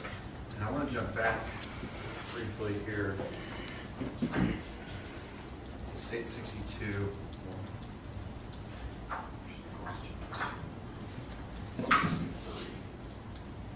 Tight up view there of the top portion of the remains. If we're talking about looking for evidence of trauma, and if the allegations were anything of trauma to the neck and chest region, upper chest region, we are missing some crucial bones in that area. Is that fair? Correct. Okay. What are we missing there in that area? We're missing several ribs. You have 12 paired ribs on each side. You're missing the sternum or the breastbone, the manubrium, which is the top of the sternum. We're missing the upper spinal column, so the thoracic and the majority of the cervical vertebrae. One of the cervical vertebrae is shown in this image. And then you're missing the shoulder complexes, so the scapula, the arm bones. And so, in a hypothetical of stab wounds, somewhere in the chest and neck region, it's possible, in your opinion, then that there could be life-threatening injuries that happen that just don't show up on these bones. It's possible to have injuries that don't show up on bones. But to be totally clear, there's no evidence of trauma whatsoever on these bones. Correct.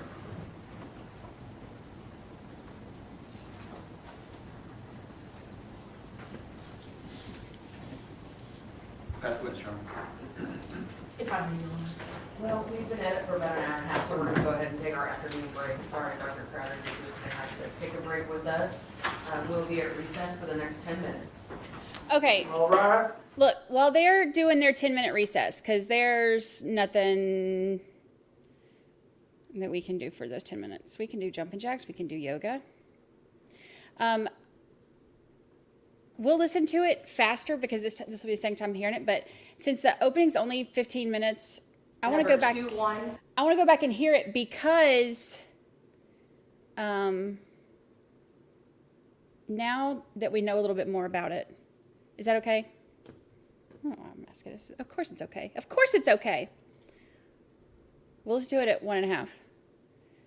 75651, in the name and by the authority of the state of Texas, the two compare its verity, legibility, proceedings, in the name and by the authority of the This is the indictments. Will the state make openings? Yes, Your Honor. You have 15 minutes. Thank All you. right, here we go. They came here to Dallas just to visit. She loved to travel. She had a friend here in Dallas. She came for a long weekend. Her plan was to come down October 2nd of 2020, spend a few days hanging out, doing things that 23-year-olds do, going down to Deep Ellum, going out to places to eat, meeting her friend Raul Ortiz, and hang out with his friends. That's all this was about. It was just a break from Seattle for a while. A break from her job where she was an assistant manager of Charlotte Russe. Just kind of a break from that family life of living with her parents and her little brother. Just to have some fun. But she never returned back on that flight that she had scheduled for October 5th, back to Seattle. If you can imagine, and I'm sure some of you that have flown before, and that announcement at the gate where you hear, we're looking for passenger so-and-so, and in this case, passenger Marisela Botello Valadez, please report to the gate. I never thought about it until this case, what that could mean. And in this case, it meant Marisela Botello was stabbed brutally just in the early hours of that morning by this woman here, Lisa Dykes. Marisela had never even met her. did not even know her. But who she did meet was Charles Beltran. Charles Beltran was also a co-defendant in this case, and we expect that you will hear from him later. Charles Beltran, to understand the whys of this case, how it happened, why it happened, the motive, you have to understand a lot of the backstory. We're going to spend a lot of time putting the pieces of the puzzle together for you and showing you the backstory of the situation between Lisa Dykes, Charles Beltran, and a third co-defendant, Nina Morano. What you're going to learn is that Lisa Dykes met Charles Beltran. He's a much younger man. He is, at that time, in his late 20s. He was working at a bar that Lisa Dykes' son, Kyle Williams, was managing. Charles was a doorman. He's quite the ladies' man.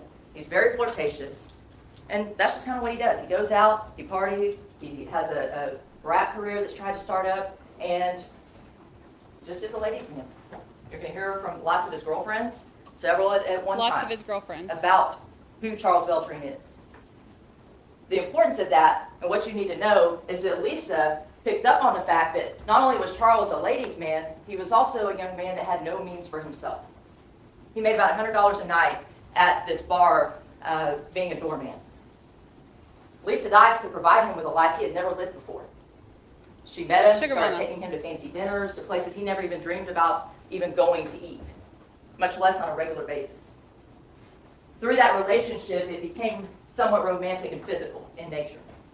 And what Lisa Dykes could provide for Charles Beltran was a good life, a car, a place to live, a studio for his rap career, and really just whatever he wanted clothes-wise, rap for his music, anything she would provide for him. And what he provided for her was some sort of companionship, some physical relationship with her. This continued on until you heard the name Nina Morano. Nina Morano came into the picture. What you're going to learn there from colleagues of Lisa Dykes and people and associates that she knew was that she started talking about Nina. They'd been friends for a long time. You're going to learn that Nina was recently widowed. She lived in Pennsylvania. She's a lawyer, recently widowed, and Lisa Dykes struck up a more intimate friendship with Nina than it had been before. Just months after the death of Nina's husband, Lisa Dykes and Nina Morano get married. They understood, though, that Charles Beltran would be a part of this relationship and a part of this situation. So the three of them had this physical relationship and this understanding between each other that they would have each other's back and they would take care of each other. Thruple. All the while they knew, again, about Chuck being a ladies' man. He would bring women home from time to time. He would go out, stay out with women, things of that nature. This relationship seemed to go okay at first, but then over time, Miss Dykes didn't really like that. She wasn't getting what she wanted from Mr. Beltran at the frequency that she wanted. She had done all these things for him, paid all this money for his rap career, paid all this money for his car, done all these things. And this particular night, October 4th, 2020, that's the night that Marisela met Charles Beltran. They had just come back from a rap show that Charles Beltran had performed in Camden, Arkansas. Miss Dykes funded the trip. She got a Sprinter van for Mr. Beltran and some of his friends. She paid for hotel rooms. They went to the show. The money had to be paid for a slot for the show. She followed behind with Nina Morano. And they all went and partied on October 3rd, 2020. They had a great time, lots of drinks, lots of partying, lots of fun. When they returned the next day, instead of Mr. Beltran staying at home, he decided to go out to Deep Ellum with some of his friends and celebrate the show that he just performed in. And that's where fate met Marisela Botello. Charles Beltran met her on the sidewalk in Deep Ellum. She was there alone because the person that she had come to see, Raul Ortiz, had passed out at his at his apartment complex just nearby Deep Ellum in the Camden Farmers Market area. They had gone out. He had taken it a little too far, and she wasn't ready to quit partying and hanging out. And he passed out at his door, unable to get into his apartment because he lost his keys. Marisela took a lift down to Deep Ellum. She was walking the sidewalks, going into various bars, and she met Charles Beltran on the sidewalk. You're going to hear from Charles Beltran about what happened that night. We're going to hear from him. You're going to hear how she was really cool. She was very likable, and they had a great time together. And then you're going to hear about how Lisa Dykes in the early morning hours of October 5th, 2020, entered that room, Charles Beltran's bedroom, and got on top of Miss Botello Valdez and stabbed her. She was in her sleep, as was Charles. He was awakened by shaking on the bed. He saw Lisa as she was coming down with an object in her hand that looked like a kitchen knife. And in his daze of waking up, he wasn't sure what to do, and he shoved Lisa off of her. And there was a brief fight where Marisela was fighting for her life on the floor next to his bed. That's sad. At that point, he was able to separate them. Marisela fell back down on the bed where she lay motionless. Just met this man hours ago. Never even knew this lady right here. From there, Charles panicked. He washed his hands off, cleaned up a little bit, came back to call 911, and she said, wait just a minute. Think about what you're doing. And he said, take care of this. And left. And left her and Nina Morano to take care of what had just happened and to take care of Marisela Botello Valadez's body. And what did they do? Did they call 911? No. Did they call for help? No. They did everything they could to hide what had just happened. Her body was dumped unceremoniously on this country road out in Wilmer, Texas. It wasn't found until months later. No remains, no flesh on the bones, just bones. That's all there was left of her. March 24th, 2021. That's when they found her body. Now, you're going to hear about not only the evidence that shows that it was Miss Dykes and Nina Morano that were out at that location where the body was found months later. You're also going to hear about their reaction to when they found out that law enforcement was onto them. They knew who they needed to look for. They knew who the last person was that was with Marisela Botello Valdez, and they knew they had to get out of town. On October 15th, the FBI contacted Miss Dykes at her place of employment. You're going to hear testimony about how she reacted to that. She, Nina, and Charles Beltran went to Pennsylvania where Nina lived for some time. You're going to hear evidence about how they went back and forth to Mexico. You're going to hear evidence about how they finally were arrested. Nina Morano and Lisa Beltran were finally arrested in Florida. Nina Morano was arrested first, and you would think Miss Dykes would wait around for her wife. The gig was up at that point. No, she continued to run and was picked up in Orlando the day after her wife was arrested in Miami, Florida at their apartment. You're going to see the evidence that was collected at that time, messages from cell phones, things that will tell you she knew that law enforcement was looking for her. She knew what she should have done. You would think that that would be the end of it, right? Miss Morano was a woman of means. As I had told you before, she was recently widowed from her husband that she had lived with and been married to for 30-something years. He had a lot of property. He had some money. Nina was an attorney. She had a lot of money. She was able to afford for her and Miss Dykes to bond out with the condition that they stay in Dallas on a leg monitor. You're going to hear evidence of, for months, they complied with that. And then, on Christmas Day, their leg monitor quit sending signal to the ELM service provider. The signal was gone. Of course, it's Christmas. Nobody is watching continuously at that moment for this signal. And they were able to fly to Cambodia. If you want to go to a place where you know or you think that you are going to escape justice, Cambodia. The two women fled to Cambodia, where they remained for months until they were finally apprehended by the FBI. You're also going to see evidence from that seizure of when they were arrested in Cambodia and some of the contents of their laptops and cell phones from Cambodia that show that they were trying to flee justice. Now, we've talked a whole lot about this backstory, and we've talked a lot about the flight and the evidence that you should expect to see.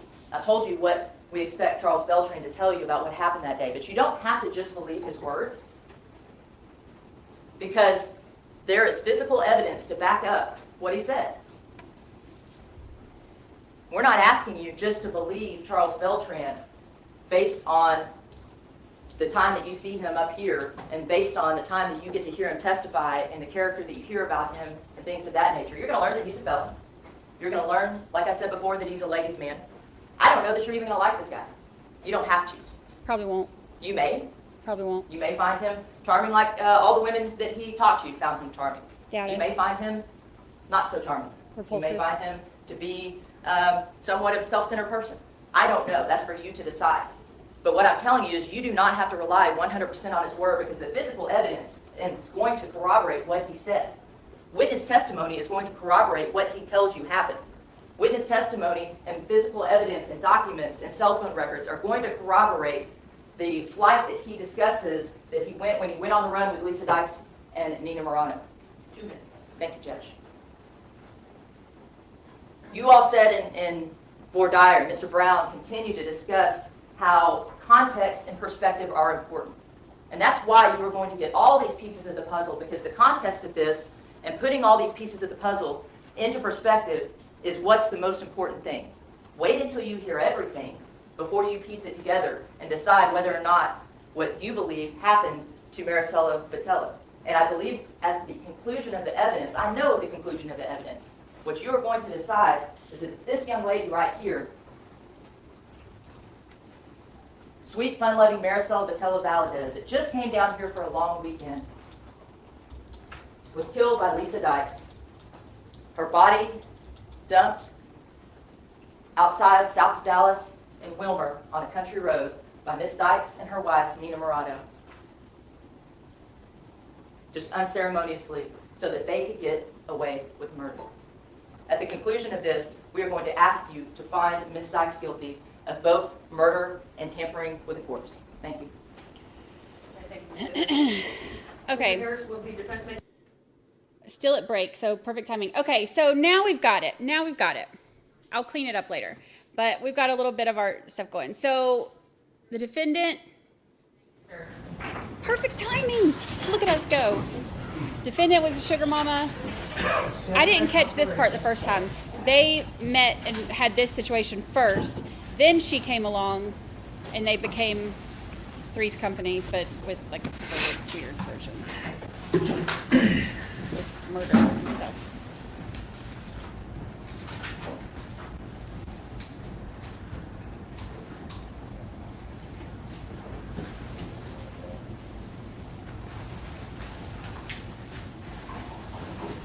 Yeah, he's one of the other defendants. He is one of the three. I'll have to pull up when theirs are. I'll put them on our calendar. One of them was February, one of them was April. Because even if it coincides with Karen Reed or any of the other big ones that we've got scheduled, we can keep an eye on it or maybe watch it after.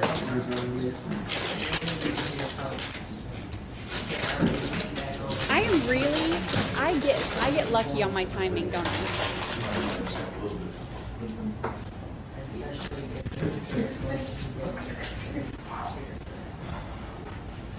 I'll clean it up when we finish. I'll make a better chart.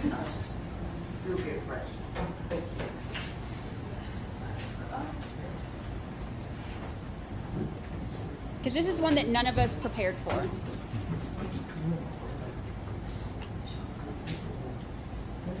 Sun, fire, emoji.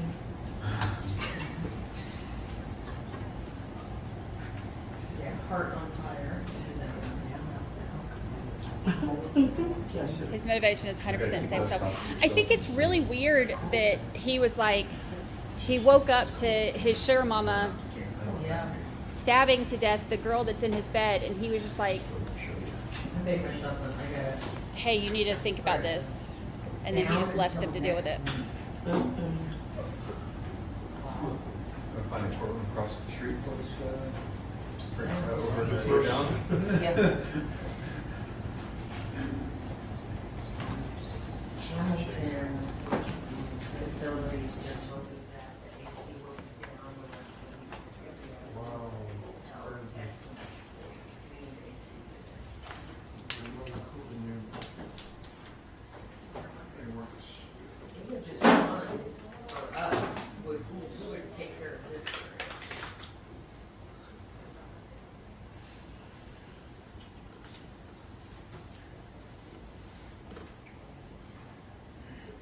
Oh,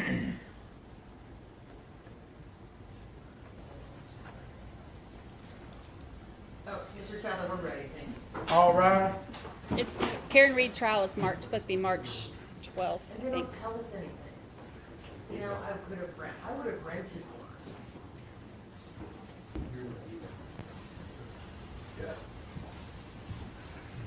We don't get any kind of notice or anything. Yeah, March 12th. I had to pull it up on the calendar. Oh, let me pull up when these people's trials are, and I will add them to our calendar. And we've got, don't forget that You may be seated. we have Gareth Pursehouse sentencing is tomorrow too. Right, we're off the record. Ladies and gentlemen of the jury, I'm so sorry about the heat in the room. Apparently, the county decided to turn off the AC for the entire west tower of our jail. That also cools this building. Of course, we didn't get any notice of that I'm aware of. And it's gonna be down the rest of the week. I have texted a couple of commissioners to try to see what we can do about getting an AC unit, just at least for this area of the courtroom. Mr. Sadler, did you turn that one on for him? All right, that should help cool things off a little bit. I'm so sorry. It's a government operation. All right. We're back on the record. Ms. Baston, you may proceed with cross-examination. Okay, thank you, Your Honor. Dr. Crowder, I'm Valerie Baston. I'm just going to ask you a few questions. I'm not going to keep you up there very long. Just trying to get some clarification on some things. Now, you said that you were not the representative from the ME's office that actually went out to this crime scene. Is that correct? On the initial discovery. Yes. Okay. You didn't get out there until April 12th of 2021? Correct. Okay. Do you know who was the initial person or persons from the ME's office that got out there, I guess either on the 24th, 25th, or the 26th? I don't have their name in my notes. It would be in the investigator narrative. Okay. And you couldn't determine how the decedent was killed, could you? So I don't make those determinations. I make recommendations of any findings for the pathologist to make those determinations, but I did not provide any findings of trauma from my exam. So that's basically a no.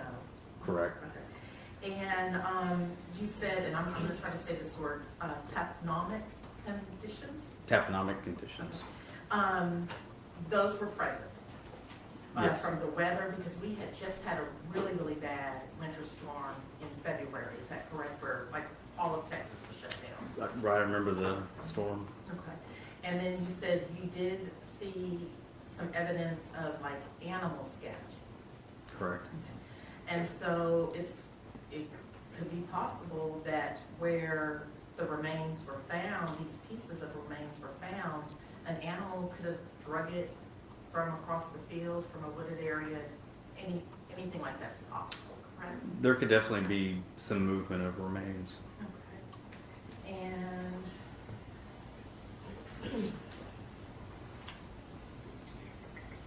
And you said that there were some bones that were missing.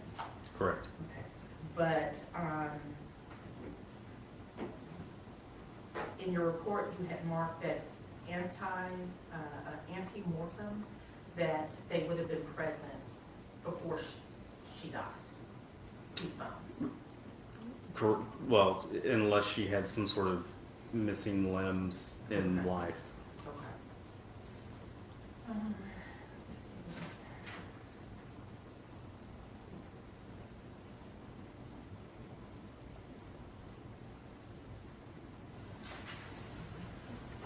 That was it. Thank you, Dr. Crowder. No further questions of this witness. May this witness be found excused? No objection, Mr. Staker. All right, thank you, Dr. I'm Thank proud you. of your free to leave and head back to Tarrant County. Yes, ma'am. Please watch yourself. Thank you, Doctor. Your Honor, today we call Dr. Kathleen Casper. Kathleen, who, I'm sorry? Casper. Kathleen, thank you. Dr. Kathleen Casper.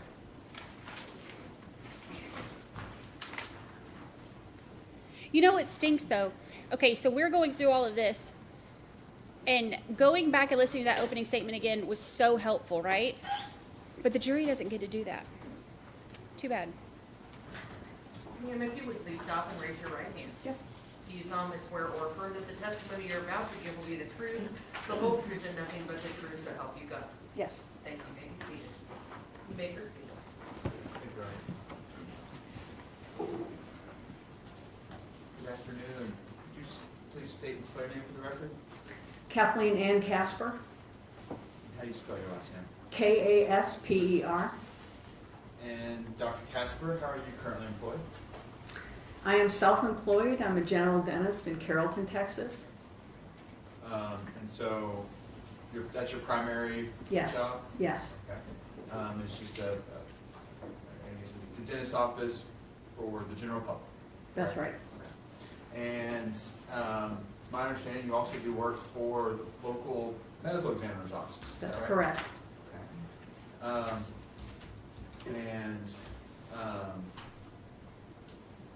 So you have kind of your full-time practice of the dental practice where you see patients, and then on the side you have the work you do with medical examiners. She hurt Yes, her I'm a finger. consultant for all the major medical examiners in this area. Okay, and what is that consulting position that you have there? I do forensic dental identifications predominantly. I can do dental age estimations as well. And let's talk a little bit about your educational background. Okay.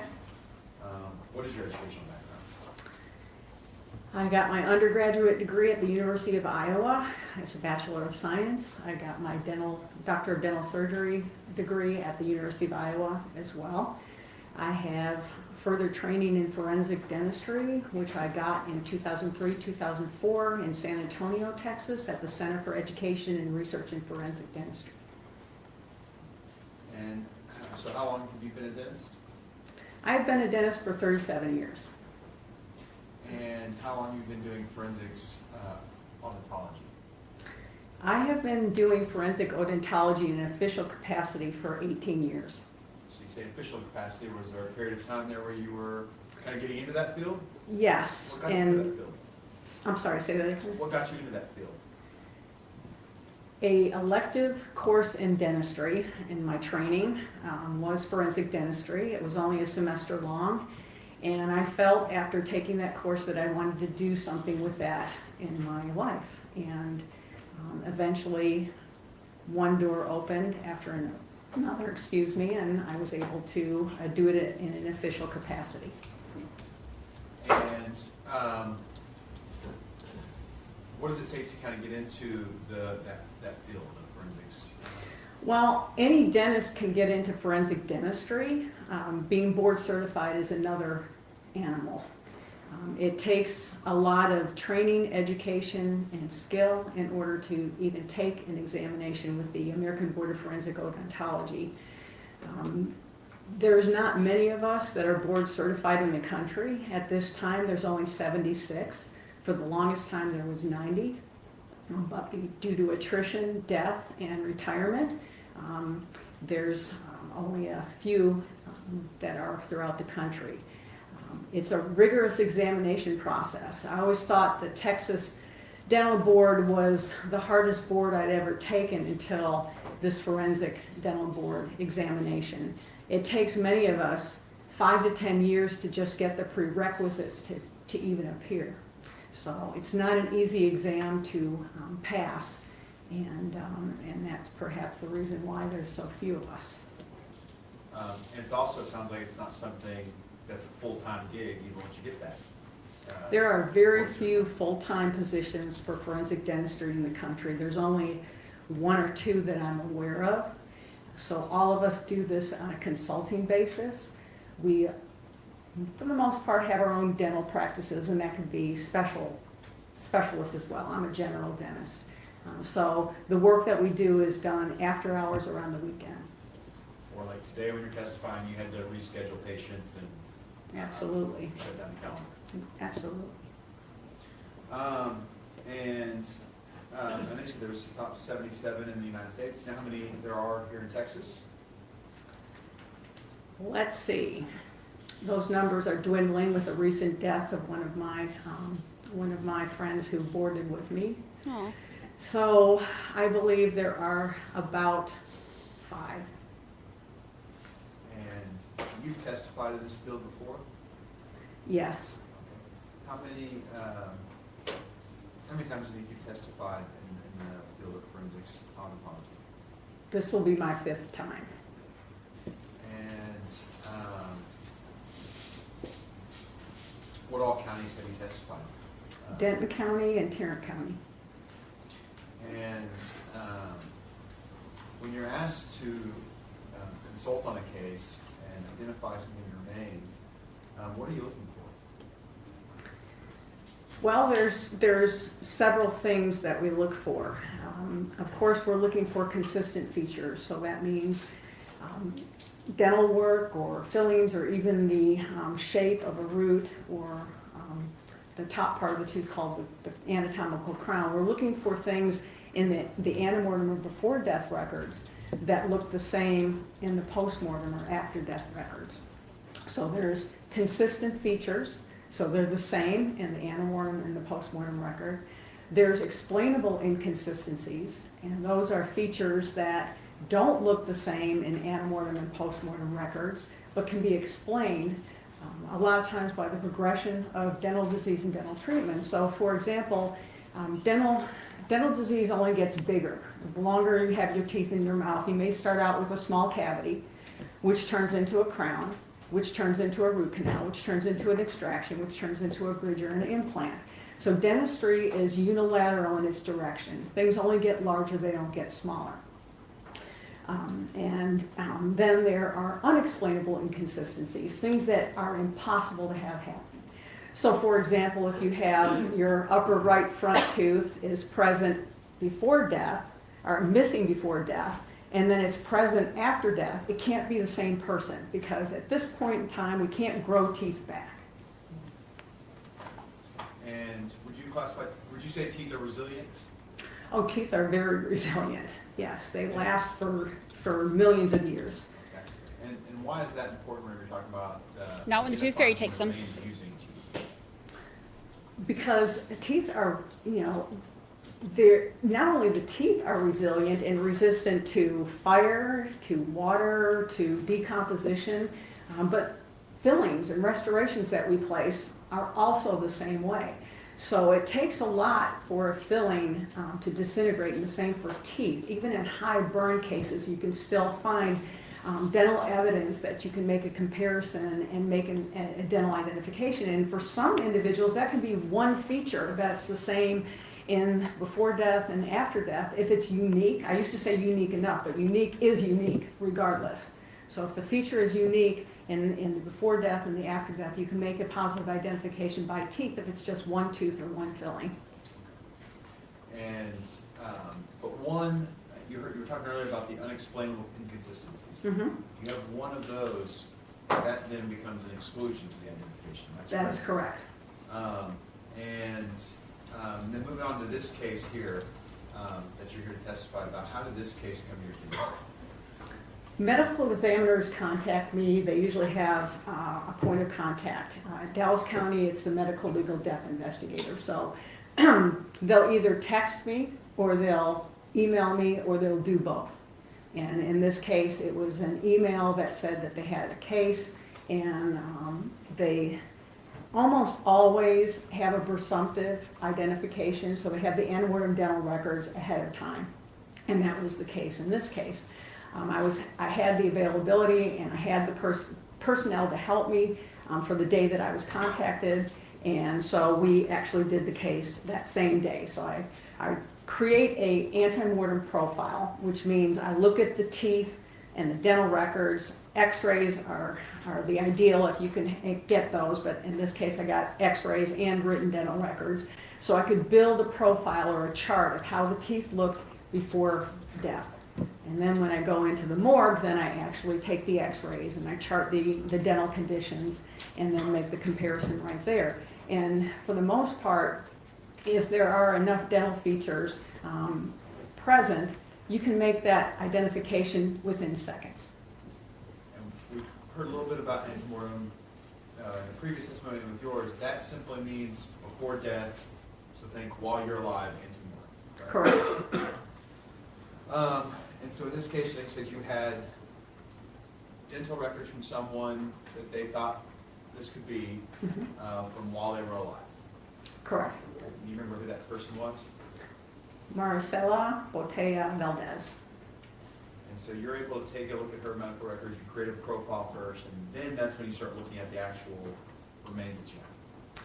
That's the way I prefer to do it. You don't always get the antemortem records right away. In this case, we did. And Commissioner Pritchard? You may. And then there's also photographs that are taken of the remains of the teeth, and then, like you said, potentially even x-rays as well. Is that correct? Correct. So I'm going to show you, here states 70, 71, 72, 73, and 74. Are those a fair and accurate depiction of the dental or the teeth that you would have been looking at? Yes. And then state 75, is this a copy of your report?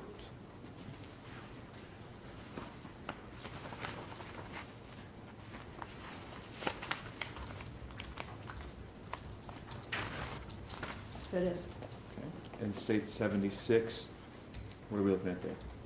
This is x-rays that I took directly out of the report and then just put shapes in order to show the jury what is same in antemortem and postmortem radiographs that I reviewed. So 76 comes from your report and all Yes. the evidence you collect in making your identification. Yes. And is useful to understand the report and what we're looking at here. Yes. Thank you. This time I'll offer state 70 through 76. Purposes alternative defense and protection.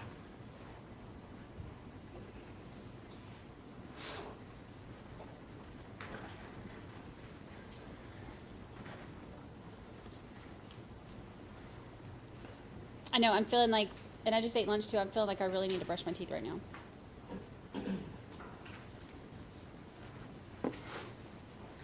No objection, Joseph, we previously extended. All right, State's Exhibit 70. Oh, was there anything else? Mr. No, Chairman? ma'am. State's Exhibit 70 through 76 are admitted for all purposes. Thank you, Your Honor. Commissioner Butler? You may. So we start here with state 70. You begin with some photos that take around the jaw and the teeth that we're looking at. Is that correct? That's correct. I always start my process with taking photos of the decedent. And the majority of the time, it's just the head teeth area. State 71, we see the side profile, look at the teeth. Is that correct? Yeah. And 72, the other side. Which is the left side. Okay, so the left side, we can see here, for example, a missing tooth. Is that Mhm. correct? And state 73, we can see kind of it's undershot almost, but it's an overshot here of the top teeth. Is that correct? Yeah, a top view of the upper teeth. And a few teeth are missing. Yes. Mhm. You document that as you're kind of going through your report as well.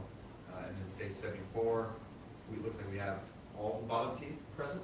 Well, not the wisdom teeth, but Not yes. So then,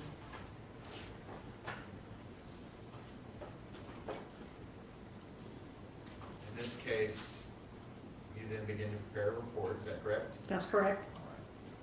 Let's walk through that report. What all is it that you're, so here we're talking about those antemortem, so while she's alive, examinations, is that correct? Yeah. Okay, and so we see here you list out the various times that Ms. Botello would have been visiting a dentist and having either the radiographs or those handwritten charting. Is that correct? Well, it's a combination of both. So the x-rays are displayed and written out from the most current and then the older. Of course, the more current x-rays are, the better the chance that you can make an ID because there's going to be more features that are consistent and match. And the last document is the written records. Don't always get written records because radiographs are the main way to make a dental identification. So in this case, there are radiographs from November 15th, 2019 and March 28th, 2018. So records from 2 previous dental evaluations from March 2019, November 2019. And then we get into the next section of your report, and this is where you talk about your post-mortem examination. Right. Okay, so what are we looking at? Right now, I looked at a human maxilla and mandle. Obviously, you saw that just a little while ago. I always get the investigation narrative because I like to know where they recovered the body and a little bit of the story behind the individual. I took 29 individual x-rays that would show the top and the bottom part of the tooth, which is the whole tooth, okay? The crown and the root. And then I took bite wing x-rays because most everyone who's gone to a dentist bites on those little cards, or with digital, it's a whole setup that you bite into.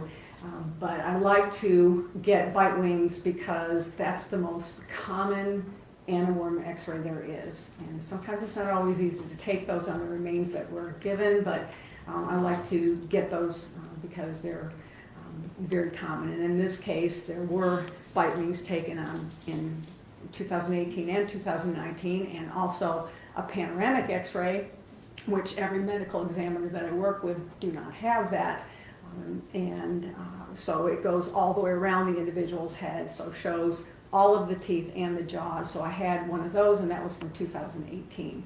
So that was helpful to tell me if wisdom teeth were there, or any other special feature, or growth, or cyst, or something like that that would have been in the jaw. So this is all of my, and of course, the photos that I take. The next page, page 2 of the report, this is where we just see where you start to chart the comparison between antemortem, alive, and postmortem remains. Each tooth, is that correct?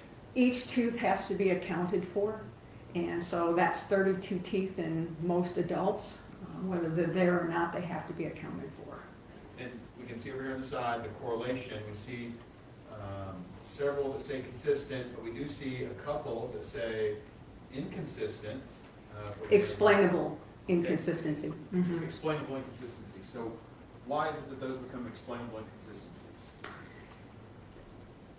So just because something isn't there antemortem doesn't mean it can't happen postmortem. And so I can explain exactly why these 4 teeth are explainable. This individual was referred to an oral surgeon to have their wisdom teeth taken out.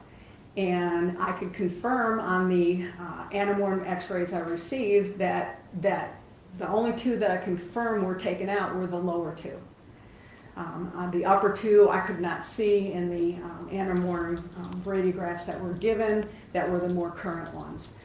I can assume that all 4 were taken out, but I can't prove it with the records I was given. So that explains the tooth number 1, which is the upper right wisdom tooth, and tooth number 16, which is the upper left wisdom tooth. It's an explainable inconsistency. They were likely taken out, but I can't prove that because I don't have I don't have enough information. If I pressed it far enough, I probably could have gotten the oral surgeon who took them out to get us the records that we needed to prove that. But in this case, I don't need it because there are so many other features that were obvious that this was a positive identification. And tooth number 11, which is the upper left canine or eye tooth, it's hard to see some tooth-colored fillings on x-rays, depending on their location. And although we had some good x-rays, antemortem of tooth number 11, the upper left canine, I could not see any filling in it.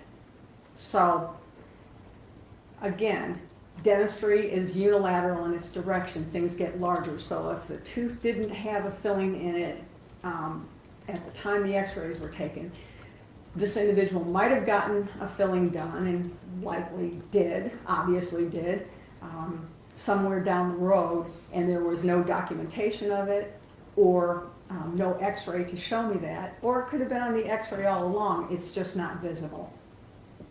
And the inverse of that, it would become unexplainable if, say, you had the filling, and all of a sudden that's no longer there, and there's no evidence that there's ever... That there ever was a filling, that's absolutely correct. That can't happen. That cannot happen. And so we keep moving, and I'll kind of, you have the radiographs here, but we're going to discuss those in State 76 in just a minute. So I'll kind of, but those are in your report as well, is that correct? Yes. And then you just have here down the discussion in your report, and then you have the ultimate conclusion. You were able to make a conclusion in this case? The conclusion is that the antemortem and postmortem evidence matched in sufficient detail to say that it's from the same individual. So you're able to say the records you received from Marisela Botello Valdez match what was recovered by the MD's office? That's correct.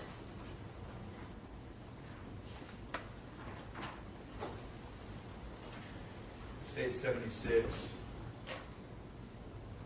we're looking here, kind of your chart to kind of help us understand what it is you're looking at and how you're making these identifications. So on the left, we have those radiographs from when she's alive, Marisela Botello Valdez, and then on the right, we have those radiographs that you took post-mortem.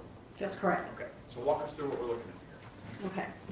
So the very top, do I have a pointer or anything up here that I can? May work for you. Allow it to work. I want to ask her what's wrong with her fingers. What happened? She's not working, so we'll see if this works.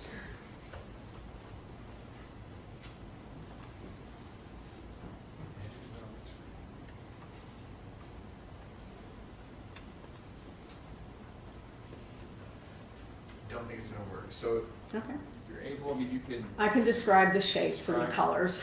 Yeah. Point along on that screen if you want. You Can everybody see this pretty well? Okay, so where you see the shapes and the same color of the shape on antemortem and postmortem records, it's a filling in this first instance where the arrow is pointing to that filling. That filling is on actually the cheek side of this tooth, and the filling looks the same in the postmortem. Okay, probably even more obvious is the silver filling. So silver fillings the x-rays don't penetrate them, so they look very white on an x-ray. And she only had one silver filling, and that is circled in green, the green, and then there's also a tooth-colored filling, which is on the biting surface of the particular tooth. And I don't have its like catty corner, but this is the same tooth down here, which it was just a better representation. They look the same, with the silver filling towards the back part of the tooth, and then the tooth-colored filling that's in front of it, or on the biting surface of the tooth. These are very, very obvious tooth-colored fillings where you see the orange arrows pointing to the filling there, and then the blue arrows where the fillings are actually separate from one another. So right there and there. There was also multiple teeth that were rotated. This one on the lower left, which is tooth number 20, is extremely rotated. And that was obvious in the antemortem and postmortem evidence. And then the blue circle shows another filling on the biting surface of the tooth. This one also has one on the cheek side surface, but sometimes they get superimposed. They are the same. This is the best antemortem record radiograph that I could get to show that filling. And then the basic shape of tooth number 22, where you see that little whoop-de-whoop right there in the enamel. The whoop-de-whoop. It's the same where the star is pointing there and there. And there's a lot of other features. These are just what I felt would be easy for you as non-dental people to see and understand. The whoop-de-whoop. I like her. I like her a lot. Pass the witness.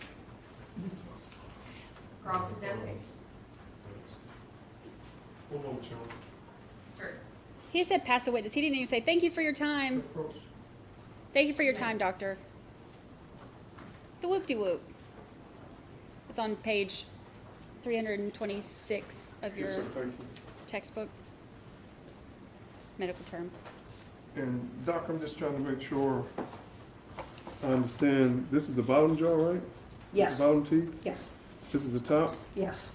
Okay, and you have, these are missing teeth? Those are missing post-mortem, which means they weren't recovered from the scene. And there's 5 altogether. Who said they were at the scene?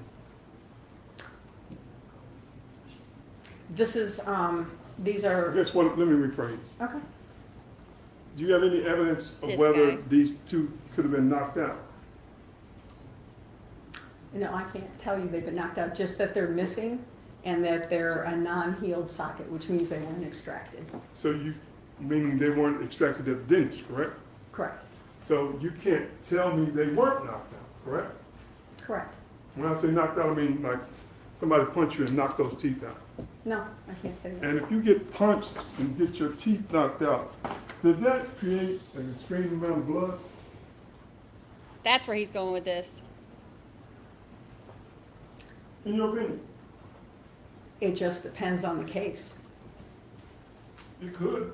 It could. Somebody punches you in your mouth, knocks your teeth out. Could that potentially create an extreme amount of blood? Yes, He's going to put it all on But again, Chuck you Beautiful. know that these weren't professionally extracted, Chuck correct? Gorgeous. all I can say is they were missing post-mortem. That's all I can say. They were not recovered, that's all I can say. And they're a non-healed socket, so it means that they hadn't, they weren't extracted at least, a long time ago. Pulling teeth or knocking teeth out would create blood, does it not? For the most part, yes. That's all I have. Thank you, Doc. We need to see how much blood was in there, though. No, Your- I'm sorry? No, Your Honor. May this witness be found in dispute? No objection, Your Honor. All right, thank you, Dr. Castro, for being here Okay. today. You're All right, free to thank leave, you. go back to business. Thank you. Please watch your step. Thank you, doctor. Thank All right, you. call your next witness. The state calls Rosemarie Martinez. Rosa Marie Martinez. Still not Chuck mediocre. On the stand. He is going, man, y'all, that is going to be a spicy cross-examination against Chuck Roast and between Chuck Roast and that guy. Because if he's saying, oh, that would cause blood if you punch your teeth out, his story sounds like he's trying to frame it up to be, which I say story, I don't know what happened. I know that he didn't go to Cambodia, they did, but whatever. Like that, if he punched Marisela and that's what caused the blood to be in there, and Ma'am, if you would please stop and raise your right putting it hand. all on You him. solemnly swear or affirm that the testimony you're about to give will gonna be be the bad. truth, the whole truth, and nothing but the truth, so help you God. I do. Thank you. You may be seated in the witness box. They're gonna Please get watch your step. feisty. You may proceed. Rap battle. Thank you, Your Honor. If not. He's gonna write a diss track about him when this is over.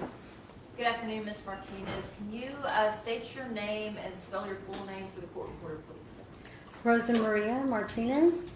Rosa Maria is Rosa Maria, Martinez, Martinez.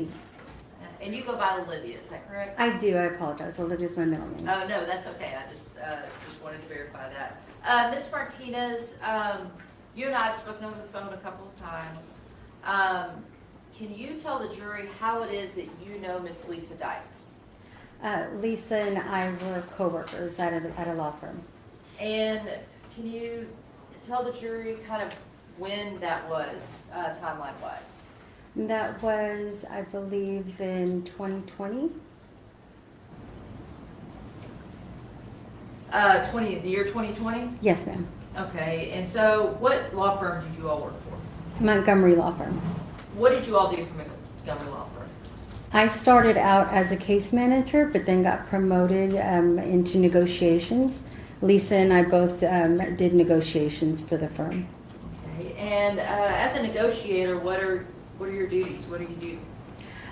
We are in charge of calling the adjusters, insurance companies, working out settlements for our clients.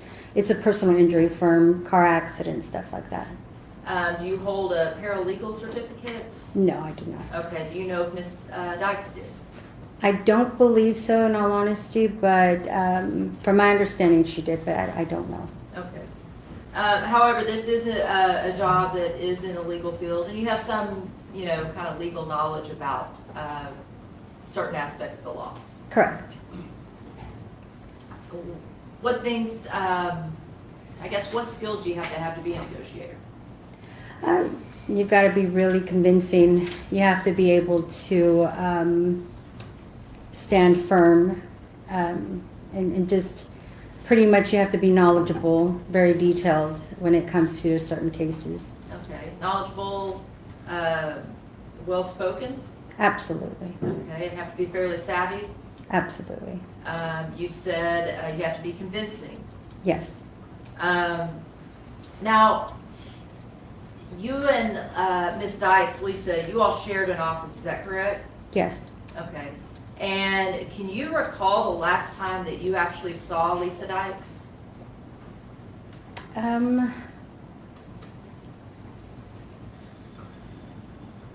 It was a Friday. We said our goodbyes at work, and then that following Monday is the day she tendered her resignation. So it was that Friday, the last time I saw her. Okay, so Friday in October 2020? Yes, ma'am. Okay. And throughout the time that you knew Lisa, I guess how would you describe her? She commanded. Her presence was very commanding. She was definitely very convincing. She can persuade anyone to do anything, to be honest. She had very good verbal skills. Did she seem to have a pretty good legal knowledge? Oh, yes, absolutely. She was the one that a lot of us in the office came to for legal advice. Now, it's been a while since you've seen Ms. Dykes. Do you see her here in the courtroom today? Yes, ma'am. Okay, can you just identify her by an article of clothing that she has on? She's wearing a pink shirt. Your Honor, let the record reflect that the witness has identified the defendant number 4. Record will so reflect. Now, is that the same appearance that you knew Lisa to have during your time knowing her? No. Tell me how Lisa dressed on a day-to-day basis. She was very well dressed. Always had her heels on. Even if it was with some jeans, she would have her heels on, makeup on, red lipstick. Hair was always done. She was presented herself very well. Did you ever know her? Did you always know her to have the short hair? Yes, ma'am. Okay, so you never knew her when she had longer hair. No.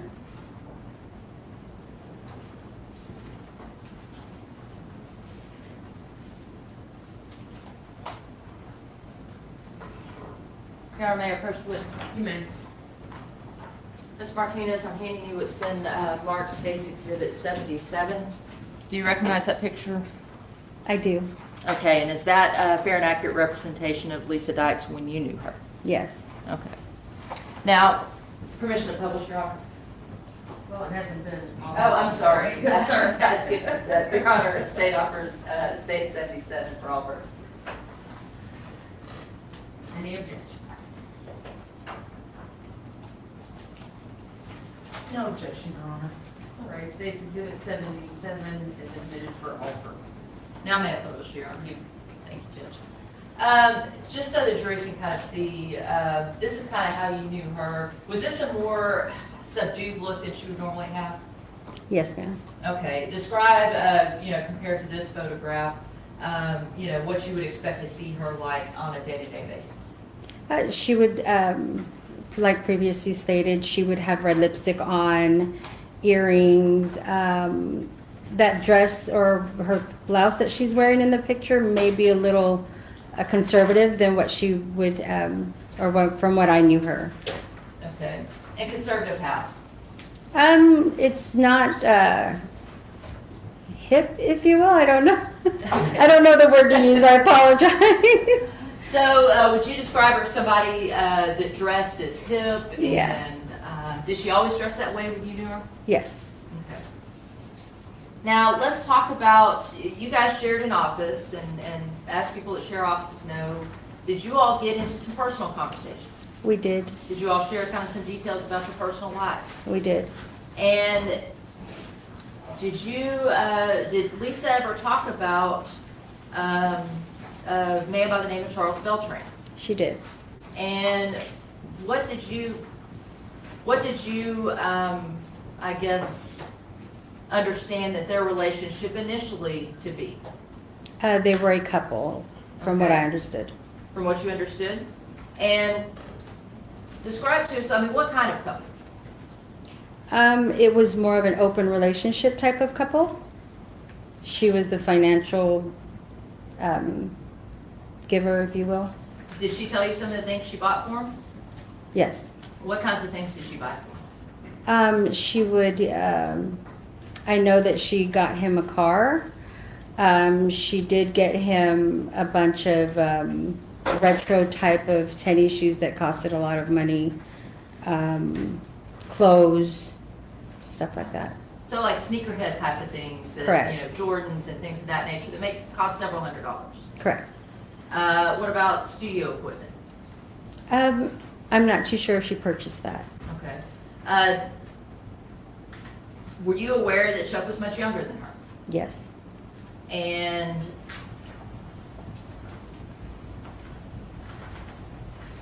when she described Chuck, did it appear that she just really was attached to him? Absolutely. And what made you think that?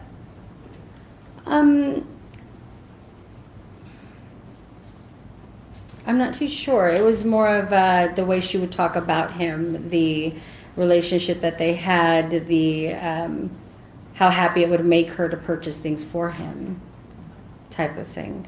And did she talk about him all the time?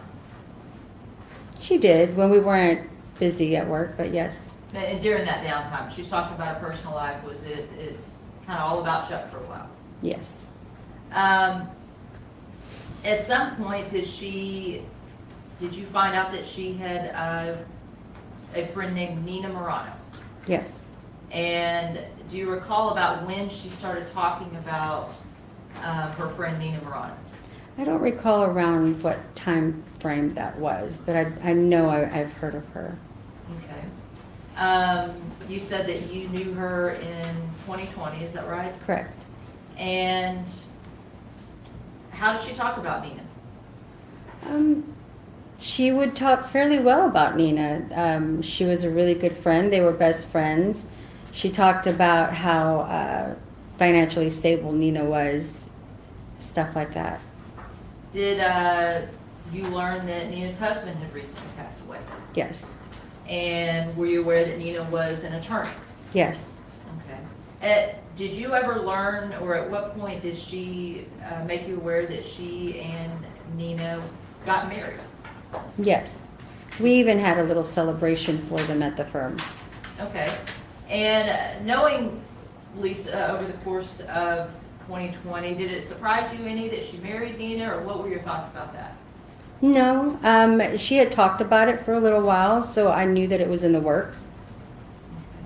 Did she ever describe, I guess, the nature of their relationship and what it was based on? Just that they were best friends, and she did speak a lot about the finances when it came to Nina. Did she ever express to you that this marriage was an arrangement where she was madly in love with her? No, it never did. It never did, or she never did express that it was about them being in love. It was more of an opportunity And what do you mean by an opportunity? because of finances. Okay. Nina was well off. Yes, ma'am. Now, again, being in that environment in the same office, you talked about some personal things. Did you ever talk about the sexual relationship that she either had between she and Chuck, she and Nina, or the both? Yes. Okay, and did she describe, I guess, a sexual relationship with Chuck? She did. And did she tell you details about it, or how did she describe that? Not extreme details, just that they had an open relationship and she knew about other females that he would bring home. Okay, so she didn't talk to you about the down and dirty details of what her and Chuck did? No. Did she talk about her sexual relationship with Nina? She did. And how did she describe that? It was more of a, she wasn't really sexually interested in Nina. It was more of Nina being sexually interested in her and wanting to have, if you will, threesomes with her and not really Lisa wanting to do so. Okay. So you talked about before that the relationship seemed to be described as an opportunity, a financial opportunity, if you will. Is that fair assessment? Yes, ma'am. And she, I guess, described this as Nina wanting to be intimate with her, but she didn't really have that same desire. Correct.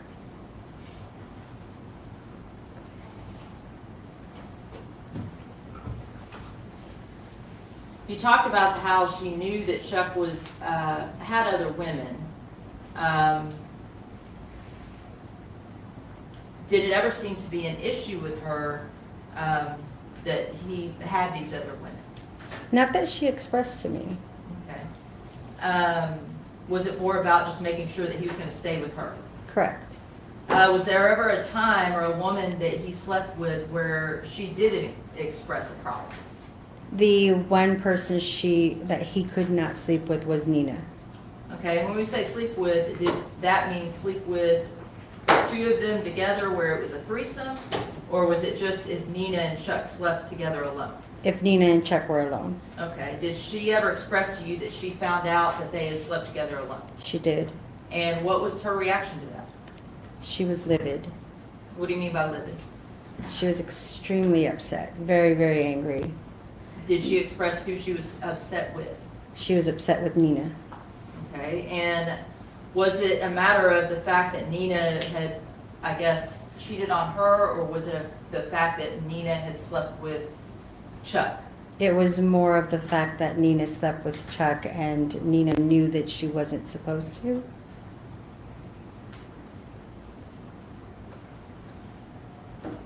Was it an issue that Nina just wasn't supposed to without her involved? I don't think so. Okay. Now, when you said she was livid, what things did she say about it? Oh gosh. She was going to make Nina her bitch. Excuse my language. That's okay. So that's a direct quote from Ms. Dykes. When she found out about this, she said she was going to make Nina her bitch. Yes. What else did she say? I'm so uncomfortable. She was going to make sure that Nina did whatever she wanted her to do. Do you remember in terms of how long before Lisa resigned did this occurrence happen, if you recall? I don't recall. I apologize. That's okay.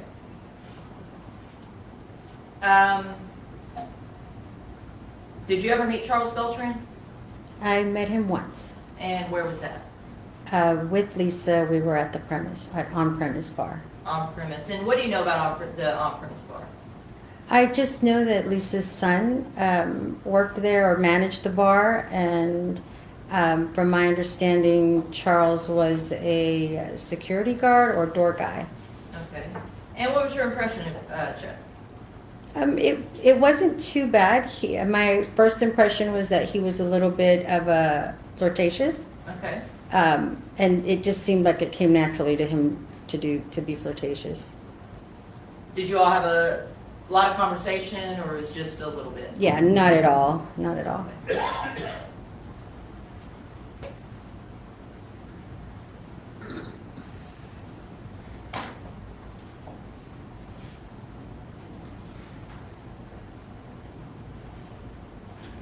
Is he a handsome man? He's gorgeous. Okay. Young? Yes, young. You can tell he was young. And we kind of talked about the fact that, you know, for Lisa, you know, what did that make her feel like to have this young, handsome, flirtatious man pay attention to her? I think he kept her young. Your Honor, I'm going to object. This calls for speculation. So send this to the form of a question. Okay. Do you know how that made Lisa feel being with this young, attractive man? From what I was used to, how she would react to him, he would make her happy. She was always really joyful to be around him. He made her feel young. And is that the same way she dressed? Absolutely. Now, Lisa had some plastic surgery maybe about a month before she resigned. Is that correct? Yes. Okay, and you actually referred her to the surgeon. Is that correct? Yes. Now, I believe, do you recall when she had that surgery? I don't recall exact dates. I apologize. That's okay. Do you recall that she was working in the office at the end of September of 2020? Yes. And was she complaining, I guess, about some of the after effects of the surgery? She had a thigh surgery. Correct. She had a thigh lift and a facelift. The thigh lift was giving her issues. A thigh lift? The swelling. I'm sorry. The swelling was giving her issues. The swelling. In September, did she come back almost immediately from that surgery? She did. The hell is a thigh And lift? over the course of the time that she was there, did she get better? Her face got better, but her thighs just were giving her a really, really big issue. They weren't healing well. Okay. Was she still walking around? She was walking just very slowly. Walking slowly? Yes, ma'am. Now, do you recall a time at the 1st of October that she talked about going to Camden, Arkansas? Yes. And what was that for? A rap concert that Charles was a part of. And do you have any idea who all went? I knew it was her. I know Charles went because he was involved, but I don't know anyone else. Okay, and did she take off that Friday, October 2nd to go to that? She did. And was she scheduled to come back to work on October 5th? She was.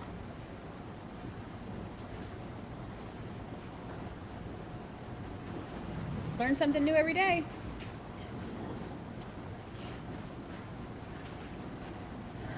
Did you talk to her at all that weekend? No. Okay, and that's not abnormal. You wouldn't talk to her over the weekends? Yeah. It wasn't an every weekend thing. Prior to October 2nd, do you recall if she had traveled anywhere via airplane or anything else like that on a trip? Not that I'm aware of. Now, do you know how they got to Arkansas? I believe they drove. And do you have any idea where Camden is? About how far away it is? No, ma'am. All right. the show was that weekend, and you said that she was scheduled to come back to work on October 5th. Is that correct? Yes. And did she return to work that day? That Monday she called in. She called in. Did she give any indication why she was missing work? No. Ms. Martinez, putting up here, it's been marked States Exhibit 5 for demonstrative purposes. And you had mentioned that Lisa took off work to go to Arkansas on October 2nd, correct? Correct.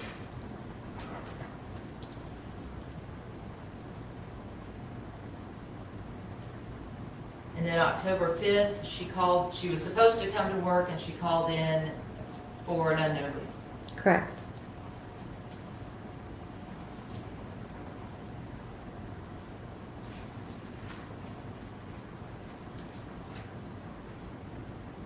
Do you recall if she returned back to work on the 6th? She did. Okay. And we'll just go ahead and put that on there. When she returned back to work,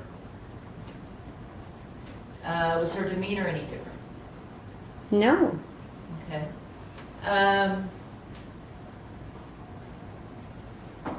Throughout that week, was her demeanor any different?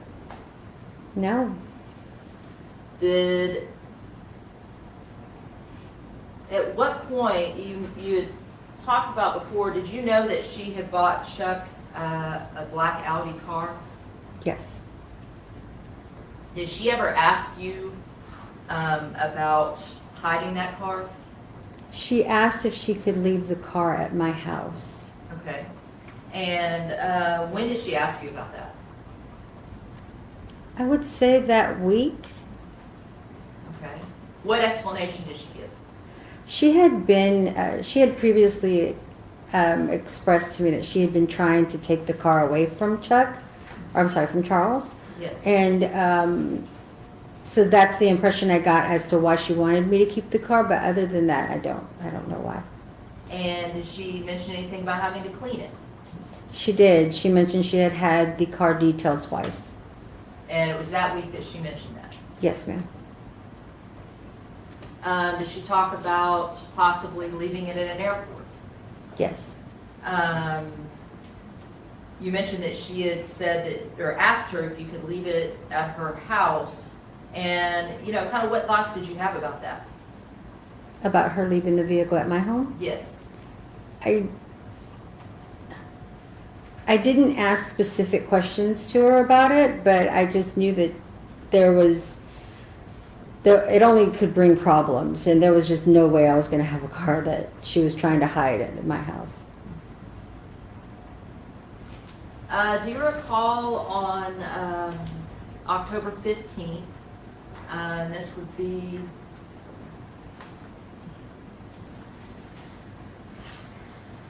this Thursday after this week right here, if she got a phone call that caused her to become, I guess, upset or concerned? Yes. And were you in the same room with her when she received that phone call? Yes. Who purportedly was on that call? She stated it was an FBI agent.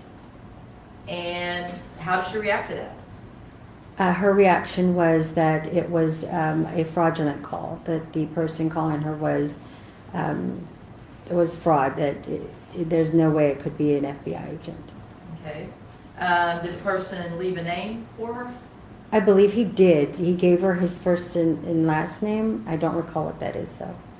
Okay. And was this information that she kind of, talked about in the office? Yes. And her statement was that this was fraudulent? Correct. Okay, and that was on October 15th, is that correct? Yes.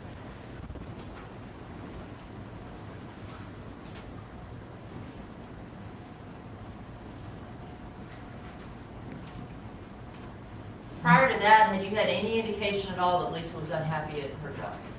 No.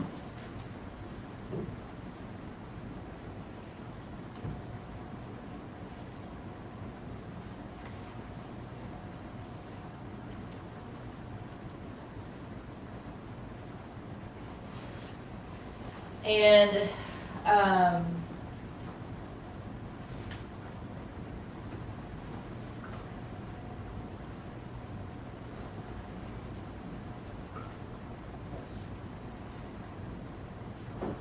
the next day she came back to work, is that correct? Correct, that Friday. And that was the last time you saw her? That's correct. When did you learn that she had called in and quit her job? On that following Monday. And did you learn what her explanation was? No. I was only told that she tendered her resignation And did she tender it on that Friday? that Monday. That Monday? If I'm not mistaken. The day I heard about it, so I believe it's that Monday. Okay, so you heard about it on that Monday? Yes.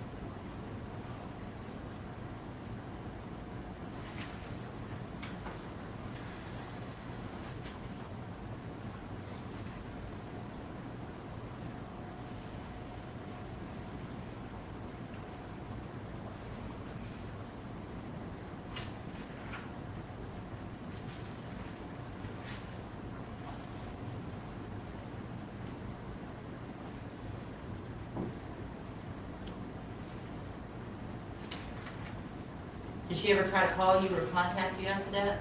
No, ma'am. Do you know if she tried to contact anyone else from your workplace? I believe someone did get a phone Objection, call. speculation. I believe she has no concrete knowledge. Sustained. Do you know if she tried to contact someone else from work?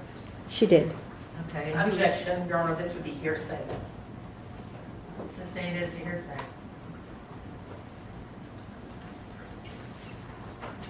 Your Honor, we're going to ask that the jury disregard this last Answer. answer.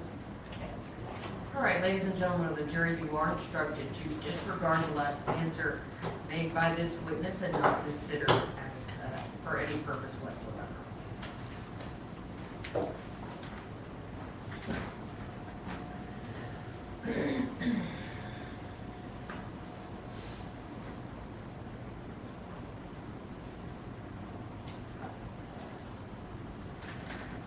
At some point, Ms. Martinez, did the FBI come in and talk to everyone at your workplace?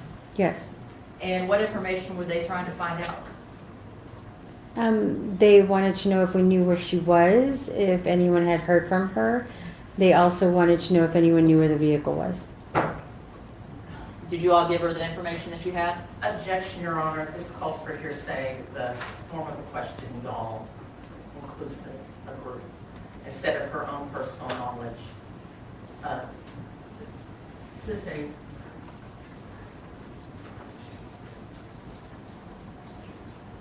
Did you give them any information that they asked for? Everything they asked for.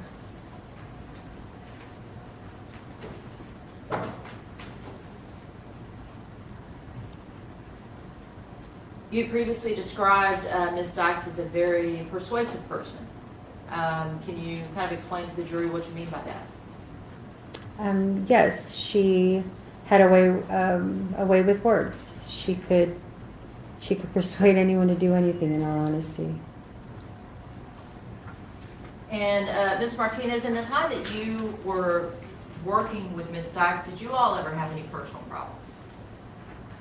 Nothing personal, no. Okay, did you have some work conflicts? Yeah, maybe a couple. Was it anything that amounted to, I guess, any disciplinary action for either of you, or it was just a matter of sometimes when you shared office space, those things happen? It was just a matter of meeting goals that we weren't meeting at the time. That was the only reason. Okay. And when I initially contacted you about your initial interview with FBI and talking to me, how did you feel about possibly coming and testifying? Honestly, I didn't want to have anything to do with it. I mean, you were reluctant. I was reluctant, yes. Okay. But you honored the subpoena that you got. I did. And just personally, how did you at that time feel about Lisa as a person? I was conflicted. She was my friend, but is being charged with something horrible, and it's nothing that feels good. It's hard to deal with.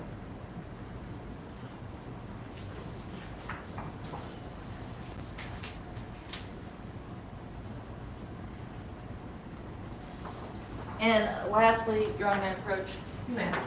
A painting was marked State 78. Is that just a picture of you? Yes. Okay, and that's kind of an older picture, correct? Yeah. Okay. Your Honor, State offers State 78 for all purposes. Okay, no objection. Your Honor, pass the witness. All right, well, State's Exhibit number 78 is admitted for all purposes.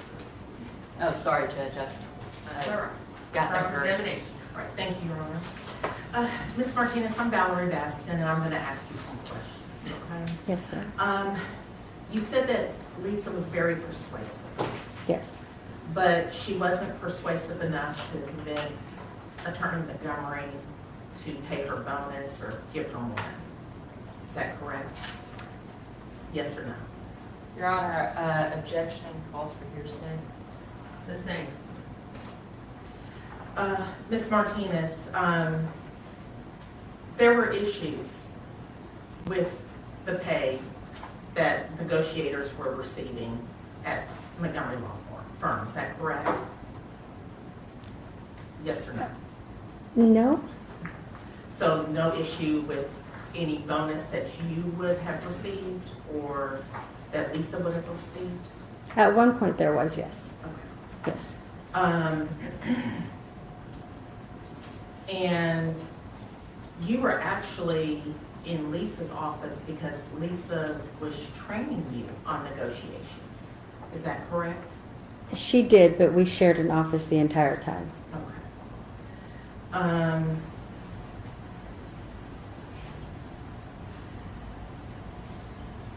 Now, the conversations that Lisa did have with you about her relationship with Chuck, she never mentioned being jealous of any of the other women that he was seeing, the younger women that he was seeing, yes or no?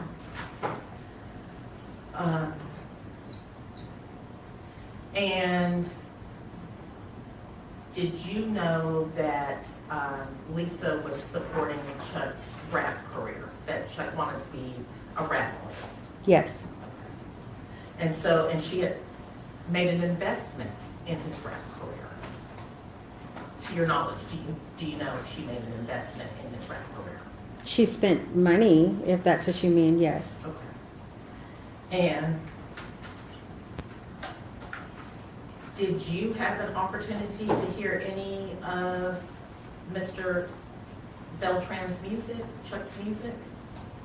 I didn't. Not then. Not until, honestly, after he got arrested is when I looked up his music. What was your impression of his rap music? I couldn't see anybody investing in it. Was it very derogatory towards It was women? definitely derogatory, yes.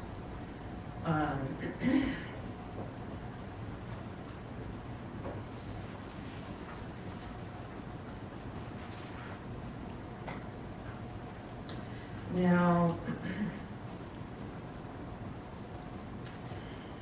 Lisa had gotten some plastic surgery, and you referred her to that surgeon. Correct.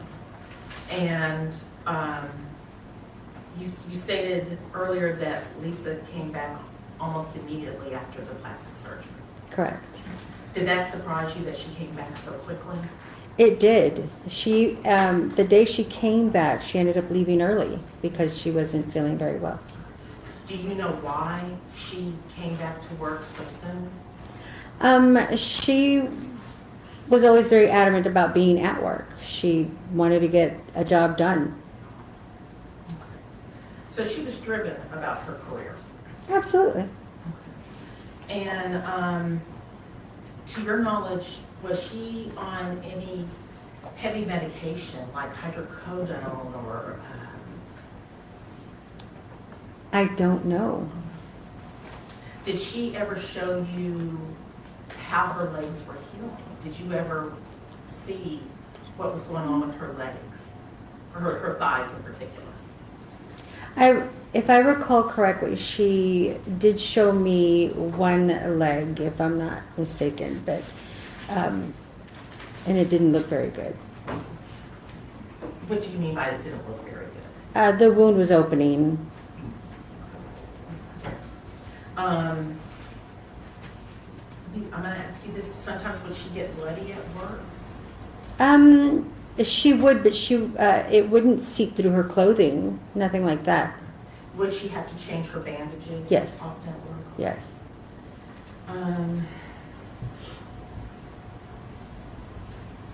Now, the statement that you said about she was gonna make Nina her bitch after she found out that Nina and Chuck slept together without her knowledge. You don't remember when she said that? I don't recall exactly when. I remember the conversation 100%, but I don't recall exactly what date or any of that sort. Was it like in the summer, maybe? No, it would have been before her plastic surgery, but I apologize, I don't remember exactly when. Okay, and she had her plastic surgery in September. Mm-hmm. So you have to answer yes or no. Oh, I apologize, yes. Now, you said that she took off on October 2nd of 2020. Did she call into you to request time off, or? No, she would let the office manager know. Okay. The office manager, myself, and Lisa were part of management, so when the office manager knew that someone would be out, she let me know as well. So if she really just worked half the day and took off to go to a doctor's appointment, would you have been aware of that? Absolutely. And that's not what she did on October 2nd, just take half the day, like work from home or go to a deposition? No, that Friday she took the entire day off.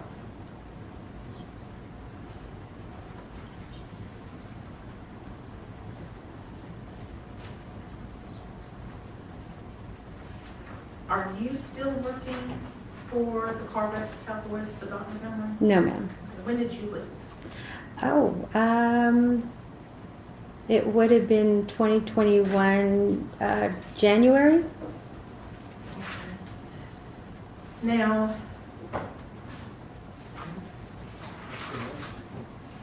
why did you leave?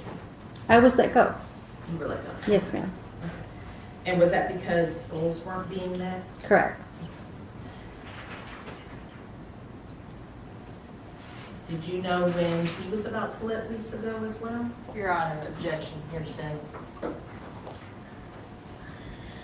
Oh, well, Your Honor, she did state earlier that she was a part of the HR team and management team. So that would be something within her. Well, she can answer to anything that she told to the defendant.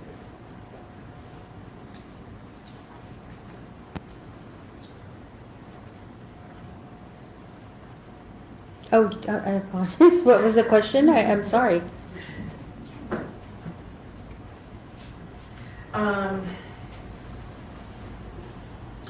Now, about her, what she said that she wanted to take her car, the Audi that Chuck was driving over to your house, keep it over there. Thank you, little bee. Was it piggybacking off of the conversations that she had with you about wanting to take the car away from him for whatever reason? Yes. Okay. And at the time, you stated, you told Ms. Pittman that you weren't comfortable with that. Correct. Is it because you didn't want to be caught in between a couple's rift? Yes, I didn't want those problems. So nothing to the fact, oh, this could have been the scene of a crime or have criminal evidence and I don't want anything to do with it. You were under the impression that there was a rift between them, a lover's rift between them, and you didn't want to be a part of that. Correct. Pass the witness, Your Honor. Any redirect? Just a couple of questions, Your Honor. Concerning the car, were you ever around when Lisa talked to other employees about getting rid of this car? No. Okay.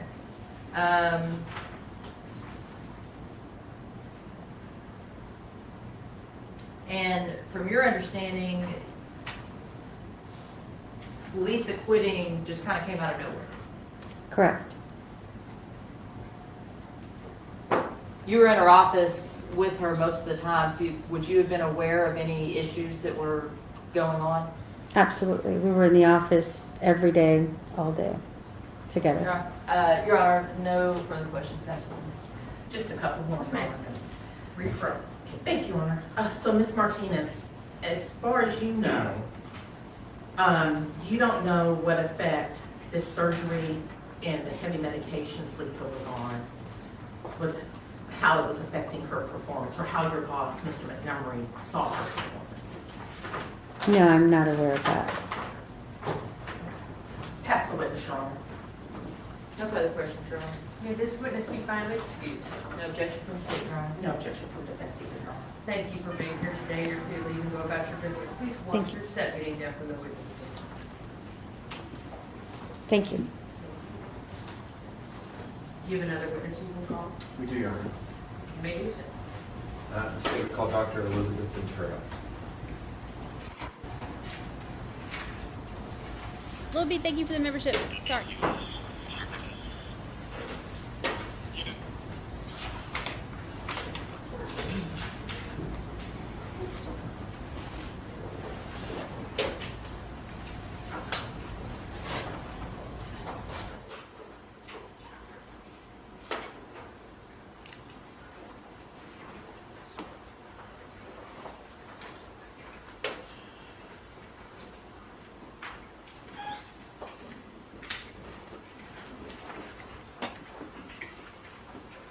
Good afternoon. If you would please raise your right hand. Do you solemnly swear or affirm that the testimony you're about to give will be the truth, the whole truth, and nothing but the truth, so help you God? Yes. Thank you. You may proceed. Please watch your step. You may proceed. Thank you, Your Honor. Good afternoon, Dr. Ventura. Could you please state your name for the record and spell your last name? Dr. Elizabeth Ventura, Ventura. And Dr. Ventura, how are you currently employed?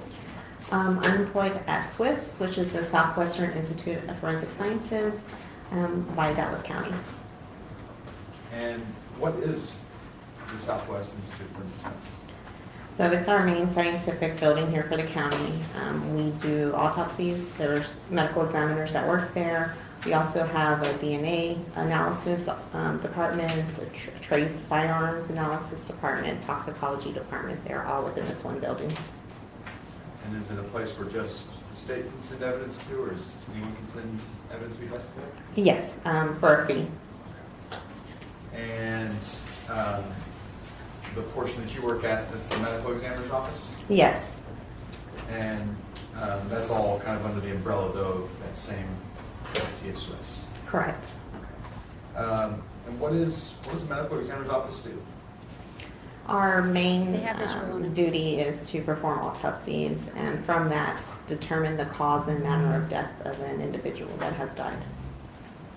And before I get there, I guess, what are your trainings and qualifications to become a medical examiner? I have a bachelor's from UT Arlington. After undergrad, I went to medical school for 4 years. I went to the University of Texas Health Science Center in San Antonio. During medical school, I decided to pursue pathology. I got into a residency training program at Baylor University Medical Center. Pathology is a 4-year residency program. After my training there, I took the boards, and I'm board certified in both anatomic and clinical pathology. After my residency training, I decided to do a subspecialty in pathology, which is forensics. I trained at Swifts for 1 year as a fellow, and I have been at Swifts ever since. And I've been there for about going on 11 years now. And so now let's talk a little bit about that action. You testified as a medical examiner first in this case, right? Yes. here in Dallas County? Yes, A number of times up there. correct. And you testified in other counties as well, because other counties will send cases or autopsies that may need to be done as well, is that right? Yes, we have a lot of surrounding counties that don't have their own medical examiner system, so they will send their bodies to us for a certain fee. And so now talking about the medical examination process for an autopsy, you talked about the term making conclusions for a manner of death. Yes. Okay. Can you tell us kind of what are manners of deaths? Like what is it that you're looking for? What are the different types of manners of death? So there are 5 types of manners. There's natural, which is the one that we see the most. We have accident, suicide, homicide, and undetermined.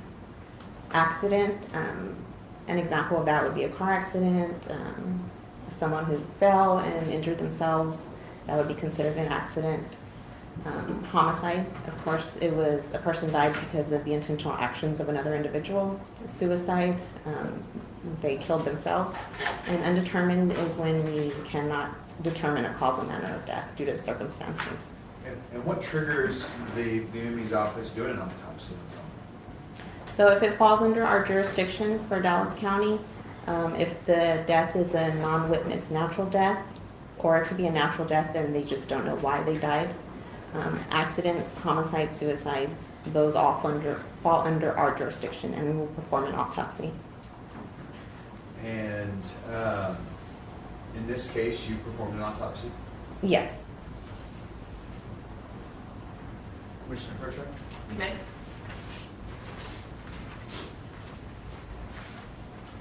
I'm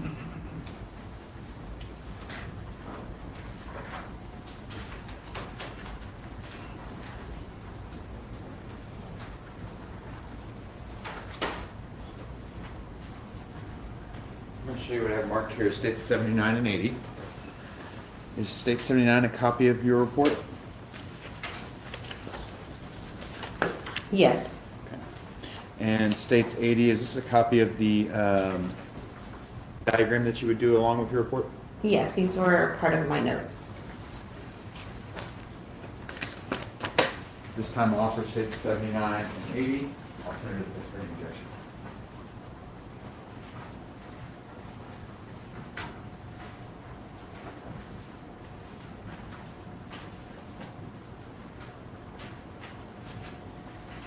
No objection, Your Honor. It's been previously tendered to the defendants. All right, State Exhibit number 80 is admitted for all purposes. Okay. And 79 here? And 70, both. Thank you. Commissioner Publisher? You may.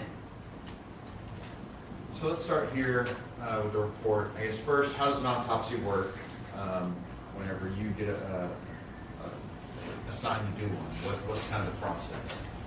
When a body arrives at the morgue, we will give it a unique identification number, and this number is used to identify the body, and any specimens, any photographs, any reports that are made will have this unique number. That's what we see up in the top left. Yes. And then what else happens? We will begin with the external examination of the body, typically. This case is different. We've received bones, but in a typical case, we will have a body that still has skin and sometimes clothing with it. So we will document all the external findings of the body, any clothing they had, any therapy that they had received prior, either at the hospital or at the scene of where they died. Their height, their physical characteristics, all of this would be documented, as well as any signs of natural disease to the body or any signs of trauma to the body. It would be all included in the external examination. After that, we begin with the internal examination, where we will open the body and examine all of the internal organs. So the heart, the lungs, the liver, all of that will be taken out of the body, cross-sectioned and examined for, again, any signs of natural disease, any signs of trauma to the body. And we also examine the brain, so we'll open the skull.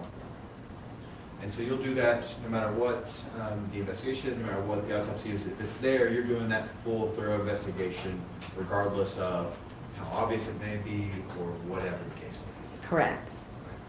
And then, like I said, this case is a little different. You don't have a body and any soft tissue to examine. Yes, that's correct.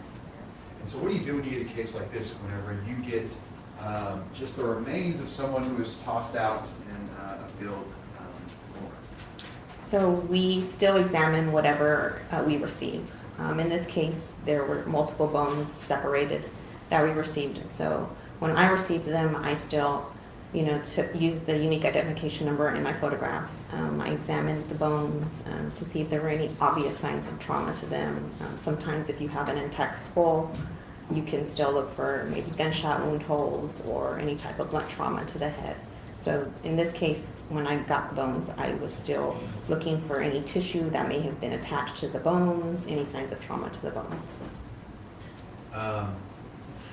We see here, one portion of the MD's office work would be to identify the person you're doing an autopsy on, is that right? Yes. And we see here in this report that that's being, you document that it hasn't happened yet, but it's being established by dental comparison. Correct. I guess it's fair to say there's a number of ways the medical examiner's office would investigate and try to identify either the remains or the body of someone, right? Yes. In this case, it's being done by the dental examination, and there was an identification made, is that right? Yes. Okay, and that was Marisela Botello Valdez. Yes. And then so we see here in your report, you included the forensics anthropology consultation as well. Or I guess before that, here's just kind of where you explain what you received, is that right? Yes. And the jury's seen these photos already, so then we see down here below is where it looks to me that you copy over the forensics anthropology consultation that happens. Is that correct? Yes, I added to my report. Okay. And are you the one that asked for that anthropology consultation to happen, or I guess the medical examiner investigator? How does that work? Yes, so it's up to my discretion to use the services of our anthropologist. We haven't always had one, and in this case, we were lucky to have one, and so I asked for his consultation in order to examine the bones more thoroughly, clean them up, and do a thorough examination of them. And he did that? Yes. And that was Dr. Crowder? Yes.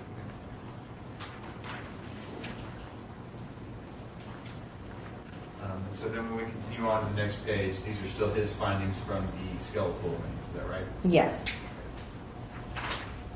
But then you still go on after reviewing just the remains, looking at the anthropology report, the dental comparison. What else do you then begin to look at to make your findings? So my findings include a lot of things.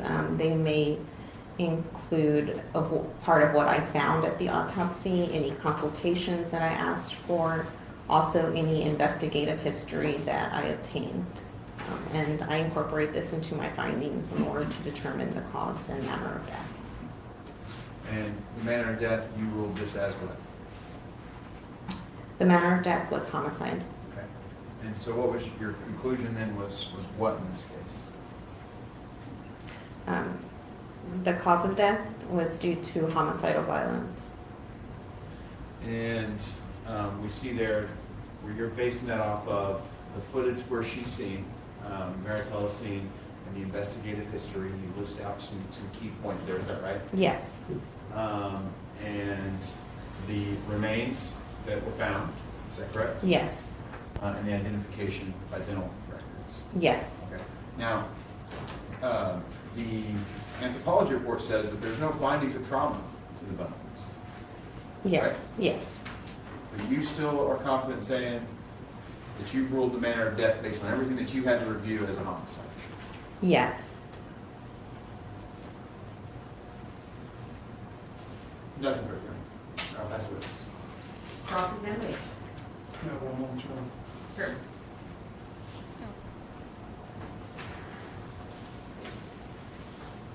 I was like, dang, it's getting late, but I forgot this is something. Doctor, I guess you do the actual autopsy, right? Yes. But as far as, I mean, when these bodies are recovered, oftentimes y'all send a member from your team out to assist with the investigation, don't you? Yes, our field investigator. And in this case, that would have been Casey Gould? She was our deputy investigator, and she typically goes out to scenes where bones are collected.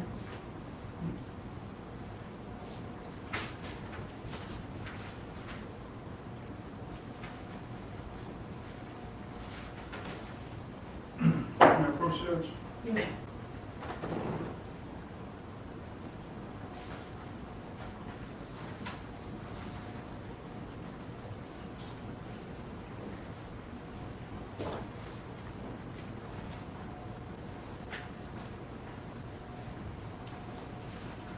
When you say that when you are making the determination of the manner of death, you also take into consideration the investigatory or the investigative history that was given to you, right? Yes. And that would have been primarily given to you from Ms. School? Yes. Okay. And let me get this one.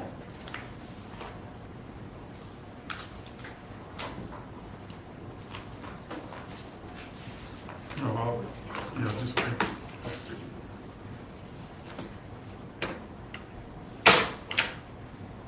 I'm sorry, Judge Manfros. No.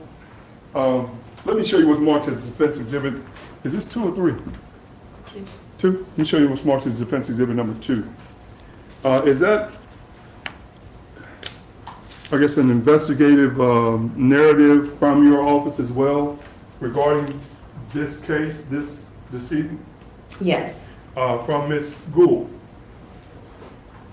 Yes. And is that something that when you're talking about information that you would have used in determining the manner and means of death, that's information that you're referring to? Yes. All right. Judge, I'll offer, and this is from your office, right? Yes. I'll offer what's marked as defense too. Here, you do.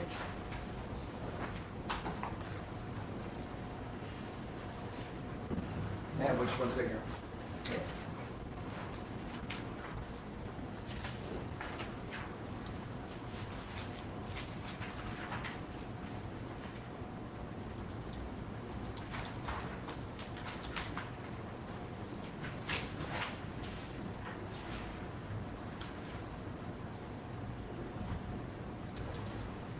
The only objection I have, Your Honor, is this document has, looks like defense markings on it.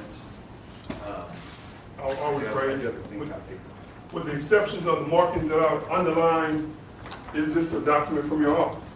Yes. I'll offer.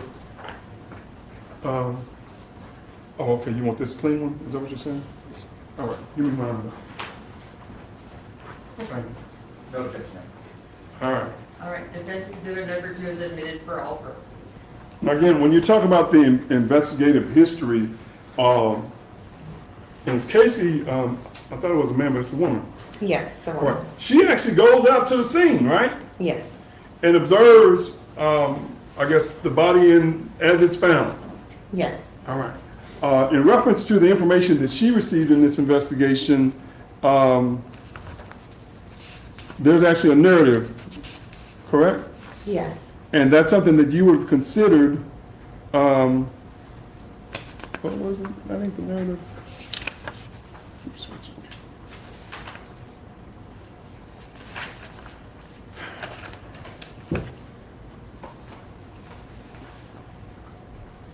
Okay.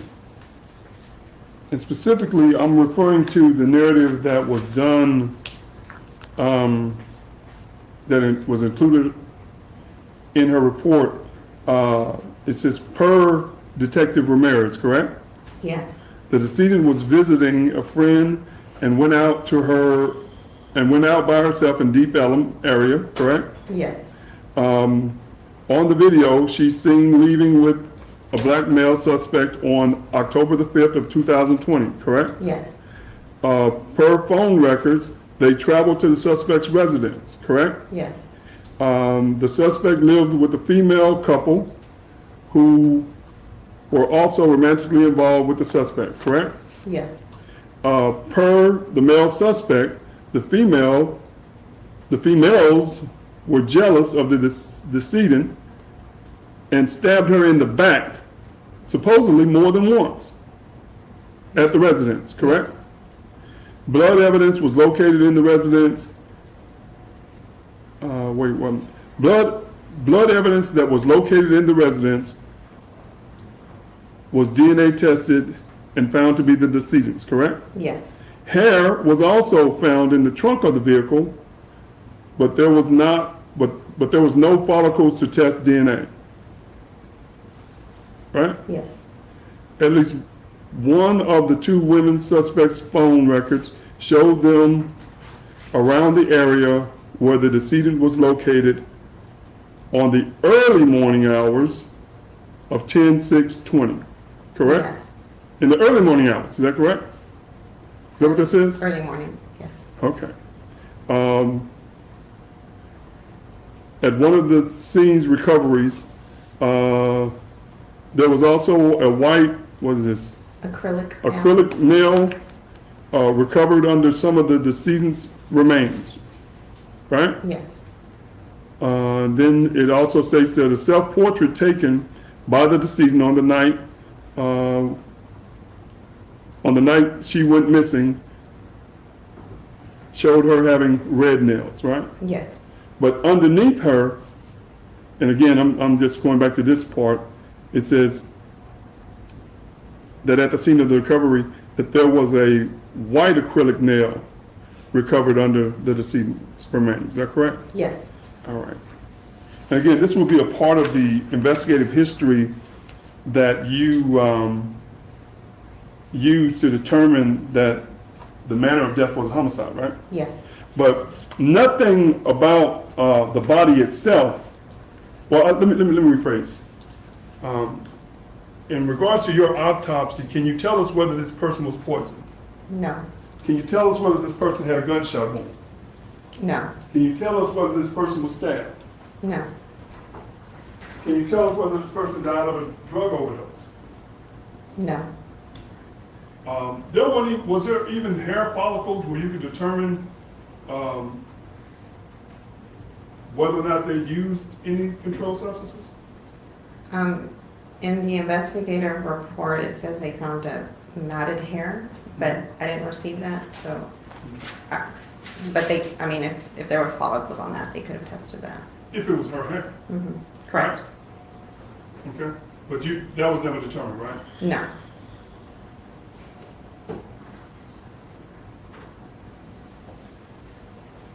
Oh, more importantly, may I approach Judge? No. I want to make sure we're clear. They find this body, basically, I guess, bring it to Swift's, as we commonly refer, for you guys to do what y'all do, perform the autopsy, all this stuff that's in these reports, right? Correct. But as far as the time of death, in your report, you specifically indicate in your report, let me show it to you, so it's not, is that right? Which one? Well, Which it's one? on the final report. Okay. You got the final report? Yes. Where's it at? 5 p.m. Okay, okay, let's talk about the date of death. In your report, based on your investigative, I guess, not your investigative, but based on everything that you guys received, you got the time of death in your report as 3/23 of 2021. Is that correct? Yes. But that's actually just the time she was found, right? Correct. You have no idea, based on your autopsy, when this young lady died, do you? No. Okay.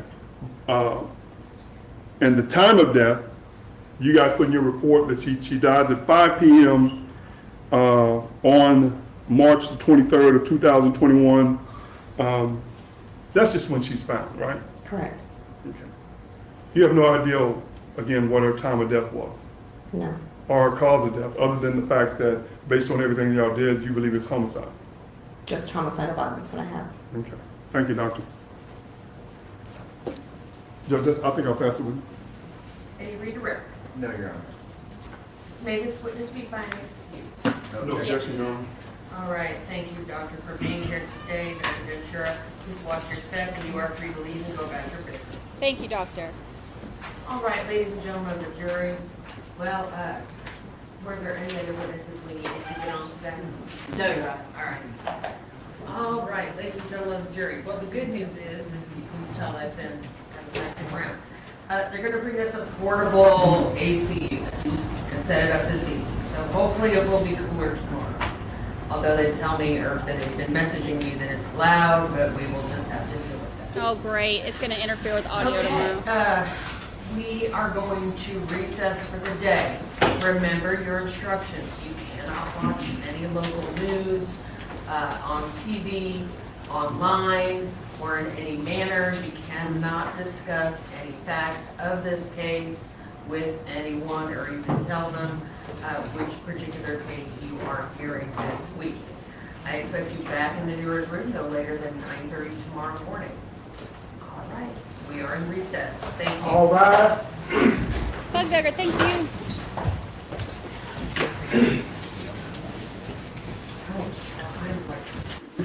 Halfway to well done. Yeah, I'm serious. There we go. I am so sorry. They didn't tell us they were doing this or anything. So we'll see. We'll see how loud it is tomorrow.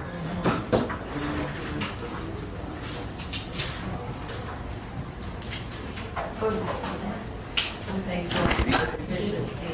Really appreciate it. We'll try it. It is what it is. We're all good. It is.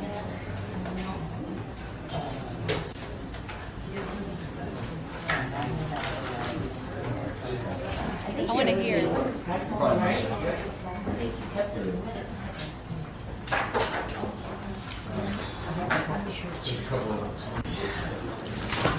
I don't know why I lean in when I'm trying to eavesdrop on them. Like, leaning in does not make my headphones suddenly hear them better, but I do it every time.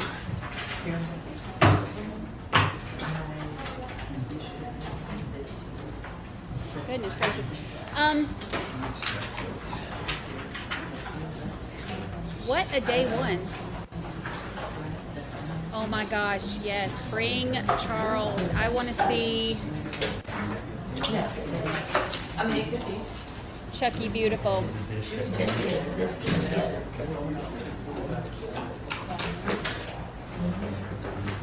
Chuck Gorgeous.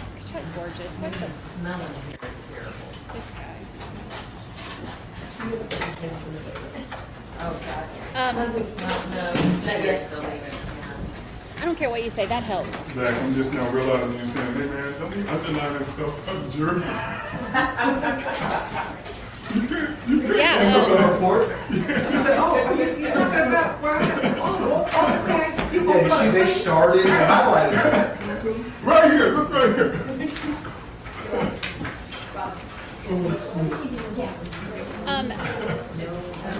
Yeah, he's going to testify, they said, which is really, I'm here for it. I want to hear everything he has to say. Thank you, Judge. It'll be Channel 8 tomorrow. Channel 4. Oh, you hear that? It'll be every fourth day. Yeah. Actually, I thought it got a little cooler. It started to cool off. Yeah, I thought. It'll be Channel 8 tomorrow. All right, so yeah, I am really ready to hear what they have to say, or what he has to say. I say they. I don't know if it's Charles, or if it's 50-50 Chuck, or if it's Chuck Beautiful, whichever one he's going by. I'm ready to see what he has to say. That is going to be really interesting. But what's going to be even more interesting is that cross-examination. Man, that attorney is going to, like, if he's already hollering at everybody about what he says, you know, better than average Chuck is doing or has done or did do or whatever. If he's already hollering at everybody else about that, think about how he's going to act toward mediocre Chuck. That will be interesting. I'm telling y'all, he's going to end up writing a diss track on him. We're going to have to name the diss track tomorrow. It's just what we're going to have to do. I appreciate y'all hanging out with me. Thank you, thank you. I missed a couple things too because I was trying to focus on other stuff too. Ricky Watson, gifted 5 memberships. Thank you, thank you, thank you, Ricky Watson. I appreciate you. I appreciate you. I appreciate you. I think I got your ones this morning, but I missed the ones this afternoon, and I'm very sorry. I was trying to pay attention and multitask, but also my medication is worn off, so I'm struggling to keep up with everything. But that's okay. So we are on Central Time in Dallas, so we will be starting at 9 Central tomorrow. I am going to portal y'all over. For whatever reason, I've been having issues with the live stuff.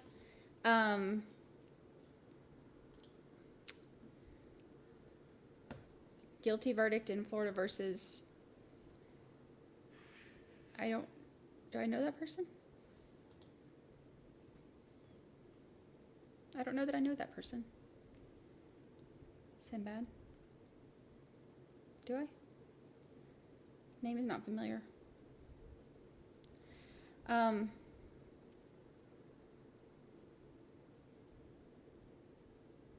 But, you know, names escape me.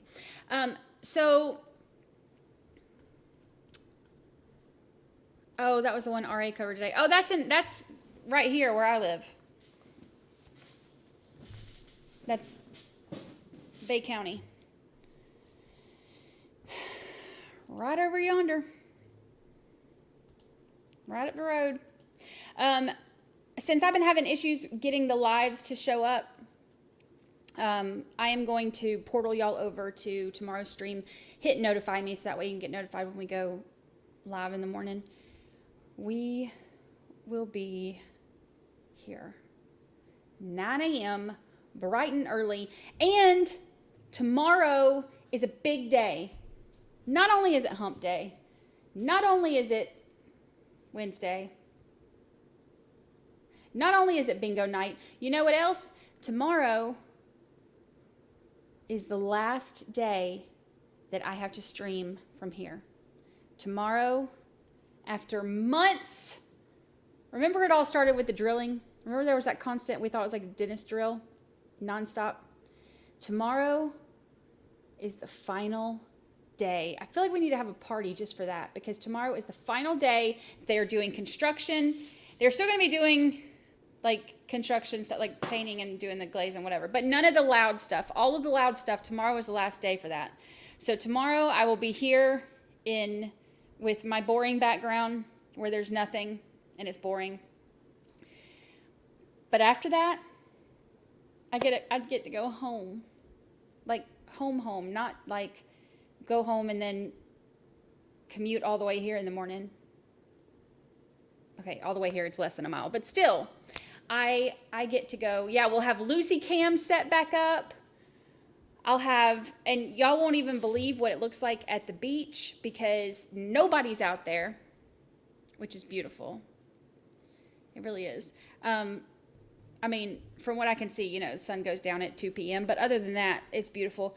But yeah, tomorrow is the last day that I have to stream from here. And that is so exciting. So exciting.